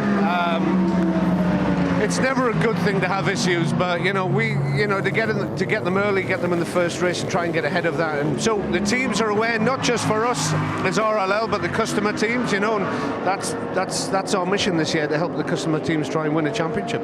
Yeah, and so where do you go from here then? Give the listeners an idea. We talk about problems, we talk about development. What does that actually mean? Do you go back to the drawing board, so to speak? Well, you can't necessarily go back to the drawing board on everything, because a lot of the cars homologated, but there'll be a substantial debrief on Tuesday when everyone gets back to Indianapolis. But you know, myself and Brandon, who's the operational director, and Bobby, we're heading to Munich next week for meetings, you know, to discuss this and debrief and talk about the future. So it's a constant process, you know, and the bits that we can work on and try and make it a little bit more reliable, then we'll do that. Mike Crack just left BMW. Off he goes to Formula One land. What would you say about the man who got the LMDH program up and running? Mike's absolutely fantastic. He's been a huge proponent of RLL, you know, and the working relationship between Munich and the US, because it's different. You know, a lot of people, you know, whether a European team coming to America or an American team going to Europe, they struggle, you know, because the cultures are different and how the teams work, etc. But you know, he's a personal friend of pretty much everybody in the team, and obviously incredibly experienced, intelligent guy, and we're really sorry to see him leave. We're delighted that Andres Rus is coming in to take his place, because another, you know, fine individual with a huge pedigree behind him. So we're really looking forward to the future, you know, and it's not just good times for, you know, for the manufacturers and sports cars. It's great opportunities for these teams to expand and grow and operate at the highest level across the world. Thanks, Piers. John, you'll be interested to know that I showed him a picture of Brodie in his Newcastle scarf, and he was laughing for a good 5 to 7 minutes. Yeah, he probably saw the result yesterday as well. Brodie is Joe's grandson, and for some unknown reason, Joe's managed to allow him to be brought up a Newcastle supporter, which I think is a failure of grandparenting at the highest level, to be honest. Those of you who know about Northeast soccer rivalries will understand that more than most. Let's get back to the matter in hand, though. Top three heading down, second, third and fourth, all heading down to the newly named Le Mans chicane knee bus stop. The 2:20 to go, and the closest battle one of the closest battles on the racetrack at the moment is for Mike Conway, Tom Blomqvist and Philippe Albuquerque battling for second, third and fourth. Albuquerque just coming under us now and crossing the line. Here comes the pink Acura on the red and white number 31 round the outside to turn one. We've seen this time and time again. Sometimes it works, sometimes it doesn't. They're going to try and tough it out. Had to be a bit of give and take there. That was pretty harsh stuff for Tom Blomqvist, and he had to give best to Mike Conway. He wasn't giving up that position easily. That is allowing Philippe Albuquerque just to get away. There's 17.5 seconds between Albuquerque and the leader, Richard Westbrook. Then just 1.8 seconds between the other two. So 3 cars in under 2 seconds at the moment, battling for steps on the podium. Only 2 teams at the moment can get that. The leader is away with 2:19 to go. It sounds ridiculous saying 17 seconds, but in the context, Jeremy, of what we've seen in this DPI field, you said in our countdown, Michelin countdown to green, and the Porsche keys to the race, any one of the 7 DPIs could win.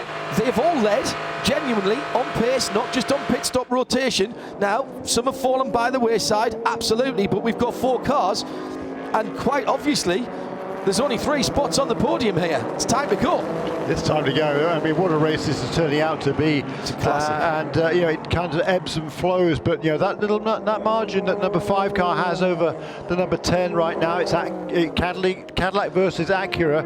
Well, an Acura versus Cadillac versus Acura for second place. I mean, it's really tight, and we've seen margins like that change again. The straight line speed this time on the inside for the Cadillac as they head towards turn 1. That's interesting. And again, it's side by side. This is going to be tight again. Can the 31, Mike Conway, hold on? He comes off the corner and just gets over to the left-hand side before the pass can be made by Tom Blomqvist. Big respect there for both of those two drivers. Mike Conway could have made life very, very difficult there for and vice versa, actually. Yeah. To a slightly lesser degree, absolutely right. But hats off to both of them there, because either of them, as you say, could have made it difficult. And that was just great side-by-side racing. And Mike Conway, he's super confident. He knows he doesn't need to do anything silly. He can just drive as hard as he can. Twice a world champion, mate. Yeah, twice a world champion, as you suggested. Yeah. As you say there, John Hindhaugh, with the Toyota team in the World Endurance Championship. So huge amounts of experience in sports cars. Loves driving this 24 hours here at the Rolex 24 at Daytona, and he doesn't need to resort to any underhand tactics to keep somebody behind him. Yeah, I completely agree with that.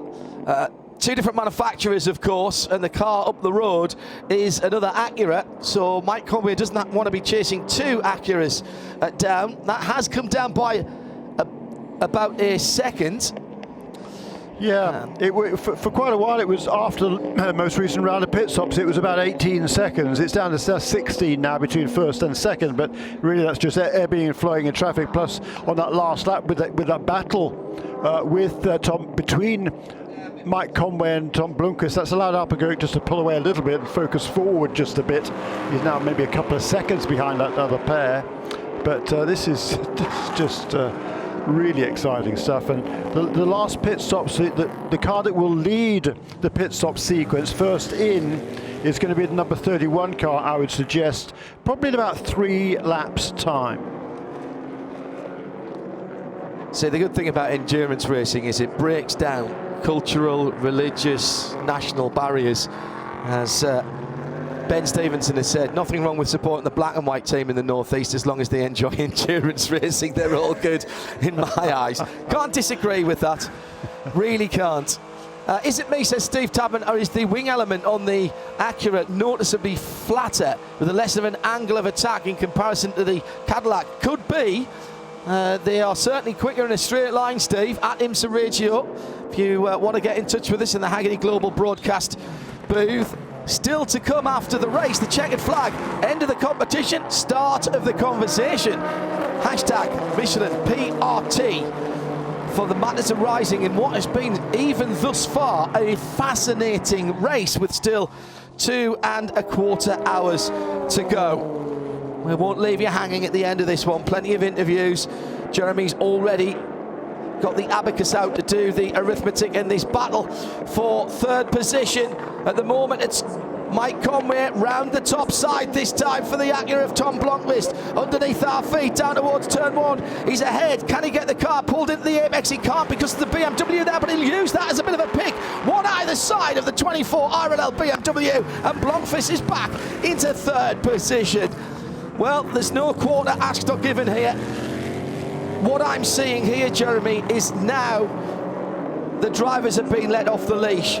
It is now absolutely full bore to the end. Have you not been watching the last 21 and a quarter hours, John? It's been like this the whole way through. True. But you know what I mean. Yeah, it's becoming more aggressive out there, both in attack and defence. At the head of the field, Richard Westbrook is 15 seconds. It was 17 seconds. Was 18 seconds. 18 seconds, yeah, a couple of 3 laps ago.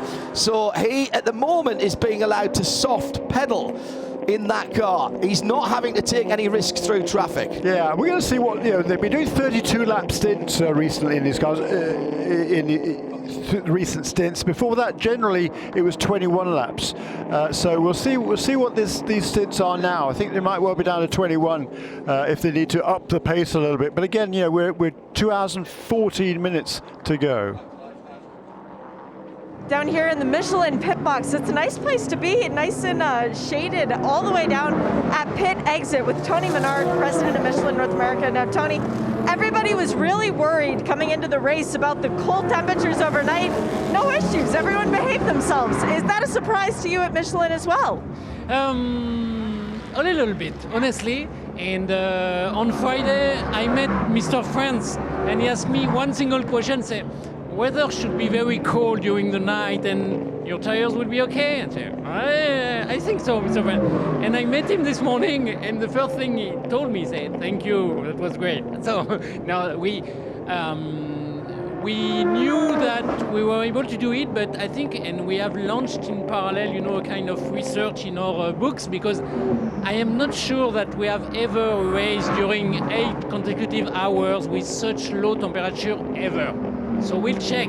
And so we didn't know in advance. We knew that the tire we have chosen has a window of temperature and operating condition that was quite wide, but that was a part of a big question mark. So we did everything we have to do. We were extremely cautious. We checked the maximum of tires. We, of course, asked the teams to follow recommendation in terms of pressure. And it seems that it went well. We were at the lower we get was 31 on the air and 33 on the track, so which is really, really very cold, and that was good. So, but it's still 4 hours to go. The weather is better, but we still have a few things to perform.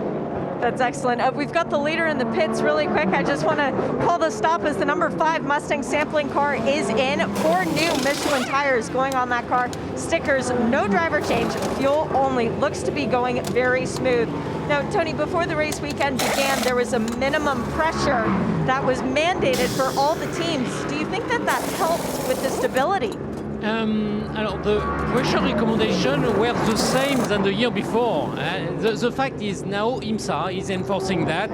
And the most important thing when you join Michelin, and a long time ago, I remember that, is you learn is the most important part of the tire is the quantity of air you will put inside. And when we ask the team to follow recommendations, that's not to prevent them, to go fast. This is the best usage they can do of our tires. And when you see that with our recommendation, the lap record, has been beaten at 5 in the morning at the coldest time, it shows that the advice are good, so we just have to choose and to follow them, and so we are happy because that's a part of the results as well, to make sure that the tires are well used according to our conditions. Every car this weekend and last weekend running on one form of Michelin or another, with the Mazda MX-5 Cup also on BF Goodrich. How much does that swell the hearts of Michelin engineers everywhere to know that every tire has been a Michelin compound? I think we are extremely happy, and we are proud because you never know in racing in advance what will happen. The weather conditions are changing, the number of cars is different, the track could be different, and I think every time having in these different class and series teams coming back to us saying, "Oh, thank you, that was great." On the Pilot Challenge, one of the winners was extremely positive on the podium with us. So far, people are happy. So for teams, in here, but as well, in the industry, in the people who are helping us to make it possible, that's a kind of reward, I would say, saying, okay, we are doing our best. That's quite hard work, but it pays in return. And the most important thing is the satisfaction of our customers. Are you buying passenger car tires for your car, or are you the most professional team, in the most demanding usages? We have the same expectation, and when the customer is happy, we're happy. Well, speaking of customers being happy, when we come to the racetrack the next time for Super Sebring, you're going to have a lot more customers. Talk about the logistics for getting ready for that one. I would say that for now, mid-20, when racing resumes in Daytona, by the way, in July 2020, we have anticipated a lot, because the situation is such that you don't know what will happen tomorrow, and that's still quite uncertain. And unfortunately, the logistic situation around the world is becoming really a nightmare. So we are doing our best. We have started to work for Sebring a few months ago. We are monitoring almost each day the containers, the tires, where are they, and so we will be prepared. But that's an additional workload. I can tell you I would love to spend less time on that, but we need to make sure that we have the right quantity of tires. And the good thing is, if you look at today, 61 cars. 3 months ago, when we were discussing with IMSA, we were thinking about 49. So the number is increasing. That's a good sign. It means that the show, the racing is good. People are coming. Teams wants to be there, and somewhere we think that our tires are playing a little part on that. So we're happy to prepare that.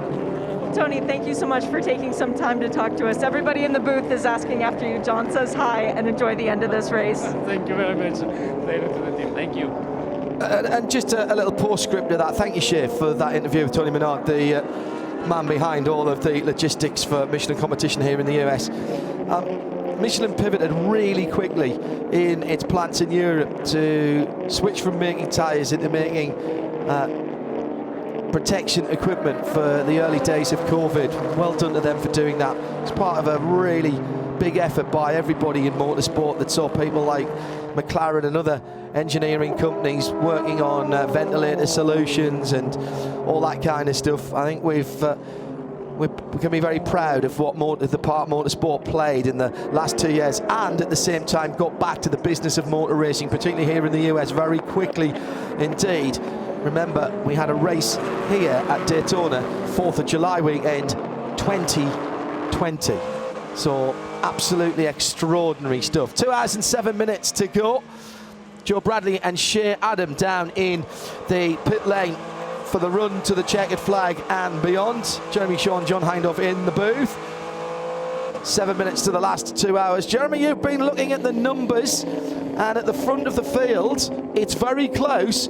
But who's best off on the fuel mileage and the pit stop strategy? We said flexible strategy in the Porsche Keys to the Race in our Michelin Countdown to Green yesterday. Where does the advantage lie as far as you can see? Most definitely with the two cars that are out in front at the moment, number 10 and the number 60, because they're pitting several laps later. Last time it was 3 or 4 laps, depending on which car, later than the number 31 and the number 5. They've already done 3 laps more. I would expect to see the number 10 car probably in this time around, which is 2 hours and 6 minutes to go. That's going to be a real stretch to get there on just 2 more pit stops. But if they can eke it out a bit, it's not totally beyond the realm of possibility at all.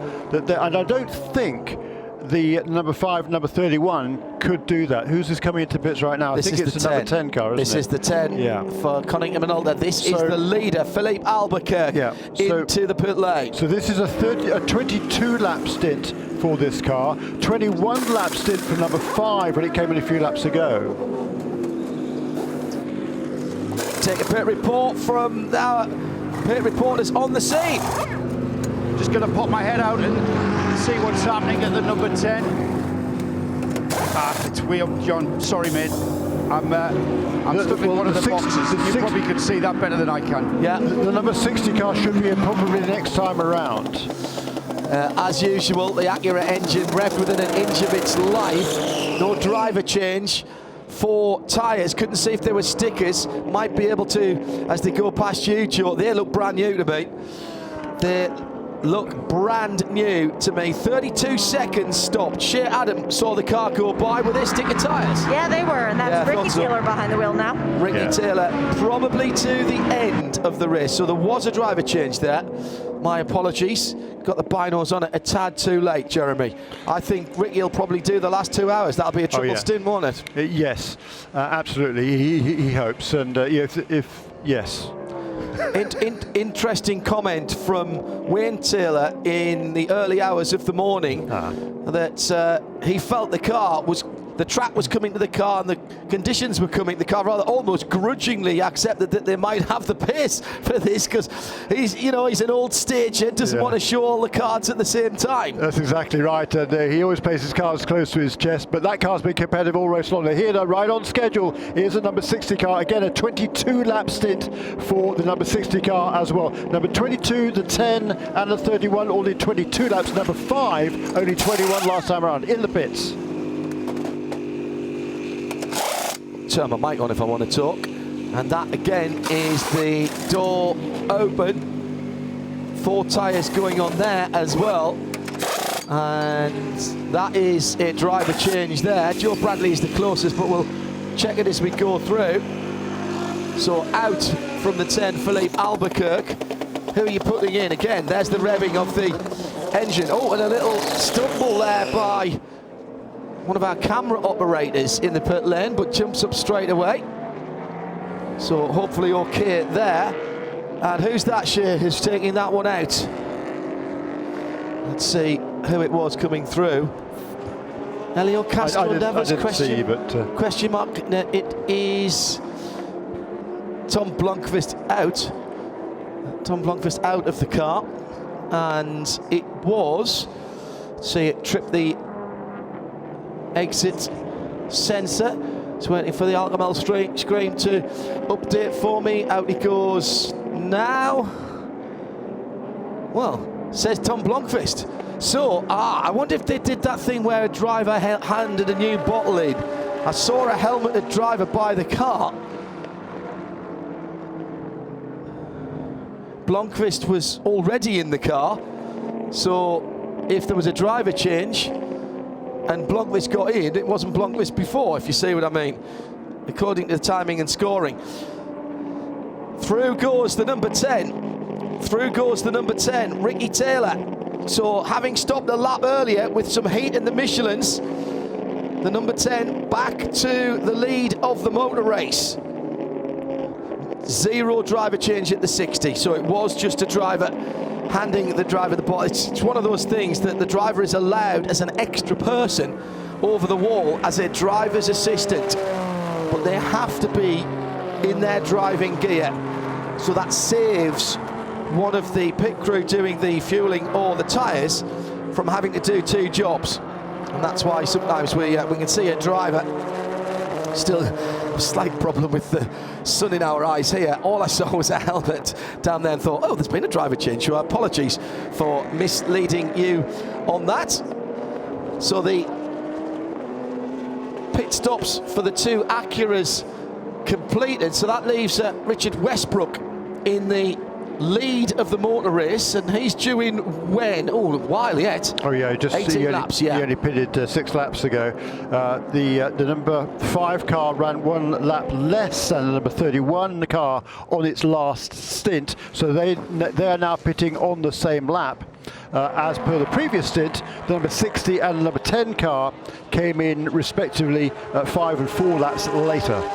Yeah, so and that could be critical. As I said, the lead in the Acura battle has gone to Cunningham and Alta Acura. They're in second. Tom Blomqvist staying in third, but Ricky Taylor getting in the number 10. That's the key thing there. He'll almost certainly go at the end. Mike Conway, 6 laps into his stint, which he stayed in the car as well after that pit stop. And if I look at the gaps, John, since before the round of pit stops, it's the same order. Number 5 ahead of number 10, ahead of number 60, ahead of number 31. The number 60 having overtaken the number 31 right before the number 30, the lap before, one full lap before number 31 car came into the pits. So the gap between first and second was 14.7. It's now 18.6. The gap from the 10 to the number 60 was 4 seconds. It's now 2.2. And the gap from the number 60 to number 31, well, they were pretty much tied together because they just had the overtake the lap before. There's 4 seconds between them at the moment. Of course, the 60 car is just getting up to speed. It's only done 1 out lap at this stage. So as a complete lap, 699, by the way. 1 minute 35s are the sort of regular lap times for the leaders, and they're running remarkably consistently. That 19.3 the gap between first and second, 2.6 between each of the second and third and fourth place cars. Jeremy Shaw and John Hindhaugh in the Hagerty Global broadcast booth overlooking start-finish line at Daytona International Speedway. Good morning if you are just joining us. 20 minutes before midday and into the final 2 hours.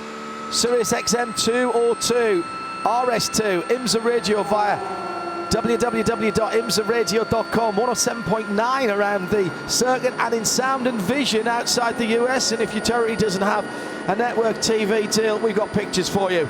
And they'll go right through to the end of the race at imsaradio.com. The final 2 hours of racing is underway from Daytona. battle in GTD Pro inside the last 2 hours, and it's two Porsches, Faf and Lawrence Vantour for KCMG, Matty Jaminet and Lawrence Vantour. How many times have these two been on the same part of the racetrack?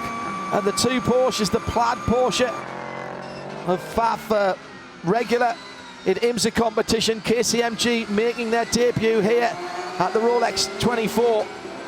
But they're no rookies in motor racing. They've competed on the biggest stages in the world, and they have put together a really impressive effort for their first time here at Daytona. They've been there or thereabouts from the first time they rolled off the truck at the Raw last week, and now battling for the lead on the high banks. That is so cool. They're separated by a tenth of a second on that last lap. We've been green, by the way, since 6:30 this morning. It's now, what's the time? Local time now is 11:45. The next sound you'll hear, ladies and gentlemen, is Jeremy Shaw being hit with a bit of 2x4. I've been trying not to say it for a long time, but I felt I had to, just because it's remarkable. We got, better part of 6 hours, well over 5 hours here, and the gaps are still so close. In LMP2, Colton Herter, his lead over Frederick Habsburg is 28 seconds. It's been that for hours, it seems like. But number 52 car, Nicolas Lapierre, has slipped back somewhat, and he's right and directly ahead of the number 81 car on the pit lane. There is the battle of the two cars coming out of the inner horseshoe, and number 52 car, Nicolas Lapierre, not leaving any room at all for Devlin. It's Colton Herter, excuse me, at the wheel of the number 81 car that leads the class. So Colton Herter is trying to put a lap on Nicolas Lapierre in the pole sitting car. And meantime, a problem, and it's a major problem for the fourth place. Number 13 in its class. That's Matty Bell for AWA in the Duquesne. There's steam, smoke, or something coming out of the left rear of that car. Looks like there may have been a little bit of contact. I think there's a little bit of loose bodywork at the back there. I initially thought it was just a brake problem. Matt Bell has pulled up, but there is, that's not good. And if he can't move that from there, we will get a full course yellow as I stride across. Good job that I have to have social distancing here. I've got a 6-foot piece of wood that I'm going to poke you with. Now, the word's barely out of Shaw's mouth. Just under an hour and 56 minutes to go. The Jumbo Team Netherlands car, the number 29, into the pit lane. Rinus VK coming in there to receive service. Just waiting for that car to move on. Got the binoculars out for the far side to see if we've had any movement. No yellow yet. I think it's moving again. And here come the GTD Pro. Yeah, leaders in together. 9 ahead of the number 2. Yep. That's exactly how they have been racing. Yep. Now, what do you do here for there? Do you dare short fill and try and get the jump? Faf waiting, Fafa down and away. The 9 is rolling. Now, where is the KCMG just coming out in front of on the pit lane? No, gone. That was a short fill, I think, for the Faf car. And KCMG caught napping just a little bit there. So 9 out ahead of the 2. And it's a bit bigger gap than when they came in. So, and Renger van der Zande coming in for a splash of fuel, I'm told, at the moment. Shea Adam, what's that all about? I just saw the 10 Konica Minolta Acura rolling back down the pit lane, as well as the Meyer Shank Racing Acura. 12 seconds worth of fuel for the black one.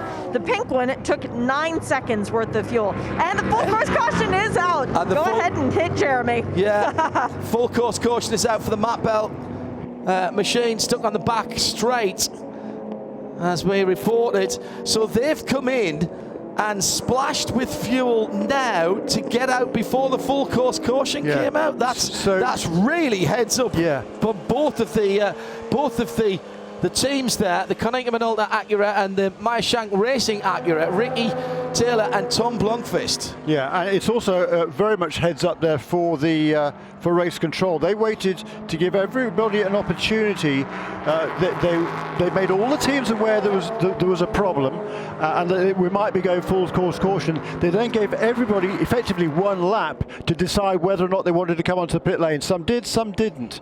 And that to me was really rather interesting. And in fact, you might say, well, doesn't that compromise safety? In fairness, that car is behind 2 tyre barriers on the back straight. Plus, they made it very clear to everybody on the pit lane they have an instant messaging system. Everybody would have known, who would have been told that was the case. So, you know, they therefore there were probably double yellows down there in any case, or not double yellows, that's not the way it works over here, but there were probably a yellow flag was probably waved there in any case. Can't see that far, but you know, if they knew about it, so great call all around. Shea Adam has news on the stopped car.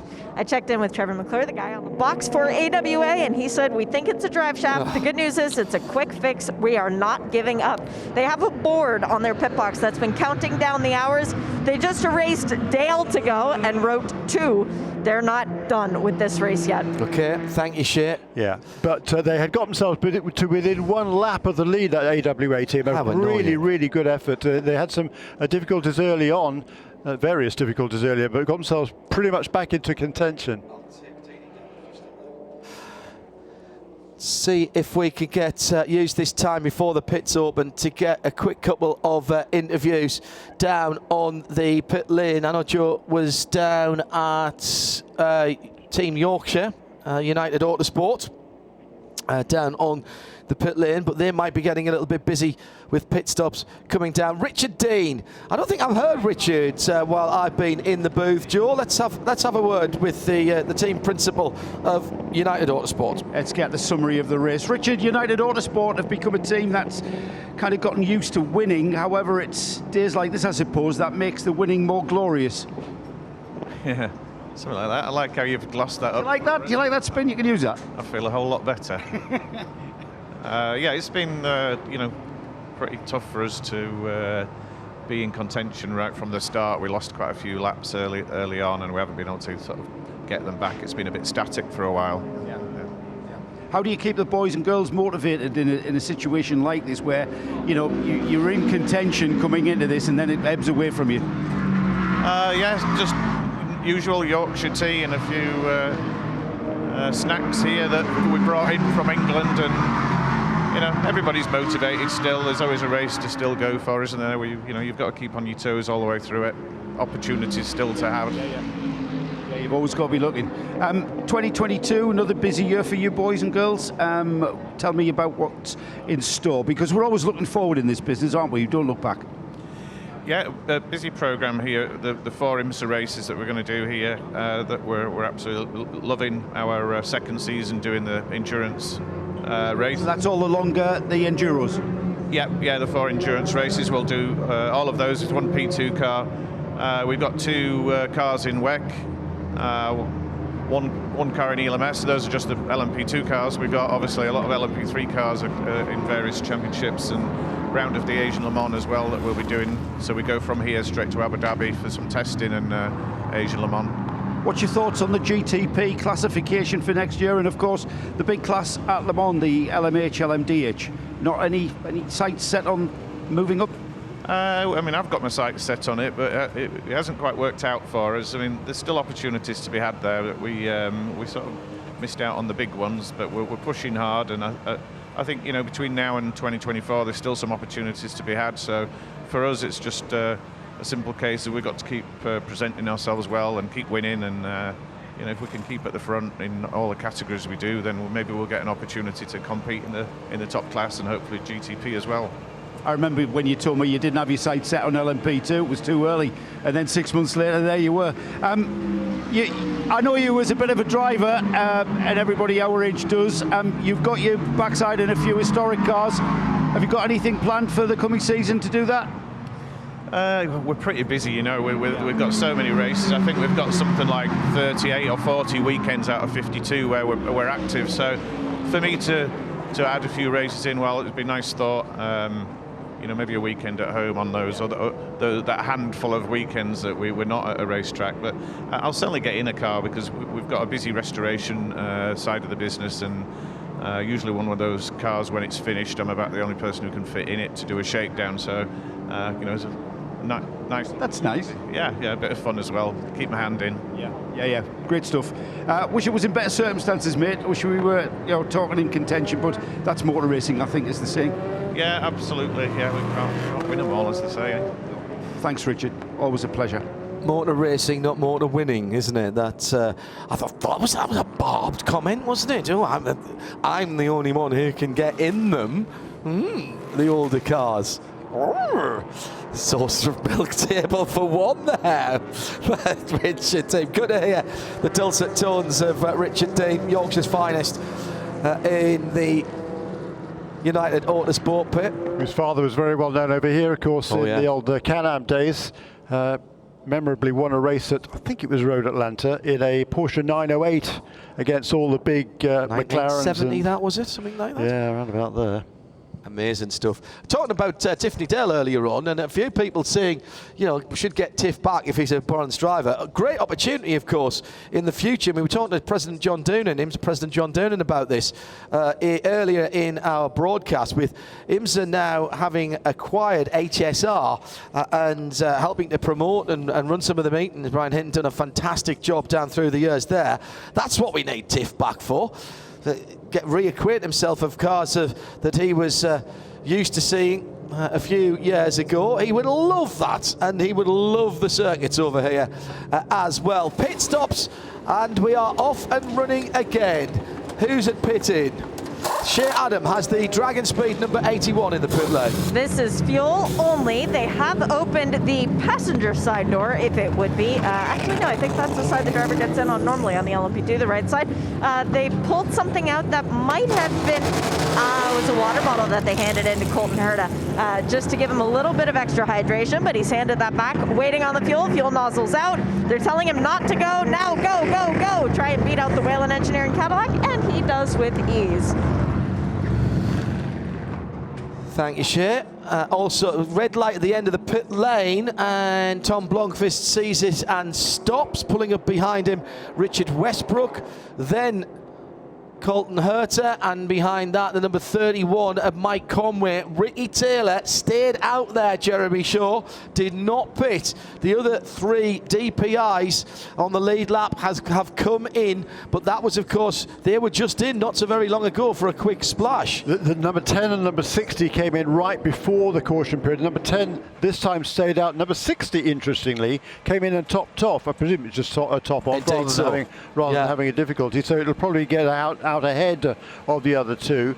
And I was talking before, weren't I, that number 10 and number 60 were looking good strategy-wise in any case.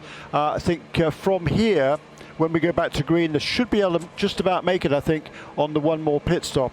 And I think that'll be the same for everybody. So I reckon it's probably going to be a flat-out race from the end to the end from here. I don't think, where are we now? 1 minute 45 minutes to go. So 30, oh, where are we? 30, yeah. How many minutes is that? An hour and 45 is 60, 105, yeah. Divide that into two is what? 50. So they do need to make two more stops. Yeah, right. So they do need to make 2 stops from here. Thank you. Sorry, but you're asking me to do. I mean, it's not exactly quadratic equations, I know, but in my listen, I'm befuddled anyway, and lack of sleep and old age doesn't make it any easier, Jeremy. Really doesn't. In GTD Pro, it's the Ricci Competizione Ferrari that has cycled to the front after the pit stops for the 2 Porsches, but presumably, Jeremy, that's a little bit off kilter there from the 2 Porsches, which stopped not too long ago. 27 laps for James Collado, so I'm sure he will take advantage. Jaminet and Vanto, I think, were in just a couple of laps ago before that stop. Joe Bradley's lurking around the Risi Competizione pit. Great to see the Pennzoil Ferrari of Houston, number 62, back in IMSA competition, Joe. All right, it's a GTD rather than a GT Le Mans car, but Giuseppe Risi's team, as far as I'm concerned, welcome anywhere they want to come and race. Absolutely, and doesn't that Ferrari look splendid? The 62 really racing car coming onto its apron. Now the Pennzoil logo on the front of the bonnet, so poignant really, and taking us back to halcyon days. Just behind me, the FAF Porsche number 9 is in also. We're seeing a driver change in the 62 Ferrari, no driver change in the FAF number 9 Porsche. I'll check on who the driver was that got in. So top 3 in GTD, all in the pits at the same time. The FAF Porsche was gone by dint of not changing driver, my estimation would be. We're still getting to the end of the Ferrari. Still got fuel still going in, so less fuel needed in the number 9 Porsche. That might be significant, as it only pitted 2 laps ago. That's a significant fact. Oh, he stalls. The 62 Ferrari stalls. And he stalls again. It's firing, but as he lets the clutch out, now he revs it. Now he revs it. Fuel and tires for Wright Motorsport and Jan Halen. They looked like scrubbed rubber, though, so I'm going to have to check in with the team, because that would be an interesting decision at this stage in the race. Jan was not slowed down, though. He was the second car out of his pit box, third car in line, and that means that he is the first of GTD regular. Thanks, guys. Thanks, team. So, top 3 coming in. As we know, the 2 Porsches weren't in very long ago, so Jaminet and Vanto, no choice but to stay in, because they weren't going to be standing still very long. Risi Competizione came in, they needed a longer stop. James has got out of the car. Collado with Bradley. Yeah, just having a little bit of a conflab with Davide Rigon. It's Pierre Guidi who got in the car to take it to the finish. James, hello mate, I haven't spoken to you all week. So far, so good. I don't want to say anything. I might hex it. I've no idea, mate. It's so complex here in America. I have no idea what's going on. Well, you're in contention. That's all I'm going to say. All right, let's see. We're struggling a bit, actually, on pace, but let's see. We're still there or thereabouts. So major track differences when that horrible cold weather went and the track started to warm up. Everything back to what we would consider normal. Cold weather was better for us. We got turbo engine, so it's much better. The Porsches seem to go better in the warmer conditions. They've got better traction as well. Starting to struggle a little bit with tyre wear. But let's see, mate. Anything can happen, you know. Yellows, crashes, you know, anything can happen. So let's see. Is that set of tyres going to take this car to the end? I know the driver is. No chance. No, we're not on proper tyres this time, mate. All right, thanks, James. By that, he means that it is the customer tyres rather than the confidential. Everybody on the same here. It's taking that out of it. That side of things out of it as we get the final wave by. Midday, high noon. Now, who is going to be fastest on the draw for the last 100 minutes? Who has got their sharpshooters in the car as we head to the showdown? And the winners of the 60th Rolex 24 Hours of Daytona. We'll take you there live and without interruption here on RS2 IMSA Radio, Sirius XM 202. 107.9 around the circuit. www.imsaradio.com for sound and vision for those of you without TV deals in your car. It's a beautiful morning. Really great visibility all the way out across the Intercoastal Waterway and to A18, where all the beach hotels are here. Many of the teams and journalists staying over that side of things. I suspect there'll be a lot of tired people in restaurants around the area tonight. Face down in bowls of soup after this weekend. Really hasn't been any let up. Joe Bradley, before we go back to green, Ferdinand Habsburg out of the out of the Tower prototype. Yeah, the number 8 Tower events car, Ferdinand Habsburg. I've never spoken to you all weekend, Ferdinand. You've been in and out of the car, obviously. Is your job done for the day? Yep, I'm gonna go and shower and get changed and just cross my fingers. We're on the lead lap now, but I really am still kind of confused of the situation, of what's going on. I think we'll all know what's going on as soon as the safety car goes away. Okay, mate, I'm going to let you go and get freshened up. You look like you've been working hard. Thanks for Tony's car. Just in for a splash and dash before we go green, I think. Yeah, I have to find out what that's all about, but hopefully it's a good thing. Volker Holtzmeier, welcome to IMSA. Welcome to the Rolex 24 Hours of Daytona. The president of Porsche Motorsport North America, it's a big role to fill, but what a successful debut here for the Cayman 718 CS. That was a fantastic race that we had on Friday. Yeah, first of all, it was our market introduction worldwide, so it's always a big moment for us, and it worked out perfectly. The engineering teams of the street car and the race car in Weissach did a wonderful job. We listened to the customer feedback, and we didn't have to change the whole car, just listen to our customers, take the feedback, make the transfer from race car to the street car business, and we just did little things which made now, I think, a big difference for this car in a very growing, I think, very important strategic field for our customer racing. And very nearly swept the podium on the debut too, finishing first, second, and fourth, was it, in the race? Yeah, I mean, you never can expect to have such a market introduction. First of all, we have to make sure that the customers are happy with the cars and they are technologically running, so everything went fine, and that the performance also was there. So even imagine the teams, they got the cars 3 weeks ago, so to bring them up to that speed, that's, yeah, I'm really thankful that the customers worked out that good with our new car. So I have to thank them. And now a lot of success in this race as well, in GTD Pro and GTD running very well right now. What does that mean to the brand as a whole to have the success at Daytona?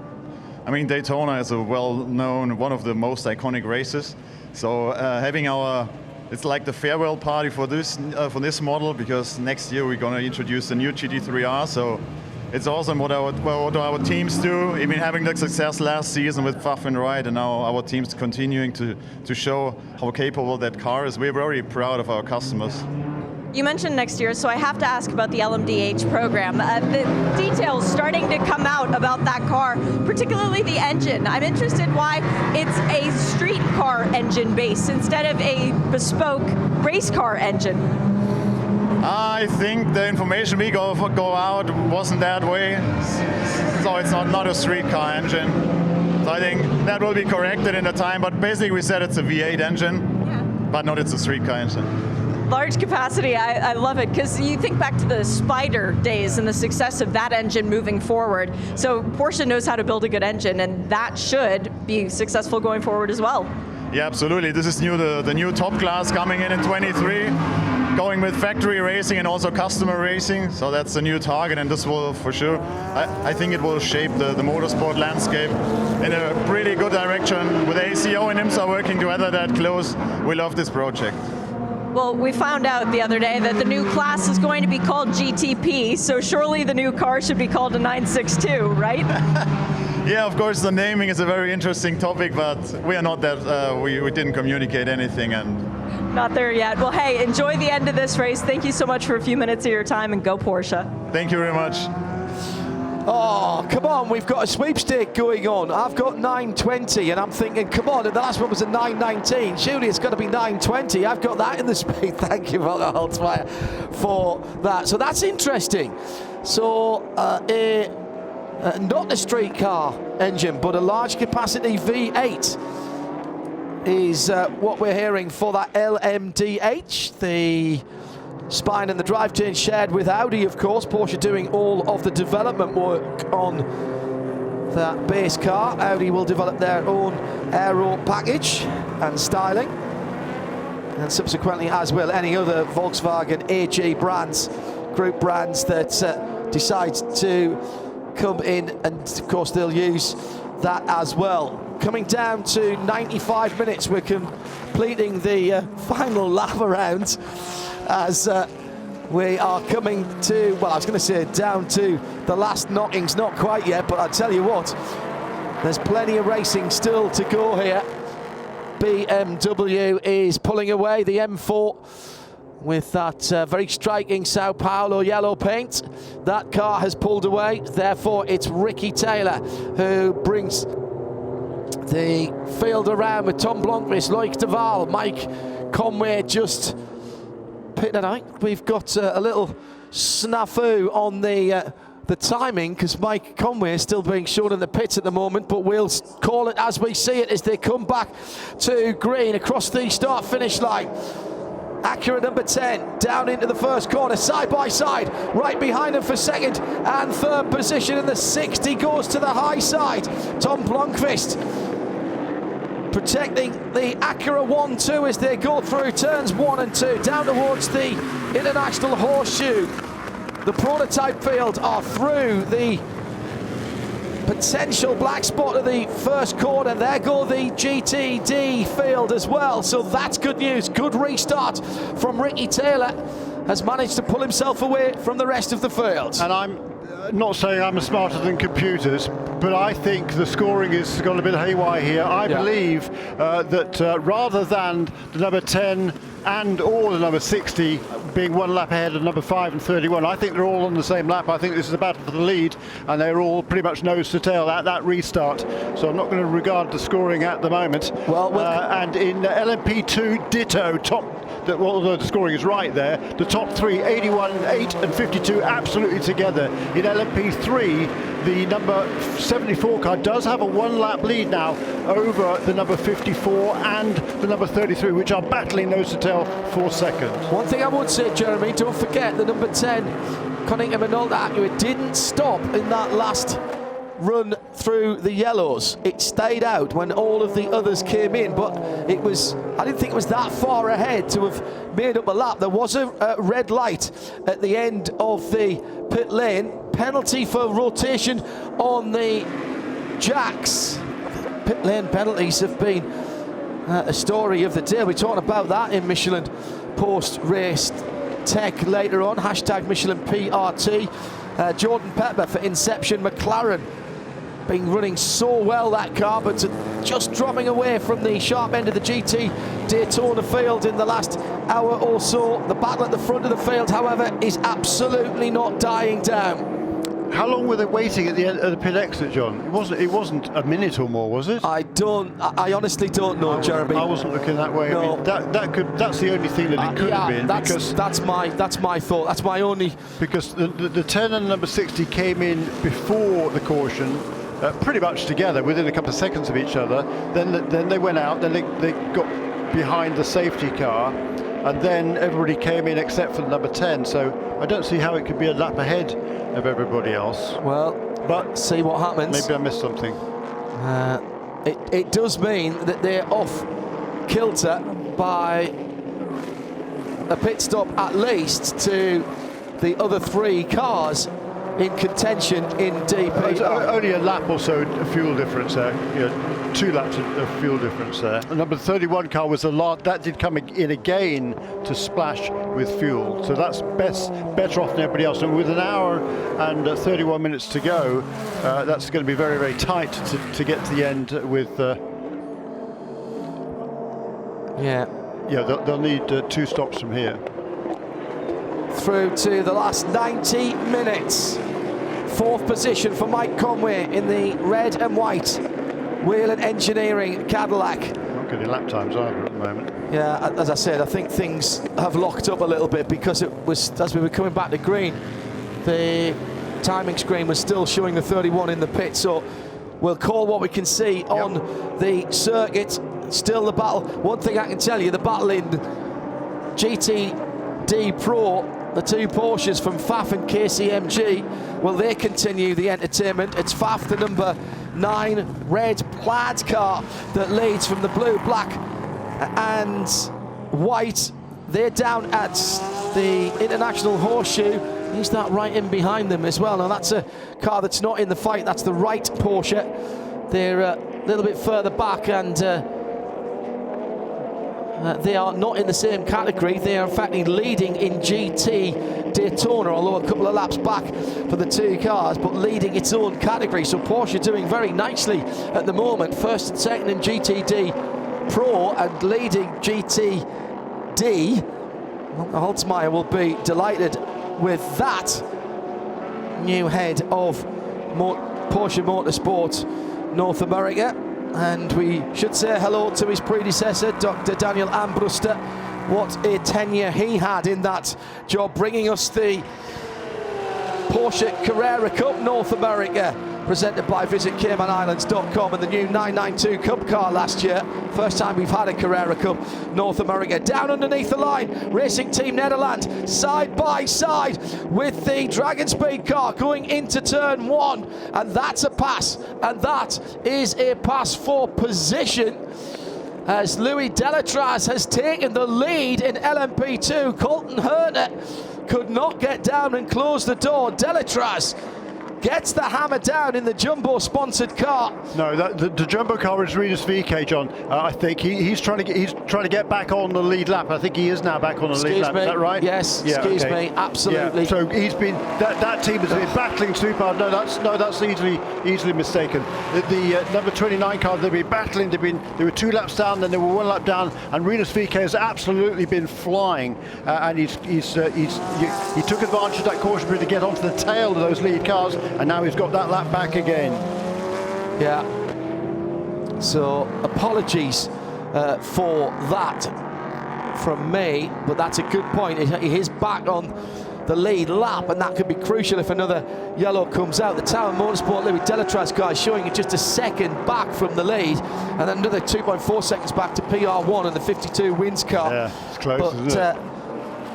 In fact, they have changed position. The number 8 car has got ahead of number 52 since the restart. Yeah. A reset going on. If you're watching on IMSA.com, the timing, I think we're just going through a little Control-Alt-Delete.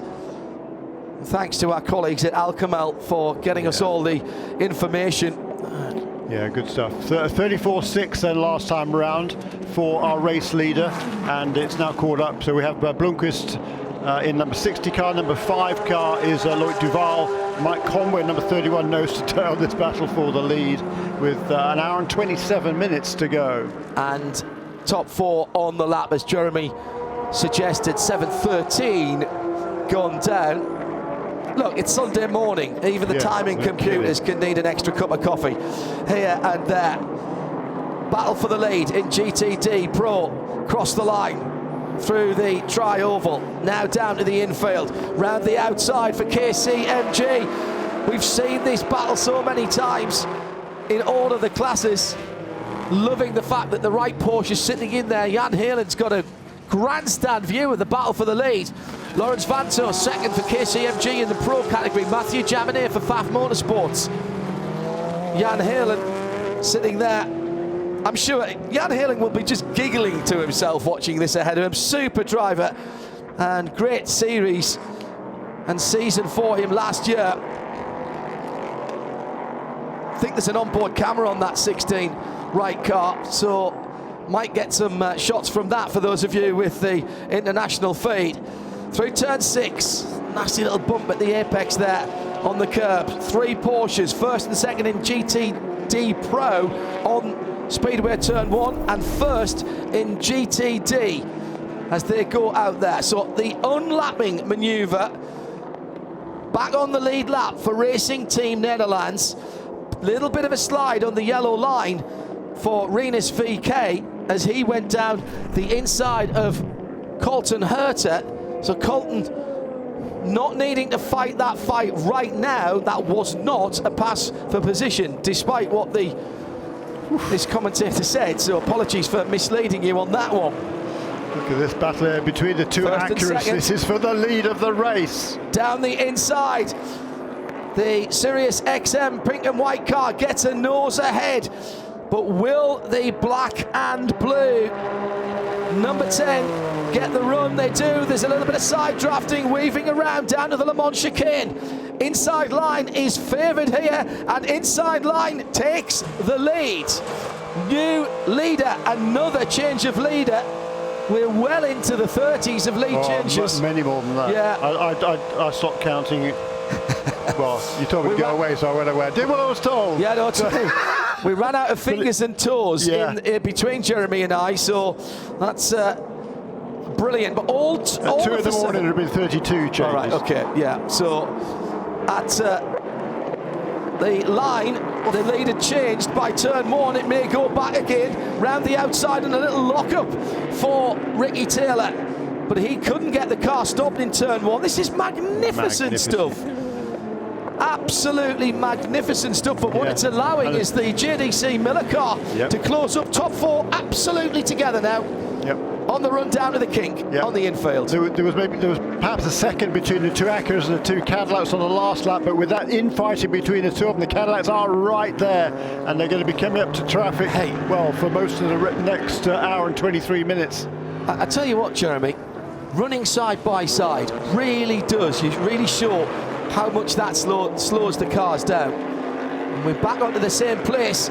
Second and third now battling it out. Cadillac down the inside, on the low side. Get to the low side because that becomes the inside for the Le Mans chicane. Again, that traction off of turn 6 up onto the banking, and then as they get it off the banking, the Acura's got good straight line speed, but this time... Interesting. Cadillac holds its own. That actually looked a little bit easier than we've seen in the preceding 22.5 hours. And straight through and pulling away for Loic Duval. Blomqvist and Ricky Taylor battling it out. Didn't do the Acura cause any good there with Loic Duval and Mike Conway in the Cadillacs, closing them down. Remember, the number 10 car, they are on the go for 4. Meantime, in GTD Pro, Plaid Porsche, and the KCMG car, that's Faf and KCMG, and a little bit of grass tracking there from Lawrence Vanto through the kink. For a moment, you might have thought he was ahead there, but Mathieu Jaminet held his line. Right, I've decided now I need an extra head and pair of eyes for what's going in there. I think Jaminet was ahead going into the kink, but he was on the less than optimal outside line, the right-hand side of the circuit. And therefore, all Mathieu Jaminet had to do was hold on of it. It was great traction coming out of the International Horseshoe for the black, white and blue car. Yeah, it was half a Porsche up. But half a Porsche is not enough going into the kink. A bit of dirt being thrown up there. Dirty's up the right side. Michelin's for a couple of laps. 81.5 minutes to go. Jaminet, Vanto, Hawksworth, by the way, still in third position for Vassar Sullivan, or in third position, ahead of Risi competitioner, Sandro Pergidi. In fourth now, ahead of Austin Cindric for Proton USA Mercedes, the number 15 in fifth. And you were talking about the Risi competizione Ferrari just a little while ago. That car stayed out before the caution period to get right back up into control. It had been a lap down before the 2 Porsches made a stop right before the caution, so that got the number 62 car back on the lead lap. They then took on a splash of fuel, so that is why the Risi car is at the back of that train right behind the number 14 car of Jack Hawksworth. And I'm not sure that either of those two perhaps has anything for the Porsches at this stage, but it certainly isn't over yet between that top 4. Is Perguida ahead now? He's got ahead of Jack Hawksworth. Okay. Yeah, fighting back in that 62 on the last lap around, and has pulled away to the tune of 1.235 engine. Hello to René de Boer. Hello, René. Hope all is well with you and the family. Missing you here. Just regarding our engine conversation with President of Porsche Motorsport North America. The Porsche press release said we were spoiled for choice with the engine for the LMDH prototype because the product range offers several promising baseline units. To me, says René, that sounds like a production engine. Well, maybe a base for a production engine, but you heard that quite clearly. That's also hello to Marion and Sandra Champagne, who are shoveling snow at the moment when we've got sunshine here, ladies, and it's chilly but the track's nice and warm.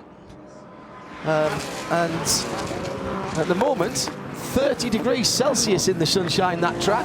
And the air temperature a heady 10 degrees Celsius. Side by side in GTD Pro, coming out of the International Horseshoe again, and once again the outside line chosen by the KCMG driver. It's brilliant, this. Vanto keeps trying, but he's on the wrong side of the track through the kink, and maybe a chance for a little bit of a schmozzle here as the leader of the race, Tom Blomqvist, comes through the battle for the lead in GTD Pro. Jeremy Shaw. I'm wondering what happened to Loic Duval, because all of a sudden he's gone from second. In this last lap, he went from second to fourth. He's been overtaken by both Ricky Taylor and Mike Conway. Yeah, so a mistake somewhere. Looking at his sector times, doesn't look middle sector, 2 seconds off. Right. And a second off in the final sector as well. So maybe got dive bombed at the news of the PR1 Matheson number 11 as an official retirement now. Been in the pits for a wee while. The number 11 then an official retirement from the 60th Rolex 24 Hours of Daytona. Battle for the lead and the podium places coming back around underneath the Haggerty Global Broadcast booth down in the first corner, and now for a moment with no traffic ahead of them. 60, 10 and 31 Maishank Racing Acura, Ricky Taylor in the Cunningham and Ault Acura, Whelen Engineering Cadillac, and 3.5 seconds further back Loic Duval for JDC Miller Motorsport, the number 5 car. 37.7 that time for Duval. We're going to have to keep an eye on that one. He's got some clear track now, each of the prototype cars, I think, and see if he can claw back that deficit. Just 2 laps to go, he's running in second place now, 3.5 seconds behind. Yeah, he's looking racy as well. Second and third, very much so. Yeah, he's been doing a fabulous job as Loic Duval. As you'd expect, quite frankly. Of course, true. Very highly regarded in the world of prototype racing. Former Audi Works driver, of course. He's to the LMP1 hybrids and mixing it with the real superstars of the time, the previous set of top-class prototype regulations. You've got to think he'll be in the frame for something in the new GTP era here in IMSA Racing.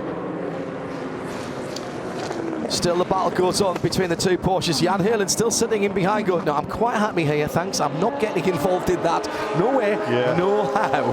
Well, and he, of course, is leading in GTD regular as well, and he's extending his lead over the Ferrari of Nicholas Nielsen. It's now up to over 5 seconds over the last sort of 8 or 10 laps. And Andy Lally back into third for Magnus Racing Aston Martin Vantage. Not been a clean run for them, but they've kept on digging. And third place at the moment, their reward with a decent gap, almost 100 seconds back to Scott Andrews in the Gilbert Korthoff Motorsport Mercedes, who've got a couple of laps on Jordan Pepper and the Inception Racing McLaren next in that GTD standard category.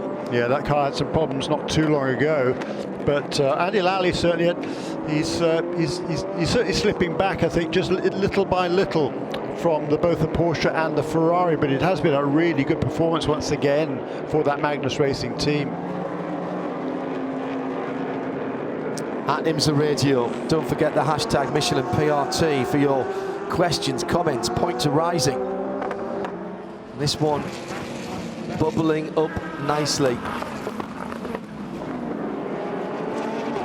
Just keeping an eye on that battle for the lead in the overall as well.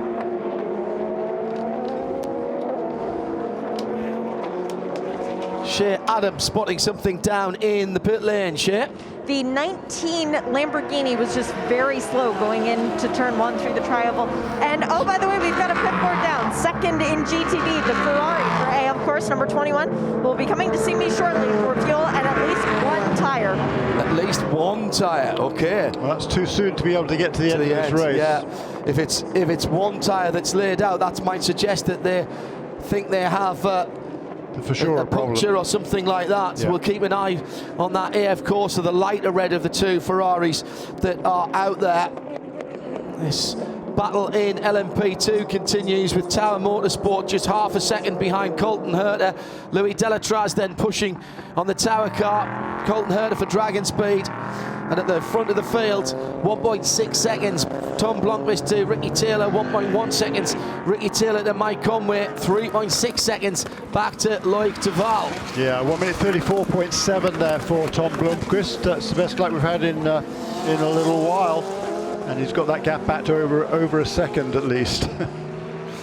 Right, three Porsches just running a lockstep, aren't they, there, with the FAF car ahead of the KCMG Porsche. That's the battle for the lead in GTD Pro, but right tucked in behind them is Jan Halen, once again doing a magnificent job for Wright Motorsports. And just going through that at the moment, 52, third place, Mikkel Jensen.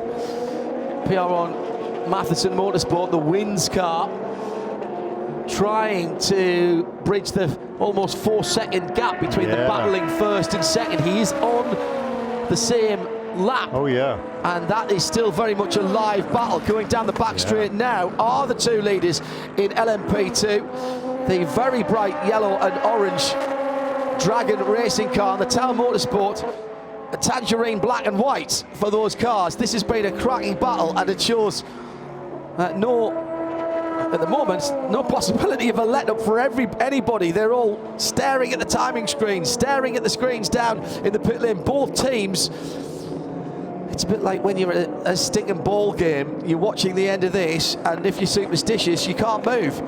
Yeah. Everything's, particularly if you're leading at the moment, nobody's going to move. Don't you dare get out of that chair. We're doing all right at the moment. There's a lot of superstition in paddocks. Yeah, and Louis Delatraz, he's really putting the pressure on Colton Herta in that battle for the lead in LMP2. The Dragon Speed USA team, a really strong lineup with 3 IndyCar drivers, along with Eric Lux, who did a superb first stint in that car. And then Devlin DiFrancesco, Pato O'Ward and Colton Herta, who have all raced in Indy Lights over the last few years, and Colton Herta has been massively impressive over the last 3 years since graduating from Indy Lights after being beaten to the championship by Pato. And he has really made a name for himself in the IndyCar series. Devlin DiFrancesco is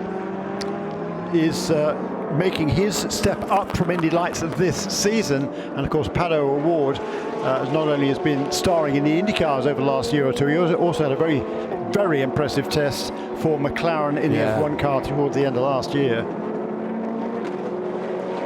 34.3 that time for Tom Blomqvist. Yeah, that's at the all of a sudden it's almost 3 seconds now over Ricky Taylor. But still, they won't be panicking here. Maybe if the number 10 car can save a little bit of fuel, that still could be critical in this race, John. Flexible strategy, we talked about in Porsche Keys to the Race. What are you going to do? Where's your best chance of getting past someone? It might be in the pits. You have to think that way. But right now, with an hour and 11 minutes to go, what have we got? Probably 2 pit stops for the DPIs? Yeah, I think they'll be in pretty shortly now, and then one more stop after that. So what have we got? With 70 minutes coming up. That's 2:30. Even I can work that one. A 2:35-minute stint. That's about bang on, Jeremy, isn't it? Let's be honest. Absolutely. We found that out at the Raw. Yeah. 35, probably okay. 40, not so much. Well, yeah, 37 probably okay. 40 definitely certainly not at full speed. You're absolutely right. And the kind of racing we've seen in the last few hours has been full speed. You're going to have to be full speed there. We've seen cars running out of fuel on the last lap here in the past. I remember that. Yep. Yeah, no, this is they can go full rich from here, I think, and just get on with the case. This is absolutely fascinating. A motor race that has been unfolding before our eyes for 22 hours and 50 minutes now. 0.6 of a second taken away from the leader in GTD, Wright Motorsport, Jan Halen. He's behind that battle for GTD Pro, and he's not making any moves to get by, of course. I don't think he wants to get involved in it. Nicholas Nielsen's been given the hurry up. Joe Bradley has the number 5. The Mustang sampling Cadillac in the pit lane. Joe, looks like full service. John, but without the service of a driver, just fuel tyres. I did notice as the car pulls off the pit apron, brand new unscrubbed rubber going on that number 5. 4th place for that car, just dropping off the back of the top 3, isn't it? Yeah, but having lost that 3 seconds or so, he was able to maintain that gap over the last 6 laps until his pit stop. 25 seconds stationary, so not quite a full complement of fuel needed, but that will have been brim filled. Don't think that's been short filled. He was probably 4 laps shy of a full stint there, so that gives you an idea of where the 5 seconds, the 5 seconds shorter pit stop came from. Fuel flow, by the way, very carefully monitored by IMSA. It is part of balance of performance if required, and all of the fuel rigs are looked at to make sure they are even, and minimum fueling time for a full tank of fuel mandated in the supplementary regulations. So at the front of the field, against regular 34s here from Tom Blomqvist. He's just knocking them out, isn't he? The last 3 laps, 33.34, 34.84, 34.94. And so he's doing exactly what is required from him at the moment. He's extended that lead from, well, next to nothing, around about half a second it was on lap 725. Laps later, it's 3.6 seconds, and that will, it's just makes you feel good, I think, at this stage in the race. Do you go as long as you... We've seen that part of the tactics there by the number 5. They've stopped at the first opportunity, I reckon, to go with one more stop. At the front of the field, do you now go as long as you can on this fuel and then perhaps not have to fulfill towards the end? I mean, this is absolute classic endurance racing as you get to the end of a 24-hour race. Yeah, absolutely it is. You're gambling now, because if there's a full course caution comes out right now, then the cars that have not made their pit stop are going to be behind those that have already made a pit stop. Joe Bradley has been speaking to the teams down there. Brothers, what do you reckon? Well, I've got the number 10 team, the Collingham and all the cars on pit road. The number 60 has gone through. That Blair Shank team not ready for their car. However, Collingham and Alta, Acura into the pits now. It's fuel and tyres, a little bit of adjustment going in to something in the cockpit, not sure what that is. And the good news is the tyres are on, the fuel is still going in. Probably a drinks bottle, that little, or maybe the data card, we'll find out. But the good news is that, a little bit of a delay, but not too much of a delay, because everything's done. Car off the jacks, fuel still going in, always a good sign. And then get those tyres scrubbed as it pulls off the apron. All good at the number 10. Seemed like a long time, but was it? 31 seconds. That's a full complement of fuel. Absolutely full complement of fuel for that car. So that'll take them probably 35 to 37 minutes, which is going to give them 36 minutes to go. Yeah, no, spot on. Yeah, so their last stop will probably be a little bit quicker than the other contenders, than perhaps the number 5 car that came in already. This is fascinating. It really is. 60 car due in this time around, I reckon. Is the undercut going to work for Loic Duval? He dropped a little bit of time. He was the first one in. Here comes the leader onto pit road, and Joe Bradley. This is the penultimate scheduled stop for Acura number 60. It's the Meyer Shank team's turn now. The number 60 just pulling up in front of me. Now, we take this for granted, but there's all sorts of things can go wrong. The air jacks can fail. Oh, and we're getting a driver change. We are getting a driver change on the number 60. So that should be done by the time the fueling's done. A full quarter of fuel is what we're expecting. The fuel is still on. The wheels are on. The front wheels are on. The rear wheels are on. It's off the jacks. Just the belt's being helped to be tightened up. Not sure who that was that took over. Door shut. Fuel is still on there. Engine on the limiter. And away it goes. Well, perfect pit stop, because as ever the fuel should be the determining factor. 29 seconds that was standing still. That's the display on the side of the car. And the P2 leader into the pit lane with Shea Adam. This is fuel and tires for Colton Herta. Good luck getting him out of this car. It is Dragon Speed's number 81 machine that is visible from space with the orange and the yellow on it. They are doing the right side tires first. Ooh, windshield tear off. They are spoiling Colton for this last stint, or 2 stints, I should say.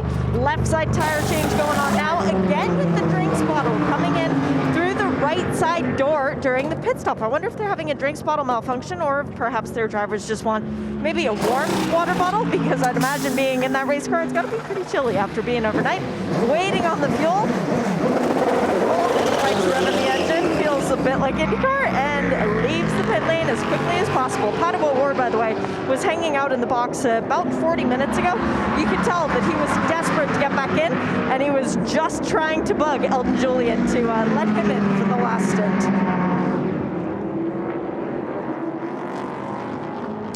Thank you, Shea. It will be Mike Conway who comes in next time around from the lead. Looks like it's going to be... Where did Elio... It was Elio Castroneves, by the way, that got in. Sorry, Joe, I did see the helmet, the distinctive striped helmet of Elio in the 60. Now, his outlap will be stunning because he's brilliant on cold tyres. He's waving around, going down to the Le Mans backstay straight chicane, just trying to clean them up as in LMP2 leaders. The LMP2 leaders. So René Rast in the APR car. And also got Era Motorsport, Ryan DL, and also Tower and PR1, Louis Delatraz and Mikkel Jensen coming in. Those are the top cars, Shea Adam. Well, just keep an eye on that as Shea's down at Dragon Speed at the moment. Again, this will be a penultimate stop for these guys. Now, where has that pit stop cycle at the front of the field shaken out? It's Mike Conway leading. Elio Castroneves with that pit stop has held on to the lead by 4 seconds. Ricky Taylor still in second. But remember, Mike Conway has got to stop. So the effective leader right now, Elio Castroneves, as Mike drops down underneath the double yellow line and heads towards Joe Bradley in the Whelen Engineering pit. The 31 hits its marks absolutely spot, doesn't even hit the board in front of it, and we've got a driver change. So Mike Conway getting out as the fueling's done. This is pretty standard, very nice of the top teams to stagger their pit stops for our broadcast. It's going to be enabled me to cover all of the top 3 pit stops. It's Pipo Derani that's got in, the diminutive frame of the young Brazilian in the car. Now the door is slammed, fueling still going on, and it's always the fueling that lasts longer than everything else. That's a great sign when everything's done. And Derani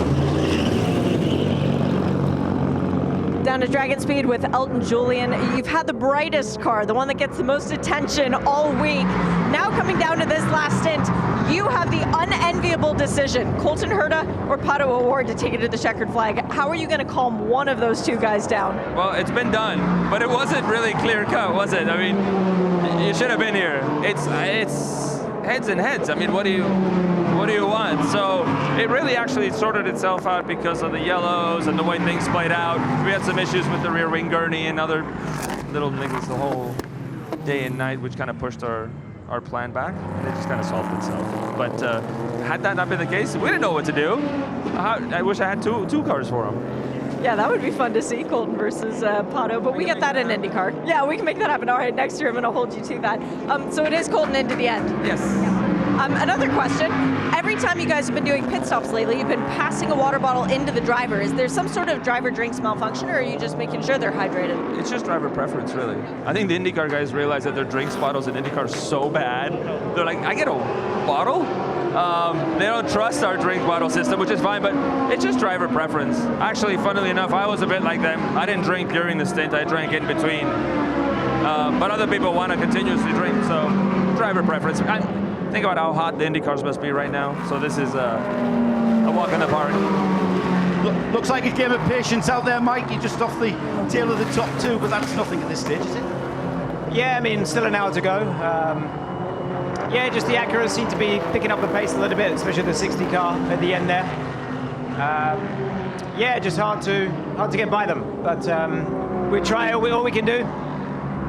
We'll push to the end. And that was the penultimate pit stop for the 31 Whelen Engineering car, yeah? Is the what, sorry? The penultimate stop, only one more stop to go. Yeah, within an hour we need one more stop. So, yeah, this will be second to last stop. So, yeah, boys have been doing a great job on the pit lane. And, yeah, the Action Express Whelen Cadillac car has been faultless all day. We just, couldn't ask for more. Just see if we can get this top step at the end. What's the state of the tyres towards the end of the stint? Because that's when the fist fight's going to happen. Yeah, that's where you got to kind of look after at the first stage of the stint. But I think as it's rubbering up more and more, it gets a little bit easier, but it's you still got to manage it. So it's tricky. What does Mike Conway do now? Your job's over, Mike. You just have to stand there and be nervous? Go sleep, I think. Give it, I'll let you do that. Thanks, Mike Conway there. Car 31, the Whelen Engineering car. You cannot discount that team, can you, at this stage? No, absolutely not. Absolutely not. 2 Acuras, 2 Cadillacs at the moment, 16 seconds between the top 4 people. Durrani has been sent out there to try and improve. Loic Duval only 0.2 of a second behind second position. That car has really come out, and Loic has come out fighting. But this is magnificent stuff. 5 seconds between first and second, 0.2 between second and third. They're into the Le Mans chicane on the back straight now. Traffic ahead of them. Loic Duval has his target in sight. Target acquired. Thanks very much. So before this round of pit stops began, the order was 60, 10, 31, 5. The order now is 60, 10, 5, 31. The gap between first and second was 3.5 seconds. It's now 4 and a bit. The gap between second and third was next to nothing. It's still next to nothing, but it's now the 5 car ahead of the 31, which all of a sudden is 10 seconds behind the other trio. They were the last to pit, so they were. So 2 things there. They're going to be the last to get up to speed because they've got cold tyres on, but they might just have a tiny tyre advantage at the end. It's not going to be much though. We're talking a lap here, a lap there, but well, compared to the number 5 car, it's 5 laps. Yeah. Compared to the Acuras, it's 2 and 3 laps, and therefore less fuel it will require, assuming they filled it up then, which I think they did. Yes, they did. To go to the end. Time stop?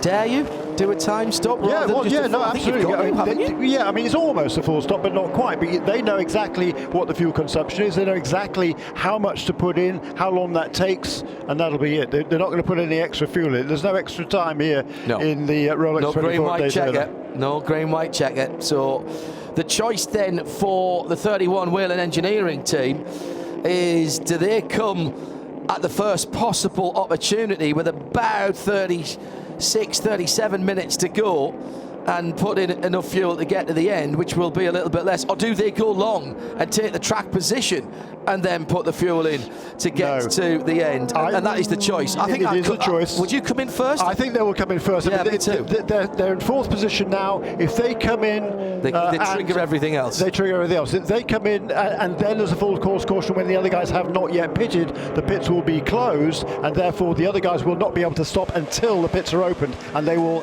in doing so, fall behind the number 31 car. Number 5 up to second position as they went across the start-finish line. Loic Duval overtakes Ricky Taylor, and he's on a bit of a charge. Duval caught and passed Ricky Taylor. Don't think there's anything wrong with that. Number 10, Cunningham and Alder Acura. There'll be a plan here. Undoubtedly, you don't win 3 in a row at this place without knowing what you've got to do in the clutch part of the race, and that's what we're in now. 4 seconds the lead. Elio Castroneves to Loic Duval. Acura Cadillac. It's a chess match right now. Brilliant stuff at the front of the field. Just checking in with the other classes. Colton Herter by 3 seconds. Dragon speed from Tower. Louis Delatraz in that car in LMP3. That's first to second, by the way. There's a lap gap between Felipe Fraga and Colin Brown. Yes, there is. Colin's about 9 seconds ahead of Shao Barbosa, Riley Cohen, Sean Creech Motorsport. The top 3 there. GTD Pro, Porsche.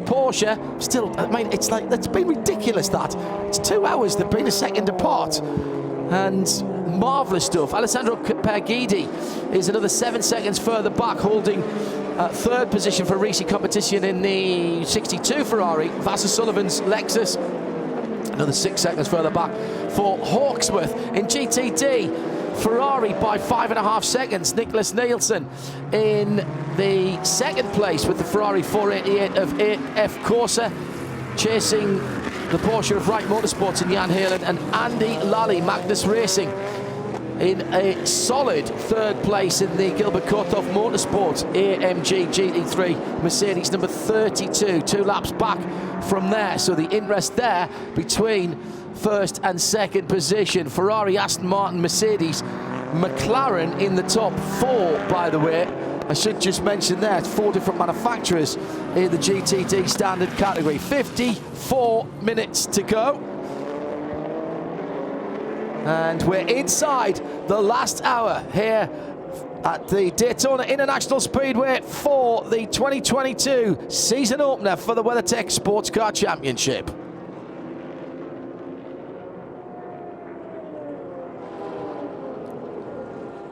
That's Jeremy Shaw and John Hindhaugh in the booth.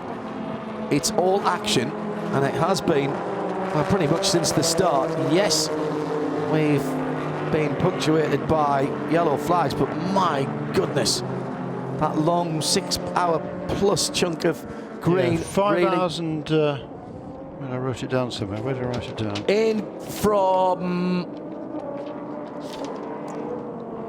GTD stops coming in, the 2 pro cars, 2 Porsche pro cars, and the Wright Motorsport Pro AMP car as well into the pit lane. Shea Adam. Jan Heylen, fuel, and yes, tires. They look like scraps as well. There's a spinner out on the track. This could be a yellow. Brilliant timing for the Porsche brigade as they come in all together. It was fuel and tires for the Porsche passing. Thank you for that one, John. I'll give you full credit for that. Fuel and tires for the Pfaff Porsche. That's a lot of P's right there. And no driver change there. I think it was no driver change for Lawrence Vantore. He gets moving before the Pfaff Porsche does. But the Pfaff Porsche beats him out easily. Engine revving for Jan Heylen. Away he goes. No! Nearly a collision with the Hardpoint Porsches. That one was going into its box. They both managed to jam on their brakes and come to a halt, but my heart just skipped a beat there. It's the T3 Racing Lamborghini off at the International Horseshoe for Giacomo Altoe. So that is still stationary at the moment, I think. Let's see if that car could get going again. Joe Bradley, you watched the GTD Pro stops. I watched the number 9 Pfaff Porsche. I think Shea mentioned there, no driver change and tyres and fuel. I'm now at the 62 Ferrari Ricci Competizione pit, and they're readying tyres and fuel. For a moment there, I thought they were going to go with tyres and maybe shave a few seconds off. Full course yellow for the Lamborghini at turn 3. Well, now, this is amazing. 51 minutes to go. The Pelotti number 19 Lamborghini in that salmon pink colour has brought out another full course yellow. And all of that tactics now, rip it up, throw it out the window. 51 minutes, you can't make your last stop here, Jeremy. What do you do if you've just stopped at the front of the field? Great timing by the Porsches in GTD Pro and GTD. They might, with a bit of yellow, be able to go to the end from here. Surely there will be, with only 50 on the clock. Yeah, can't imagine the GTDs coming in again. We're more than half an hour from the end of the race, but we're more than half an hour after the previous yellow, so there will be the full pit stop sequences to go through, but this will certainly play into the hands of that number 31 team a little bit. So it depends how long this caution is, basically. We've got 50 minutes to go right now. It's likely to be at least 15 minutes. So that's going to leave us, 35 to go to the end. That's going to be a stretch for all these cars. So we'll see everybody into the pit lane now. So I think it should be fairly even there. For the GT cars, they can definitely get to the end from here with no problem. The number 62 car stayed out. So that will still need a pit stop. Number 14 car did come in. Number 62 car was running in third place. That's a Ricci Competizione Ferrari. So that now leads after the 2 Porsches. 9 and 2 came in to the pits. hasn't made its last stop yet, though, that car. Correct. Right, okay.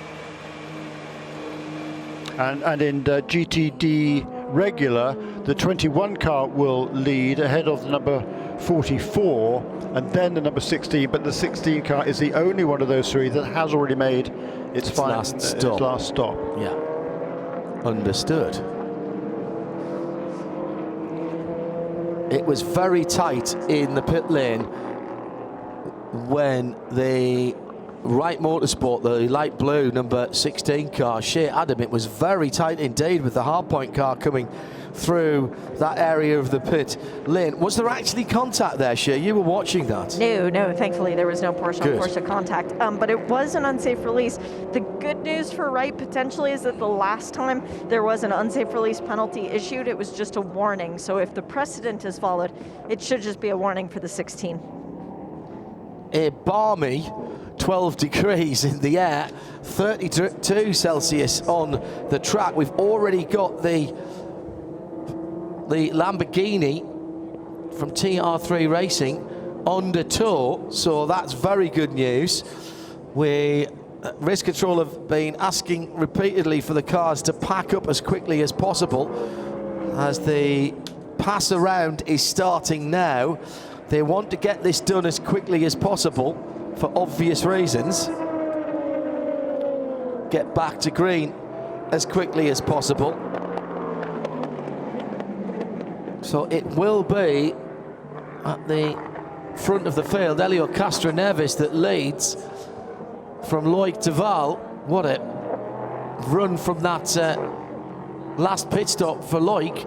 What was it, 9-10 laps where he was really on it. That car very strong, Jeremy, the number 5 JDC Miller Motorsport Cadillac, the Mustang sampling machine, very strong at the start of its stint. Very strong indeed with Loic behind the wheel.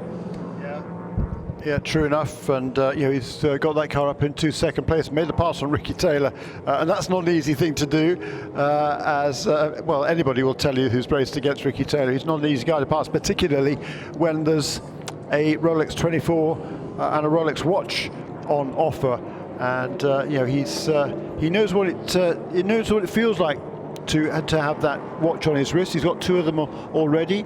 His teammates, Philip Albuquerque has 3, 2 overall wins and a class win, and Alexander Rossi has one also from last year. They were all part of the winning team last season. For Will Stevens, he doesn't know what it feels like. So he's in the pit there, just biting his nails and hoping that Ricky can pull it off. But he's running in 3rd position at the moment then. So it's Elio Castroneves, who was also part of that winning team last season. So he's looking just to continue that remarkable streak that took the 46-year-old to a win, that was 45 then, to a win here at Daytona, a win at Indianapolis, and can he make it 3 classics in a row? Don't put it past him, do you? Well, no. And if there's anybody fired up, talk about exactly. Yeah, still hungry. It's that to me is one of the great delights of talking to Elio Castroneves. There's absolutely no doubt in my mind that he is genuinely excited by racing every time he gets into a race car. I don't care what category it is, I don't care what car it is, I don't care if it was a Saturday night A main somewhere, or he's here at one of the classic, all-time classic endurance races. He really just wants to go out there and drive and give his best and try and win the race. When you consider what he's achieved, Jeremy, to sit back and slightly phone it in, it's just not in his nature. Yeah. It is not in his nature. You've only got to see how seriously he takes everything out of the car that's competitive as well. Brilliant. Absolute role model for young drivers, I would say. Oh yeah, absolutely, very, very true. And in LP2, we've got 4 cars on the lead lap. Guido van der Garde in that Racing Team Netherlands entry had been lapped, put one more lap down by the race leader, but not by, more crucially, by the class leader. So we've got number 81, the number 8, and the number 52, and the number 29, all on the lead lap and battling for honours. In LMP3, number 74 car still has a 1-lap edge over number 54 and 33 still. Joe Bradley is in the pit lane. The start of the pit lane is where the pit in end is where most of the leading DPIs are pitted, although not in consecutive pits, I don't think. There is a bit of a gap between them. Yeah, get ready. Joe Bradley, what's the attitude like? The pit lane is open. First 3 dive down. The 31 car's not coming in. Yes, it is. Yes, it is. That was a late move. I thought for a moment he wasn't coming in. Top 4 coming to you, Joe Bradley. It's down to the pit teams. 44 minutes to go. This is going to be tight. Elio Castroneves just skirts by feet there as he brings the number 60 Michelin car in for fuel. They've got tyres ready. Not sure why they're not putting that on. Fuel only for the 60. I look behind me, there's the Ricky Taylor-driven Konica Minolta car. And the 31, the Women Engineering Cadillac, gets out ahead of the number 10 Acura. And Ricky Taylor gets underway. So there's a change in the pit lane. I think there was tyres, at least 2 tyres for the Konica Minolta car. Shea Adam has the LMP3s. Interestingly, the leader does not come down the pit lane, meaning that the 74, what is known as the Ranch Resort car, will not be coming down the pit lane, trapping all the other cars down a lap as well. The red light was on at the pit exit. All 4 of the DPIs that came down to visit, and all 4 that want to win the watch, and still can obey that edict. But it is Colin Brown in for Core Autosport in the 54 Ligier. 4 tires and fuel. They're giving him the mission to go out and do the best job he can, but second is a lot better than where they were last year. Joe Bradley. Tactics, even at this stage. Strategy, a flexible strategy we talked about in our Porsche Keys to Race and the Michelin Countdown to Green, sort of this time yesterday, actually. What was going on down at Konica Minolta Wayne Taylor Racing? Joe? Yeah, I've just confirmed from Wayne Taylor there, 2 tyres went on the number 10 Acura, so you were spot on with your observation. Love it, absolutely love it. 42 minutes to go. Oh, this is fuel safe to get to the end here. Well, yeah, it's going to be a while yet before we go back to green, so I think there should be okay, I think, on fuel. To get to the end. And of course, the number 31 car, that was the last car to pit. They took that gamble to go a bit longer. If there'd been a full course caution before they pitted, they would have been in trouble. But because of that, they needed a little bit less fuel than those other cars, particularly than the number 5, which came in 5 laps before. So they needed 5 laps less fuel. Certainly, that's a quarter of a tank, because we're doing 20, almost. We're doing 21, perhaps 22 laps here. That's a good point. And 1, 2, 3 laps less fuel than the number 10 car as well. That's why number 31 car was able to get into 2nd place from 4th, which is where it came into the pits. Joe Bradley down in the pit lane. Let's take the opportunity for a couple of interviews. Ben Barnacut is with Joe. Ben, hi. Your Daytona experience then? It's been great, to be honest. It's been pretty frantic from start right up until now. We've managed to keep it clean the whole way. Our Lexus RCF GT3 has been performing well, and we're at the front. Hopefully Jack's going to give it all he's got. I don't hope. I know he's going to give it everything he's got. We've worked hard to be here as an organisation, and now it's all it's where it counts. Down at the far end of the pit lane, waiting for 2nd in GTD to come make a final stop. This is the 21 AF Course Ferrari. No sign of Nicholas Nielsen vacating the cockpit, even though the more than capable Finn Tony Villander is one of the other drivers in the lineup. They are doing fuel and at the very least right side tires, but they also have, nope, they're going to do all 4. These are sticker tires, brand new, have never touched the surface of the earth before. Well, there we go. Now they're on the Ferrari. Car is dropped off the air jack. Well, it should have been dropped off the air jack now, but they were having trouble with the front left tire change, as a matter of fact. Now the new tire goes on the front left. Windshield tear off for Nicholas Nielsen. Tire change is done. Fuel nozzle is still attached. Waiting, waiting, waiting. There comes the safety car train, which means that the light at pit exit will be closed. Away goes Nicholas. Light is still green. The racy Ferrari beats him back out onto the track. The light is still green. I don't understand that. The safety car train was going by.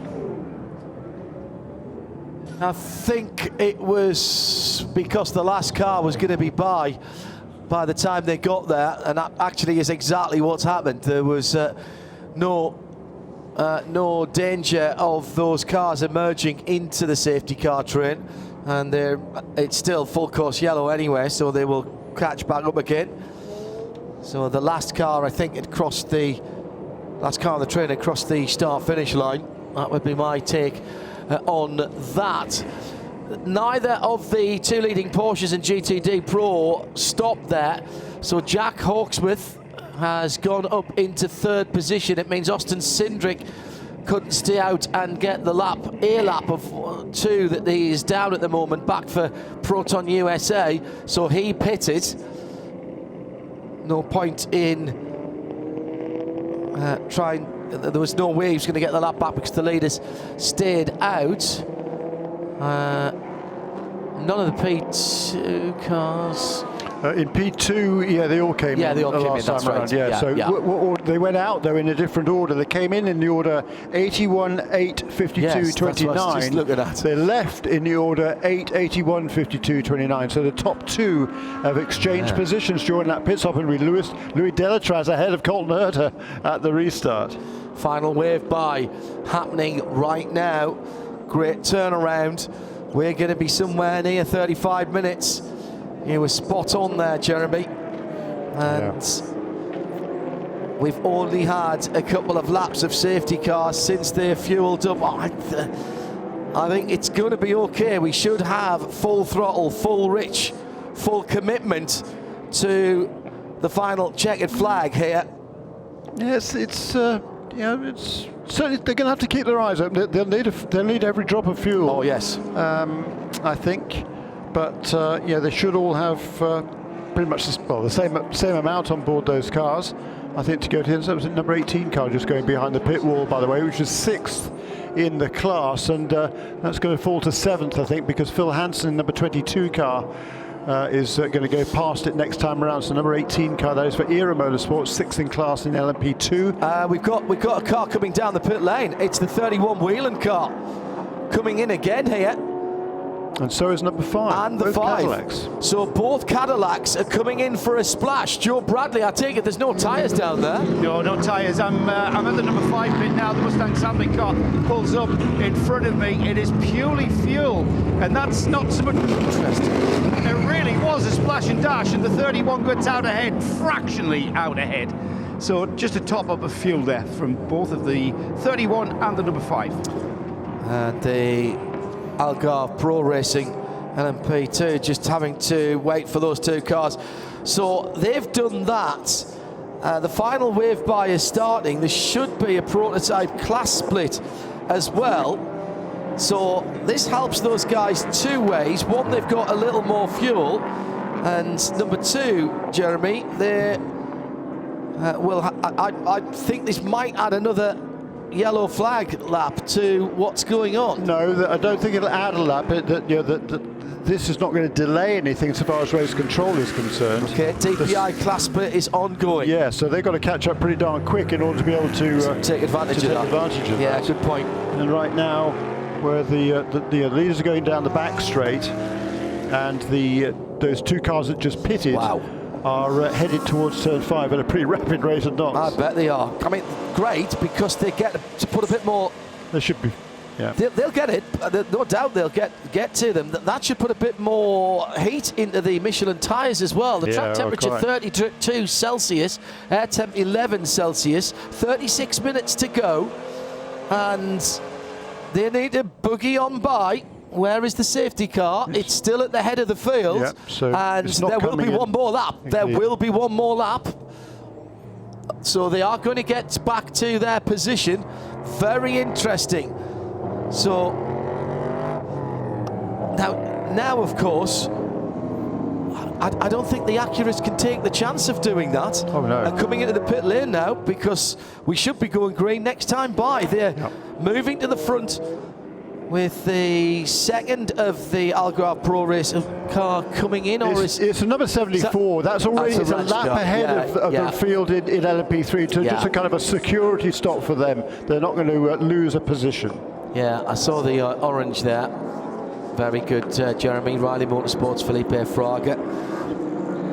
And Bill Riley never seldom, shall we say. No, it is the Tower car. Yeah, it is the Tower car that's come in as well. And in the number 81. All except the 29, actually. Yeah, and the Mikkel Jensen in as well. So Colton Herta, Louis Delatraz, Mikkel Jensen all in for a splash of fuel. Right. Now, so they've got to pass Guido van der Garde. Well, that's not going to be that easy. No. Stayed out in their racing team Nederland car. And they're going to have to hustle here, these guys. Were they close on fuel? Well, must have thought they are. No, it shouldn't be. I mean, the same as the prototypes ahead of them. They got a similar amount of similar fuel range. Let's put it that way.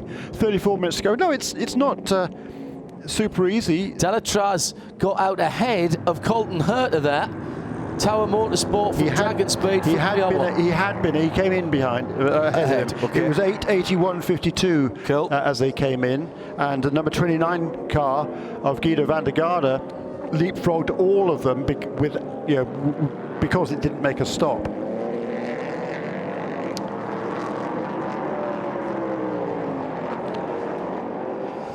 Well, Magnus Racing in their first outing with the Aston Martin, holding on to third position at the moment. Yeah, and Gilbert Kothoff Motorsport just pitting there, having got back on the lap of third place, and the lead lap, in fact, that is.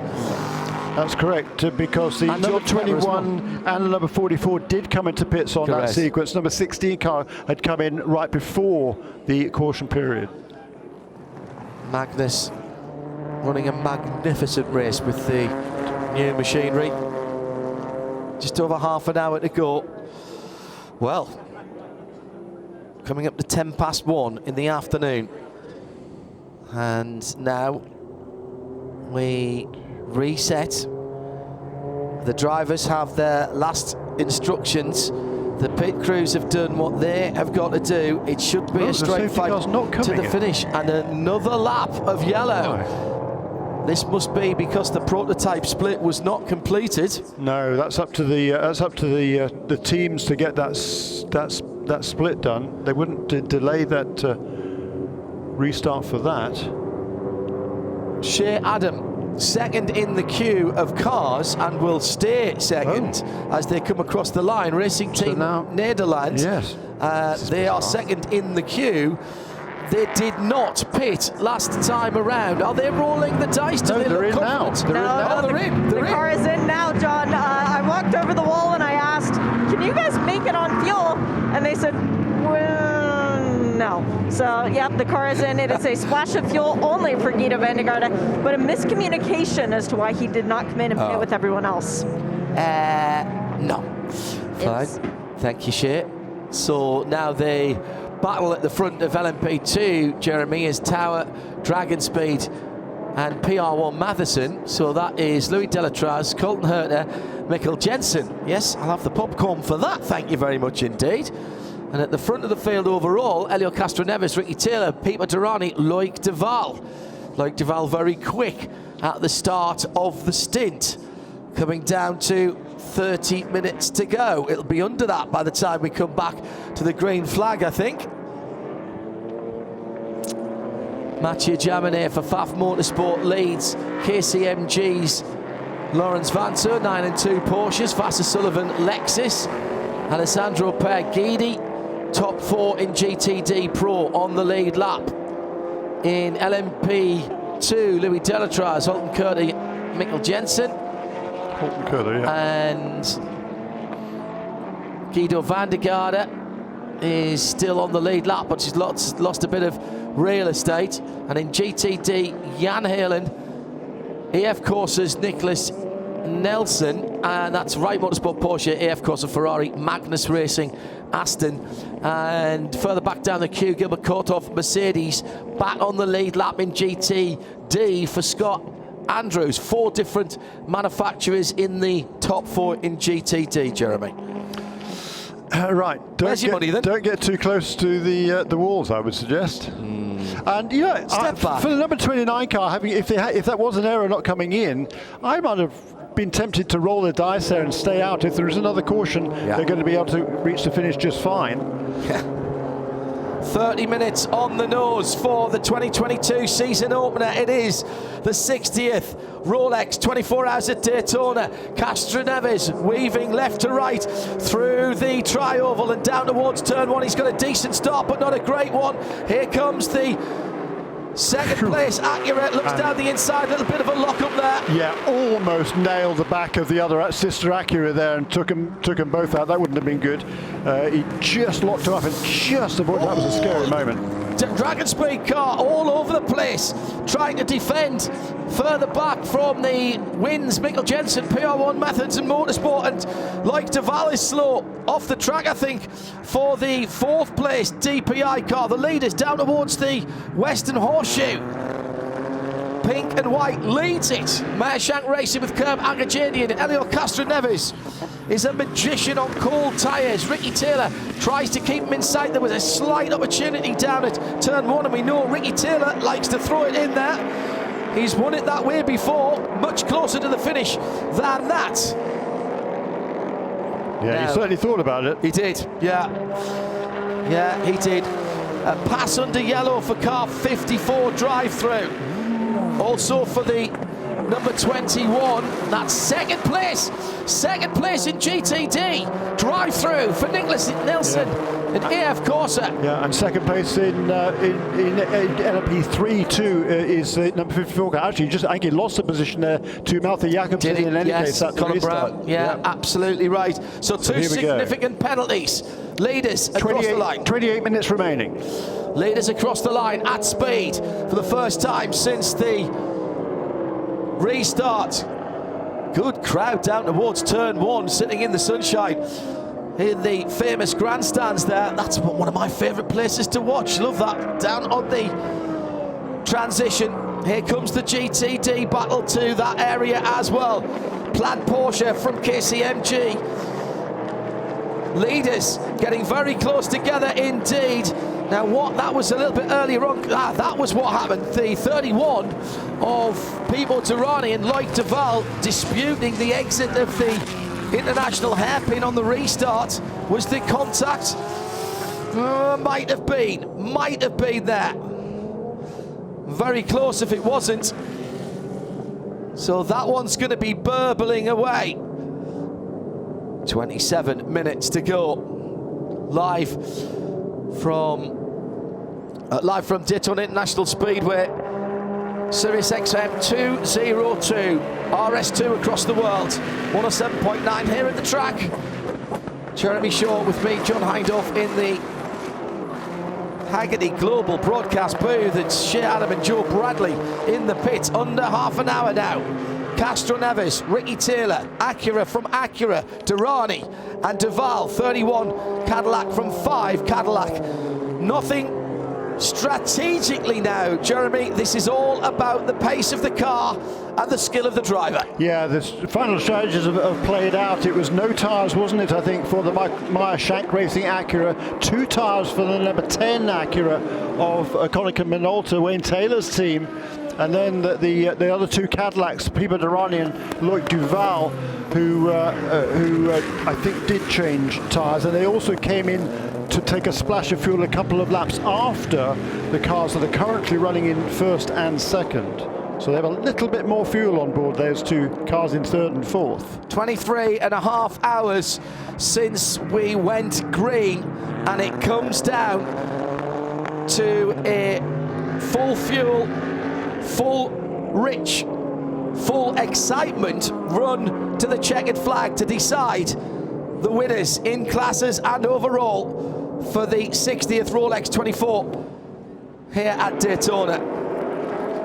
The teams who have worked so hard through the more than 13 hours of darkness, they stand helpless now to do anything but watch the timing screens and the monitors and hope against hope that fate will fall their way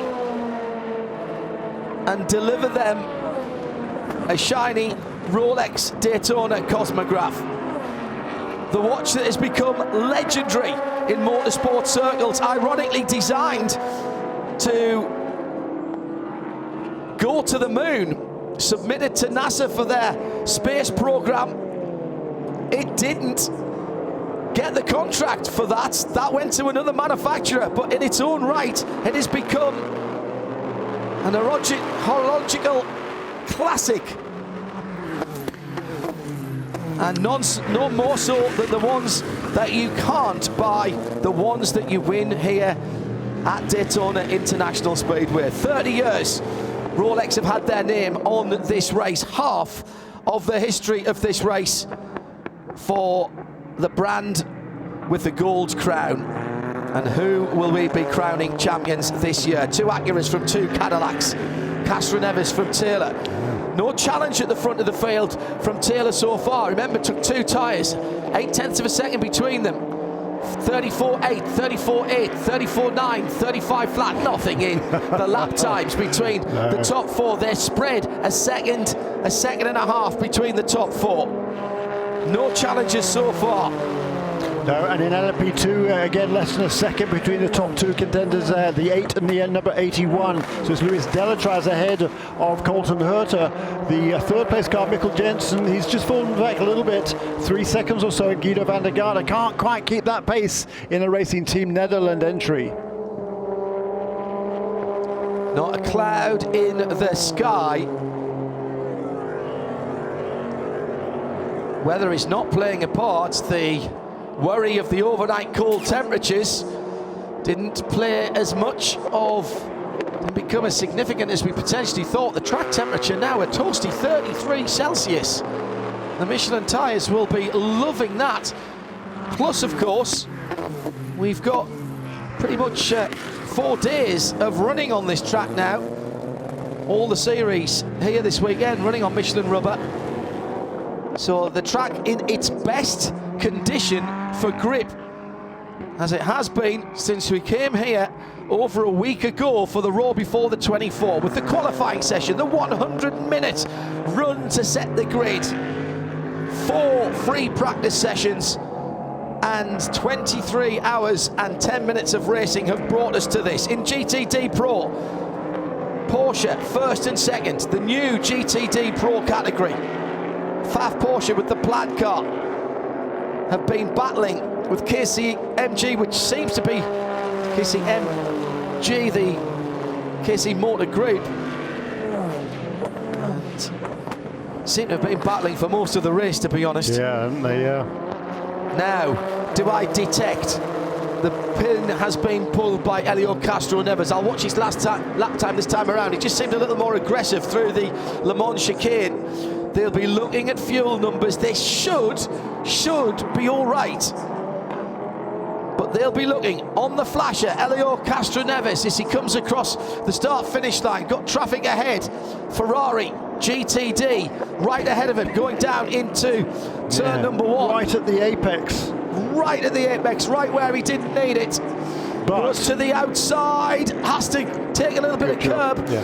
Good That's job the there by AC Nicholas car. Nielsen. Yeah. Factory Porsche, Ferrari driver, excuse me.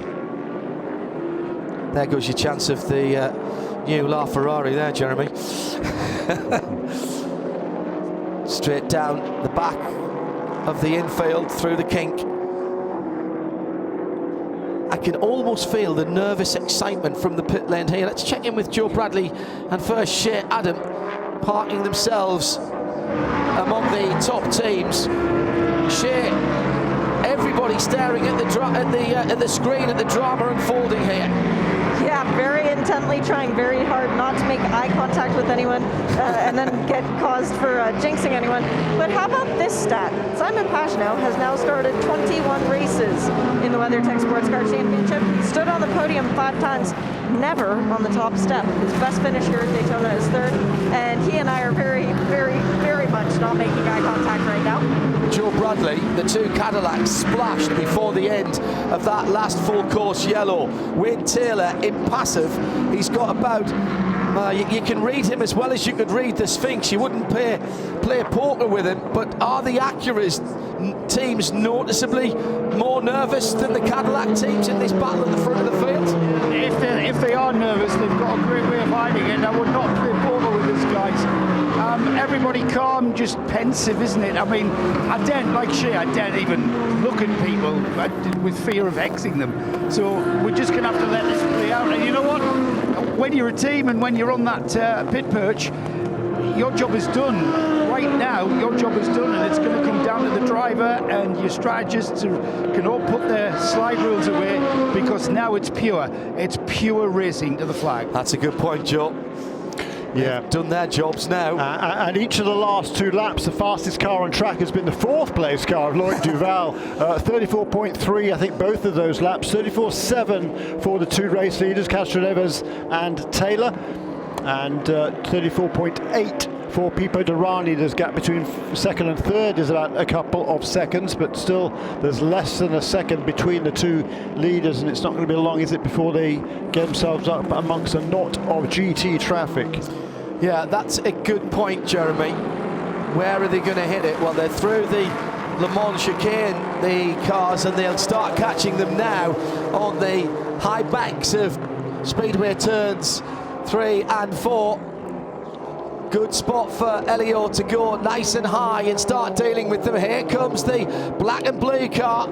Is there a hint of a aerodynamic drag, a bit of drafting as they come through the tri-oval and down towards turn 1? Oh, it's not a good look. Down into turn 1 for the leader. He's blocked with 2 GTDs, and here comes the 2nd place car right up behind, but there's no way through there. Do you go left or do you go right, Elio? He goes through the middle and threads the eye of the needle, and a big move down the inside into the International Horseshoe for the 2nd place DPI of Ricky Taylor. Had to make that. Elio Castroneves, not a hint of hesitation there, Jeremy.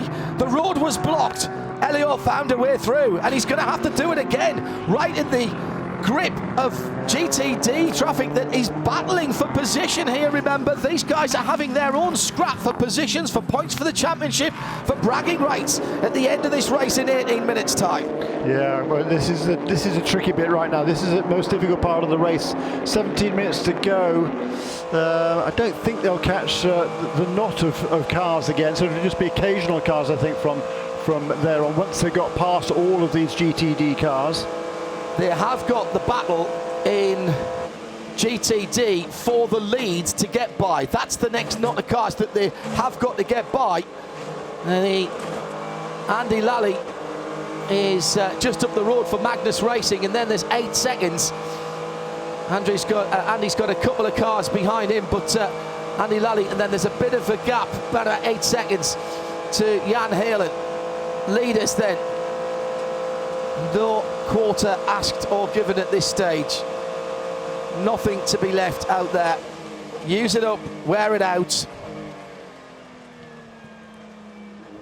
How big is the gamble going to be? And again, the leader held up at turn 1, going round the 44 the Heart of Racing Aston Martin, and held up again into the International hairpin. That is the Magnus Aston Martin. Now, can there be an opportunity here? Which way does the Magnus car go? Stays to the right. Brilliant driving by Andy Lally. Heads up, you'd expect it from him.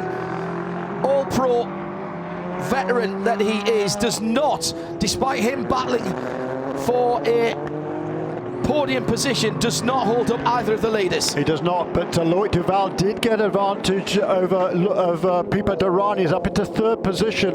The Frenchman there in car number 5, that's the Mustang sampling car for JDC Miller Motorsports. He's up into 3rd, got a couple of seconds to make up over the 2 Acuras that are out front, separated by, once again, 7/10 of a second as they cross the line. We talked about the fact they were doing 1 minute 34 second laps when they had clear air. Last couple of laps in the 37s as they negotiate that GTD traffic.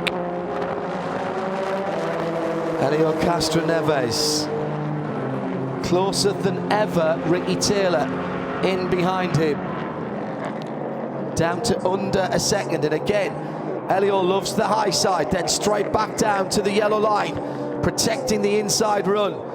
Right Motorsport Porsche on the tri-oval.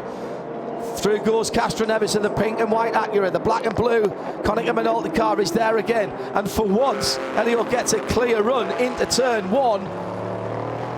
But we've got the battle for the lead in GTD Pro right ahead of the battle for the lead in the other Pro class. at the overall. Here it goes. This is a defining moment with 15 minutes to go, and Elio Castroneves once again has to summon all of his wizardry behind the wheel to somehow find a way past two Porsches who are in the heat of a battle that's been going for hours. He goes down to the left-hand side of the KCMG, the blue and black car. And Laurens Vanthoor saw him coming. Oh, there's a massive delay for the second place prototype. The Cunningham and Minolta Ricky Taylor car, absolutely nothing Vanthoor could do there, held his line, and Ricky Taylor stymied, thwarted there as he went through that traffic. So advantage to Michael Shank's team, MSR with Curb Agajanian, Sirius XM. And the last 14 minutes on Sirius XM 202, 107.9 around the track. RS2, IMSA Radio at www.imsaradio.com, the home of Radio Show Limiters content in sound and vision for IMSA WeatherTech and all the IMSA series once again for 2022. It's going to be traffic, but pockets of it, as Jeremy said, to the flag here. Yeah, small pockets, I think, rather than big pockets. I don't think they're going to catch the main pack again, though, so I think it's going to be clean most of the way to the end, John. Changed in third in GTD Pro. Alessandro Perguidi pulls the Risi competition car, the Ferrari, up to third place. I did have a couple of people saying to me that car was going to be quick at the end of the race, and Perguidi is on afterburners at the moment. He's got 7 seconds between himself and the two Porsches and 13 minutes. How close can he get? TGM in for a splash at the end of the race. Fine run for them yesterday. Actually, that might be a drive-through, although they are at that end of the pit lane. Yeah, it is. Late turn into their pit box. Under 13 minutes to go. Elio Castroneves and the rest of the MSR team willing that clock to count down just a tiny bit quicker. On the other side of that equation, the Cunningham Minolta Wayne Taylor team trying to slow it down to give them an opportunity. Ricky Taylor, as they go for four in a row for Cunningham Minolta Acura. And Wayne Taylor Racing, two different manufacturers in amongst those 4 victories. The first Acura win last year, of course. Their first attempt at the 24-hour classic. Tower Motorsport down low on the apron there, and that is the leader in LMP2. Now that's a mistake at the Le Mans chicane.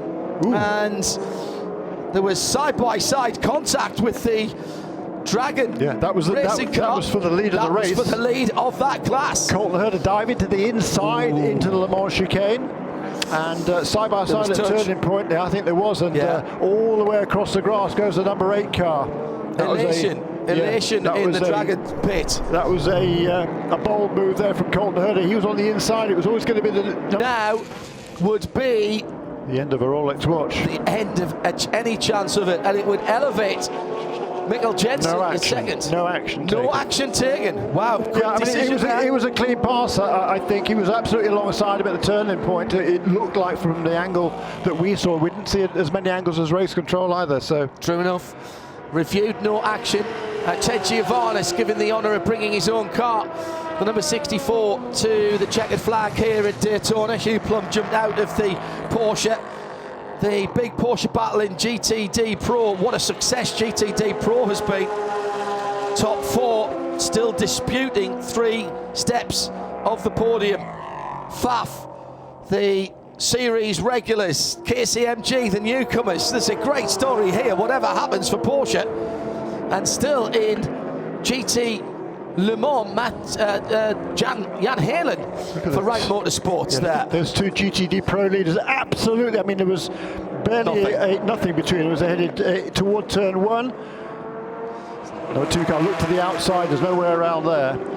On the previous lap, by the way, the two leading Acuras both set blue sector times in the final sector of the racetrack. That's from the Le Mans chicane to the start. Chance of a pass for the lead here, Jeremy, as the leader in LMP2 is among that. The two Porsches are side by side, and well, that's very forceful driving from Colton Herta, but he really doesn't need to get in amongst this. They could all come off very badly here. He's gone round the outside at the Western Horseshoe, and danger is averted.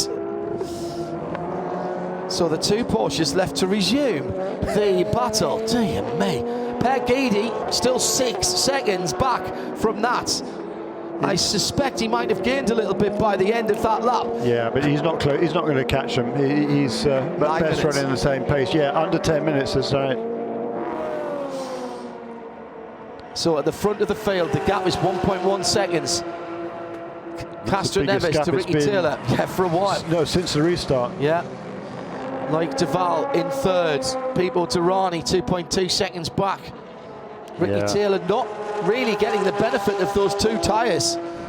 No, well, no, that was the gamble. It's cool out there. If you've got hot tyres on, they're certainly going to lose most of their temperature running under caution. No question about that. But he knows that the set of tyres works well. Elects not, just to stick with what he's got.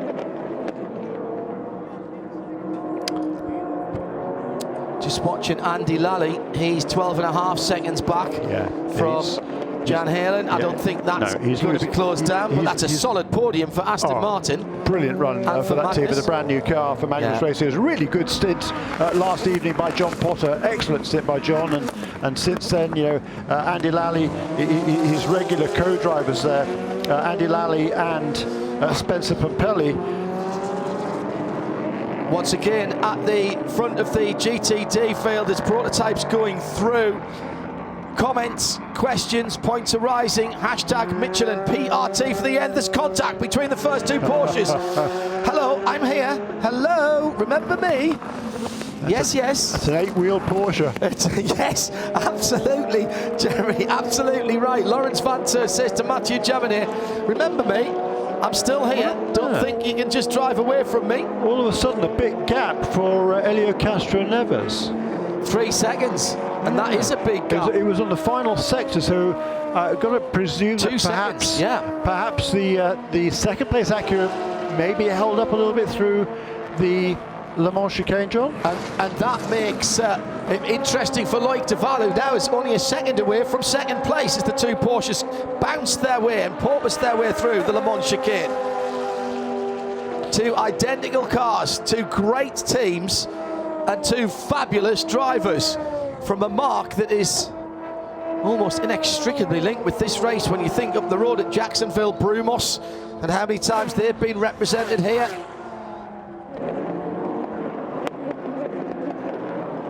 And the mouth-watering prospect of a GTP class Porsche here next year to dispute the overall victory.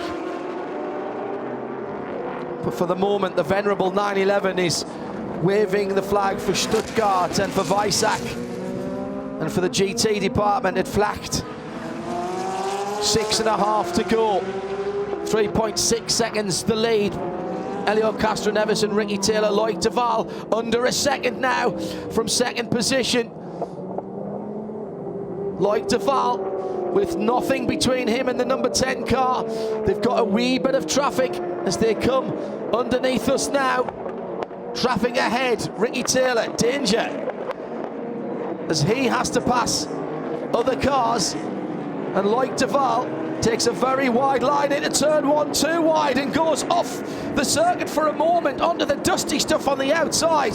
That's how hard Duval is trying in the Mustang sampling car, but it is one of the G-Drive cars that was slowing up just slightly. And that cost Ricky Taylor a little time as well. What happened to Mikkel Jensen? The number 52 car has been overtaken by the number 29 car, and with that off for the number 8 when Colton Herta made his move into the Le Mans chicane, the number 8 car, is all the way down in 3rd position, and Guido van der Garde in 2nd, but he's not going to catch Colton Herr. He's 9 seconds behind him. But that's a great run for Guido, though, again, because they stopped really late in that caution for a splash of fuel, don't forget. He started at the back of that pack. To the outside for Lawrence Vanto. Now the cutback out of turn 1. Oh, this is as close as he's been. They're side by side. They almost touch through the chicane, and it looks like KCMG go through. There's a little bit of Porsche bodywork in the air. Oh, block pass by the KCMG number 2. And Lawrence Vanto leads, but for how long? Now it's the FAF car on the outside into the kink. This could end badly for both of them, and eventually the FAF car has to give way. Leaned on, broken into. That was a smash and grab by the number 2. Fantastic stuff from those two very experienced drivers, both Porsche drivers, of course, Porsche factory drivers, formerly teammates here in this race. Lawrence Vanto, Mathieu Jaminet. Vanto takes the lead. That was all into, or out of turn 1 rather, side by side into the International Horseshoe. Now let's see if the KCMG car has got any more performance. Side by side through that chicane's always going to be dicey. Almost banging wheels, Jeremy. That could have been disaster for both of them. There was 2 little nibbles there. I mean, the number 2 car could have given the number 9 car more road coming out of turn 2 there. He elected not to. It pushed the number 9 car onto the grass. So the number 9 car, driven by Mathieu Jaminet, said, I'm having none of that, thank you very much. We might be good buddies, we might be Porsche factory teammates, but I'm not having any of that, so I'm going to have another go at you. Did try to give him a little bump and run. Mathieu Jaminet, once he'd been past, it was the block pass into the horseshoe there. There was a little bump that just pushed the KCMG car wide and allowed the FAF car back up on the inside. Well, there's paint being traded there, I think it's fair to say. Absolutely right. It's not finished out. And the KCMG car then back under threat again, down at the same part of the circuit. So can Jaminet do to Vanto what Vanto did to Jaminet last time around? 2 3/4 minutes left in the race. And now the Ferrari is 4 seconds behind that little pair there. Well, I didn't think he would catch them, but Jeremy, this could be throwing away a win for Porsche if these two come together. Yeah, it's still 4 seconds. You're going to make up 4 seconds. Let's have a big whoopsie out there. But it'll be white flag next time around for our race leader. It's on the same straight. He's on the same straight, indeed. Coming out of the Western Horseshoe. White flag next time around for the leader, says Jeremy Shaw. Where is our leader at the moment? Going up onto the high banks. He's got to pass these two again. The 2 Porsches that are battling. Oh my goodness. All of a sudden a Porsche Cup race has broken out in the last 17 hours of this race. It seems that these two have been disputing it. Great story. The team new to IMSA Racing and FAF, who have been here for a very long time, made a good case for either of them winning. Porsche wins out, of course. And in GTD, Jan Helen now 13 seconds to the good for Wright Motorsports Porsche, the 16 light blue car of Andy Lally for Magnus Racing, their first outing in the Vantage GT3. He's got 7.5 seconds over Scott Andrews in 3rd. And EF Corsa a further 16 seconds back from the last step on the podium. Big sideways slide going into turn 1 for the leader in GTD Pro, Lawrence Vanto. Last lap for the leader. Now, has the leader gone past these guys? No, he has not yet. So they might have one more go at it, and it's side by side in the FAF car at the same place that he lost the lead, gets it back again. It's changed again. And Vanto has to do it all over again. Jaminet, coming out of the International Horseshoe, manages to elbow his way back to the lead. Oh, there's a little bit of a bump and run again at the western end of the infield, side by side. Surely not round the outside of turn 6. This could end in tears for Porsche. The Ferrari's closing in, and they may yet have one more lap, these two. They have not yet seen the white flag. All right, so yeah, I was wondering whether there were some team orders here. The number 2 car is not going for the championship, the overall championship, certainly this season. The number 9 car most emphatically is, but judging by the way they were banging on each other down there? No, perhaps not. They've both got a number 2 illuminated on their number panels at the moment, so they were both second across the line. I've no clue how that happened. The leader is not that far behind them, and they're off the track. And then a chicane, they're both off the track, right in front of the leader. Elio Castroneves has to go through, and there goes the Ferrari. KCMG are down to 3rd, and that's slowed up the leader. That's an opportunity, maybe, for Ricky Taylor. He was 3 seconds behind. Now that will be looked at. Will there be an opportunity for Ricky Taylor? The checkered flag is out, and the 60th Rolex 24 Hours of Daytona goes to Acura, and MSR with Kerr Magajanian. The quest for 4 has been thwarted. The run ends at 3, and Faf win in GTD Pro. Second is going to be the Ferrari of Alessandro Pagidi, Risi Competizione, and Lawrence Vanto limps the KCMG car home by just a couple of seconds to keep Vassar Sullivan's Lexus off the podium. In GT Daytona, Jan Halen for Wright Motorsports Porsche wins it. Aston Martin Vantage, Magnus Racing, Aston Martin on the podium for the first time at this race. They've been trying for pretty much all of my life since 1964. The first time they came here, and the British brand, the cool brand, is on the podium. Magnificent by Magnus. In LMP2, Colton Herter survives. Brilliant run for Dragon Speed ahead of Racing Team Nederland and Tower Motorsport. And in LMP3, Riley from Sean Creech Motorsport and Core Autosport. Let's hear from some of the winners. Shea Adam. Tom Blomqvist, first Daytona, and you get a Rolex. How are the emotions right now? Man, I'm speechless. I never would have guessed. I mean, you always dream, we dreamed of it.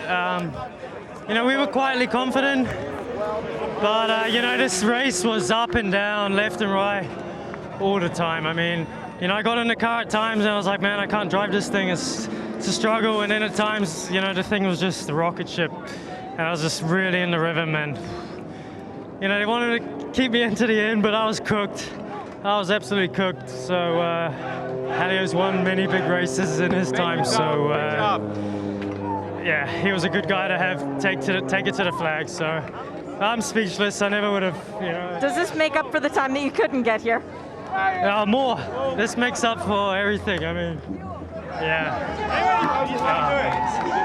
Eric Lux and Elton Julian, Dougal Elton. Eric, what a moment. Man, I've been trying to win this watch since 2005. I've spent half my life chasing this, and finally came together thanks to Dragon Speed, Elton Julian, the fantastic crew, and my fantastic teammates, Pato Award, Colton Herta, and Devlin DeFrancesco. I'm in shock. This man I've seen turn grey before my very eyes. Let me get a word with Elton Julian, who's been hugged to death right now. Elton, now that's character building. Yes, sir, it is. I'll take that. Yeah, I'll take that. Nah, it's good racing. I watch you go grey, mate, before my very eyes in the final lap. And hey, it's racing. I love it. Brilliant. I'm so happy for you. Thank you so much. Really appreciate it. They are climbing the fence for Meyershank Racing to celebrate this win. Trying to find the boss man, because this is now the second time that he's gotten to do this. Thanks to Elio Castroneves crossing the finish line. And Mike gets in there with Elio. Big hug. It's a familiar sight here. You sure you don't want to finish? I'm definitely jumping in. Mike, 10 years since you won this great race, second time you've gotten to climb a fence on a banking. What are the emotions? There's so many. So grateful for so many people. My wife, Jamire and his family, Auto Nation, Sirius XM, Honda Acura family that have done nothing but support us. And I'm just so grateful. I'm so thankful. And we got a hot rod drivers. Elio got to climb a fence again. And I'm just grateful for everybody and everything. It bodes well again for the Indy 500 if you believe in fate. It's a big deal. Going from 5, and I'm lucky to be a part of it. That's it. Congratulations, Mike. Brilliant stuff. Brilliant stuff. Parked up on the tri-oval, the Spider-Man and the Spider team. do the things the Spider team do, apparently. Meershank Racing, the Sirius XM, Auto Nation, Acura, the number 60, and Elio Castroneves brought it home. Was never under threat. Now, in GTD, Pro contact in the Le Mans chicane on what was effectively their last lap, which has cost KCMG a shot at victory, and they finish up in 3rd position. Robust driving just on the right side, Jeremy. Yeah, it was certainly robust driving. It was desperate driving, is what it was. And yeah, they were banging wheels. I think they both gave it to each other on that. In that instance, the 2 cars on the outside. It's going to be awfully difficult to make a move there on the outside, but he just turned into the corner and the 2 made contact, and around he went. Shea Adam is on the tri-oval with Elio Castroneves, winner of the 60th Rolex 24 at Daytona. Well, Elio climbing the fence at Daytona, how does this one rank? Oh my God, this is incredible. I mean, I cannot thank, again, everyone from Meershank Racing, Auto Nation Sirius XM, Arctic Wolf, the entire Acura people. They gave me an amazing car, and I just make it happen. I had amazing teammates, Tom, Oliver, and Simon. I mean, what a great, incredible race. It was very tough. I knew my friend Ricky was right behind. I knew his strengths. I said, okay, I never show him all I know. I never taught you all I know, but in the end of the day, it was a tough towards to the end of the race there. Congratulations, a watch for each wrist. Thank you. Woohoo! Tell you how special that is. Shea Adam was running without anybody chasing her to get that interview for Elio Castroneves. Well done, Shea. Joe Bradley is still in the pit lane trying to find the GTD Pro and GTD winners. Joe, where are you? Yeah, it's as you would imagine, chaos. People running around heading to winner's circle, John. I'm going to try and get to the Right Motorsport garage and find someone to talk to us and give us their feelings. Just incredible as far as that finish was concerned. The celebrations are brilliant. That GTD Pro, well, new for 2022 GTD Pro. Hello, thank you very much. We'll have some more of that. And what a great DPI race to finish the DPI's career, if you like, Jeremy, here at the Rolex 24. They've got the rest of this season next year. GTP, new cars, but what entertainment that class has given us down through the years. Yeah, magnificent. That was just tremendous racing, and what a fast pace. The lap record was beaten several times during this race. Yeah, more than half a second inside it at the end of the day, and what a wonderful event. No action taken for the battle at the front of GTD Pro, so the result stands with FAF Motorsport from Risi Competizione and KCMG on the 3rd step of the podium. Just to confirm, GTD, Right Motorsport Porsche from Magnus Racing in the Aston Martin Vantage, their first go with Aston, and they put the British mark on the podium for the first time since 1964. Gilbert, Korthoff Motorsport, Mercedes-AMG GT3. Since 1964, Aston have been coming here, and they get it with a first-time team for them. But Jan Halen brought the Right Motorsport 16 car home, and Shea Adam is with him now. Jan Halen, Rolex winner. How does that sound? The emotions right now are just overwhelming. You've won Sebring, you've won major championships as of last year. Now you get a watch on your wrist. It's got to feel amazing. Yeah, just so happy for the team, you know. We've come here so many times, and I feel like we've hit every step of the podium, but never the top step. So just super happy for the team, and really special to be a part of all this. Just really happy. Great start for the championship too. First place points. I know that you're thinking about points already. Congrats. Yeah, thank you. Shea, what a year it's been for Jan Halen. What a 12 months for him in his personal life and in his racing life as well. Fantastic stuff. The raw emotion of live sport is magnificent. Let's go to Joe Bradley down with the Cunningham and Nolta team and their rookie of this race, Will Stevens. Any other race series, Will, we wouldn't be disappointed with second, but there's something about coming second here. Yeah, I mean, obviously we came here to win, so anything apart from that, we're going to be disappointed. So yeah, it's going to hurt for a while for sure. Ricky did the best job he could, so you know we should be proud of what we did. Obviously, we wanted to get the win for everyone here, but congrats to Acura for the first and second, and it's a great result for those guys. And it's so close, isn't it? Well, we'll walk this way. This is where you've got ahead. It's so close, and it could have come either way. It was the way the pit stops were flipping and flapping backwards and forwards between you guys. Yeah, exactly. I mean, that's why IMSA is so great. You know, everyone's super close at the end, especially with those late yellows. It was going to be close to being a fuel-save race, but because that last yellow stayed out for a while, everyone was full gas to the end. So it was exciting. Obviously, we weren't on the correct side of that, but we'll keep pushing. Hopefully, we can go one more in Sebring. Commiserations for second place, Will Stevens. Sorry, mate. Shea Adam looking for the GTD Pro winners right at the end. The run through, how appropriate that the newly named Le Mans chicane with Porsche and the history that they have at Daytona and Le Mans decides between two Porsche cars who goes to victory lane for GTD Pro. Shea Adam is searching for the FAF Motorsports team. Felipe Nasr, Rolex winner. You finished second twice overall, a winning class in your first time finally. How good does it feel? I'm lost for words. I've been trying so hard to win this race I don't know, since I've been coming here. First time in 2012 and came close in, I feel, 18 and 19. And finally being able to do my first time driving for Porsche here and having those two aces in the car. They did an incredible job. Matt Campbell and Mr. Jaminet there, they were fantastic all weekend. What a last lap. That was incredible what he did. And I'm just so happy we finally did it. And so happy for all of our sponsors, FAF Motorsports, and everybody that worked so hard. Finally got into victory lane, and I'm just, I just have to sink it in.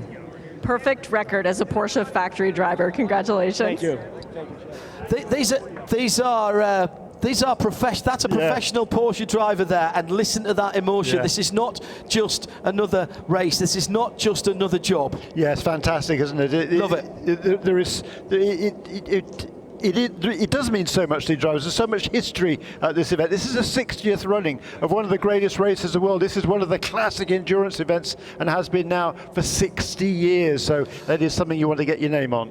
Joe is with the second place GTD Pro team. Risi Competizione back to IMSA again, and Davide Rigon. Yeah, John, we're just being run over by the winning car before I can get a word with. Well, that's how we got the lead, in fairness. Let's grab Davide while we can. Davide, second place. So I'm talking to people for second place, and I'm saying commiserations, but hey, second place at 24 hours of Daytona, that's something. Yeah, of course, it's our second time in the second place. We really hope to be on top this time, but we give everything, absolutely. So we're pretty happy. All for us, Daniel, James and Ale especially did the best. So thanks to Risi Competizione and Ferrari, and we come back stronger next time. Did you realize that what was going on ahead of you with those two Porsches trying their best to knock each other out? Oh yes, of course, we was looking everything. Hard racing, let's see what they decide, the steward, but we did our best actually, and we're nothing more. That's it. David, you are second, I've been told that, so that's the official. So again, commiserations for second, guys, same God. Davide Rigon, oh, brilliant stuff. Pushing on. Did you know what was happening up ahead? Yes, of course. I was giving it everything. We're going to sign off here at Daytona. Our very great thanks to Mike and the team here on the PA. The formalities are about to start down in Victory Lane. Great thanks to everybody here. We'll continue for the world feed on RS2. Thank you to everyone here for making us so welcome again. And now for the formalities here at Daytona from IMSA Radio for you here at the track. Thanks, safe journey home, enjoy the rest of your Sunday. So we'll carry on for the audience on the international feed and on the video feed. We'll take a quick breather and we'll be back for PRT, Post-Race Tech, Michelin. Post-Race Tech. Hello to Malcolm Cracknell. He says brilliant last hour. You're not wrong there, crackers. We'll take a breath. Back in a moment. Don't go away. This program is a Radio Show Limited production. For more, check IMSARadio.com and subscribe to IMSA Radio wherever you get your podcasts. The checkered flag ends the race, but it's only the start of the conversation.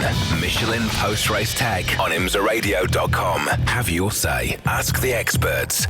Make your point.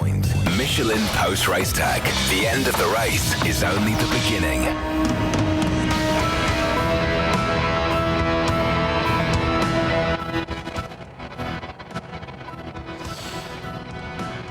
We're here with Michelin Post-Race Tech. We'll get to your comments. Hashtag Michelin PRT at IMSA Radio. But let's pick up some more interviews. Joe Bradley is down by winner's circle and second in LMP2 for Racing Team Nederland, the 29 Jumbo car. Rinus VK and Guido van der Garde right here. I'll talk to you first, Rinus. This race is always a tough one. It's like a high-speed game of chess.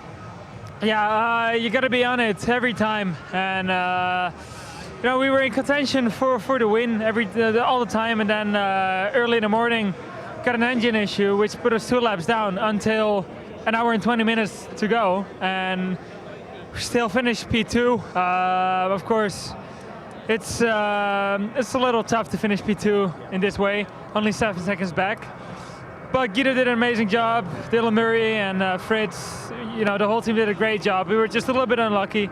The yellows did not really go our way at the end, but yeah, I'm just very happy, and from P4 to a podium in the last hour is great. Fantastic team effort as well, using the tactics and bringing you boys back into contention, Guido.